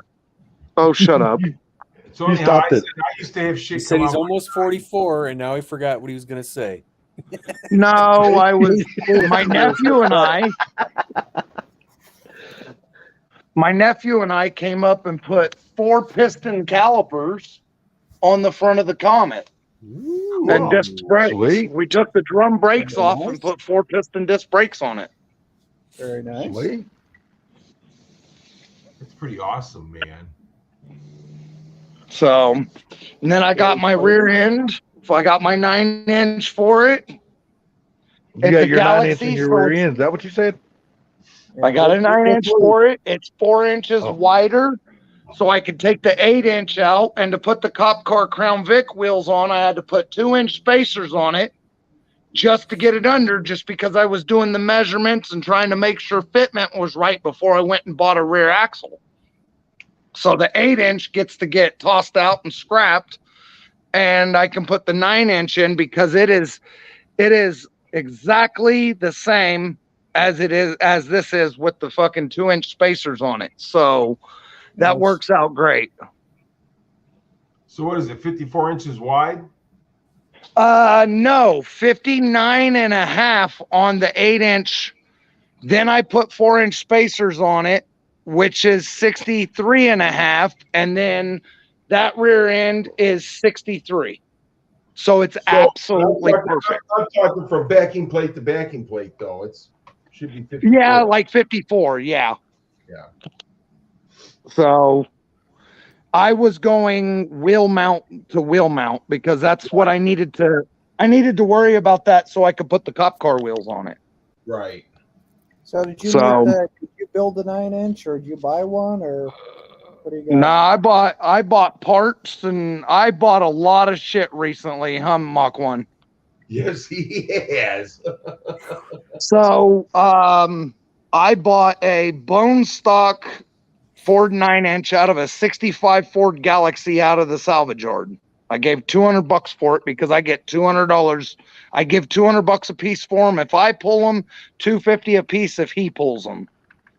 And it's the correct measurement. And then I bought an old man's hot rod collection and I got a bunch of fucking parts. Well, then I traded an 8.8 for a built 35 spline, a Ford 9-inch with 35 spline Moser axles, a full spool, and 411 gears.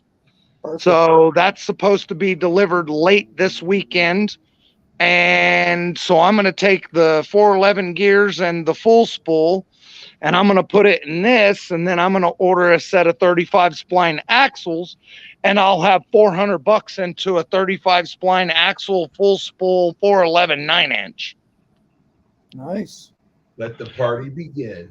Let the party right. begin. There's my close ratio 4-speed.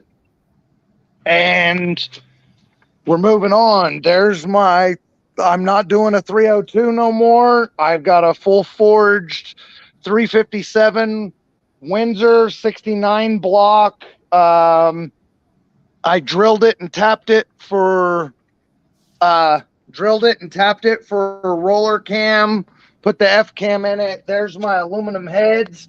I'm trying to, oh shit, a big old ugly face on the screen. Fucking holy cow.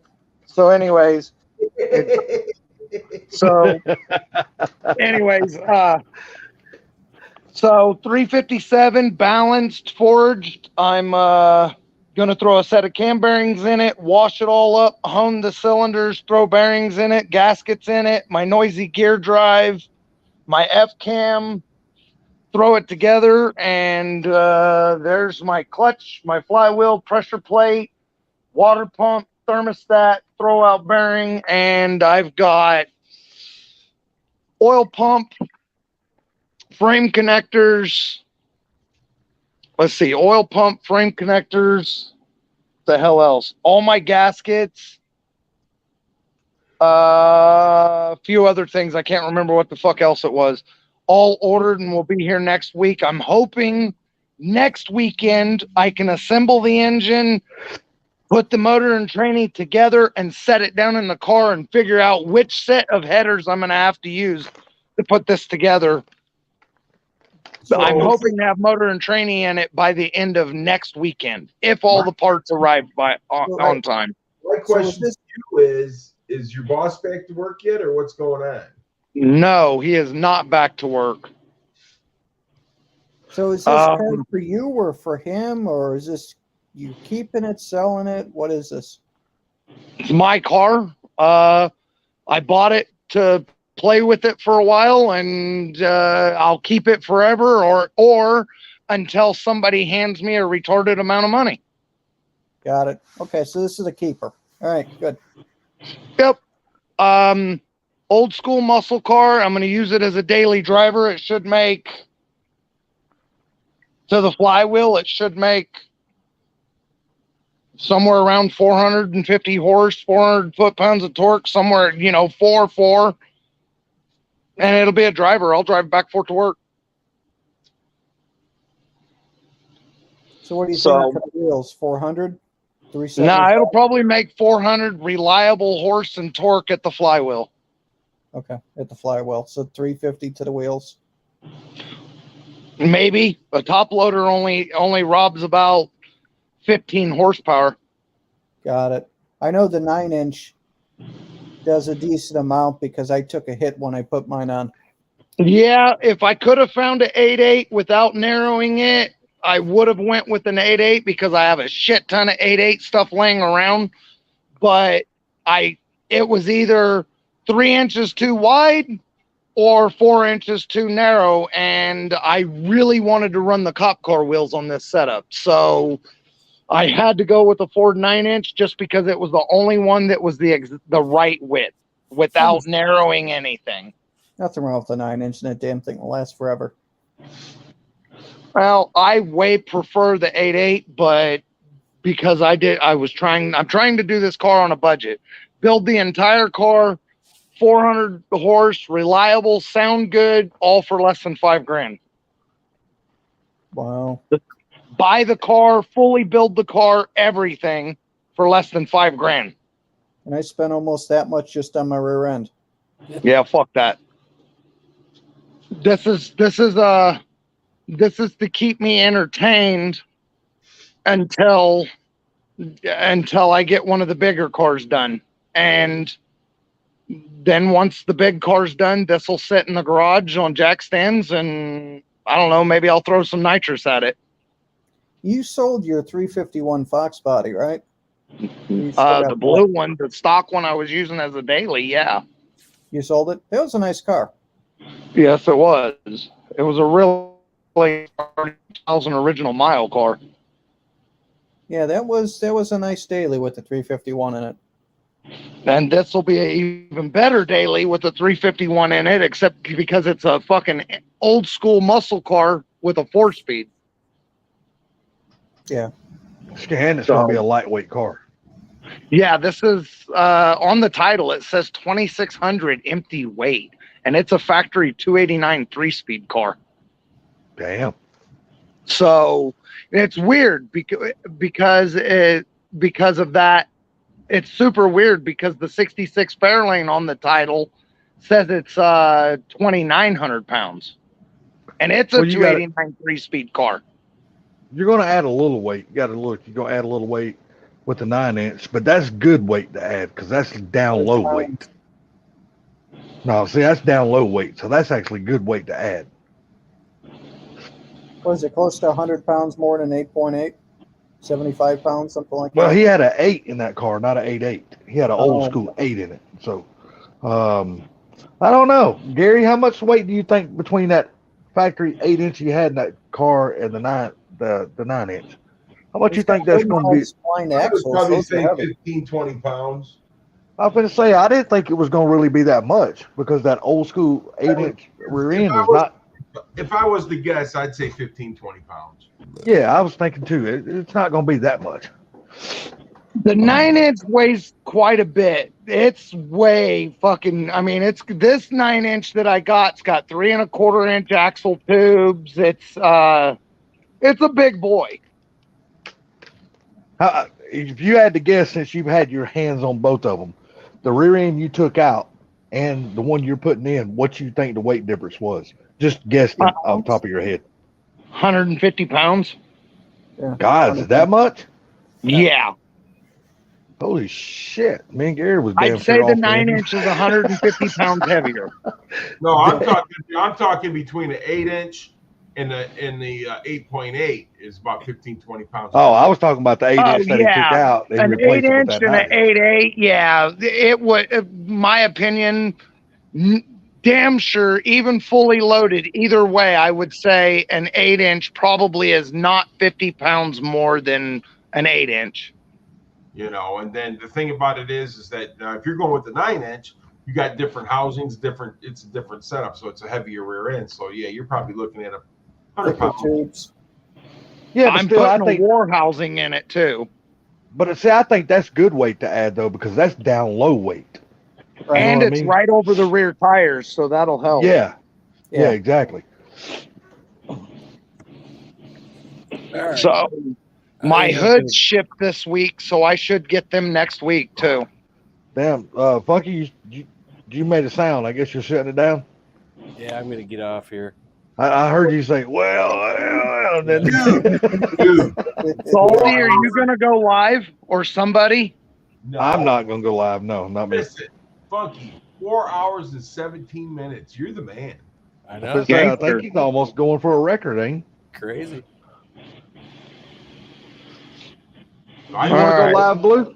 Blue, you want to go live can't. where you at? I don't have any time. It doesn't start over yet. I am actually negative right now. Oh, really? Hey, Ford Blue, Yeah. your comment was very nice, man. Thank you. Let's see. Yeah, I guess I could go live. I mean, yeah, why not? What the hell? If anybody's right. gonna actually join, I will. Let me get the shop closed up, and I got to put a S10 underneath my car. So let me get the shop closed up and get home, and I will come on. okay. And how long do you think it's gonna take for you to get closed up and get home? 20 to 30 minutes.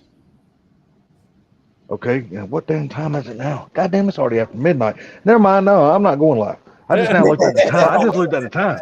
Dude, it's damn 12:31. No, I ain't going live. That's what I'm saying. Holy Well, shit. it's pretty out there. Yes, you guys yeah. have a great night. Funky, thanks for having us up, brother. You're Yeah, good. man. Yeah. I'll go live tomorrow if don't nobody go live. How about that? Peace. All right, man. All right, everybody. You guys Y'all all have a night. good evening. All right, You too, guys. Funky. Appreciate it, buddy. Always Yep. my pleasure, man. No problem. Thanks, guys. Y'all have a good night. Man. Later, Mike. Later, Sorry everybody about else. my Later, rant. Gary. Oh, you're good, Blue. Oh, no, they're good rants. All right. Later, guys. See you later. Yep. Later, Yeah. for later, Mike. Later, everybody else. Have a good one.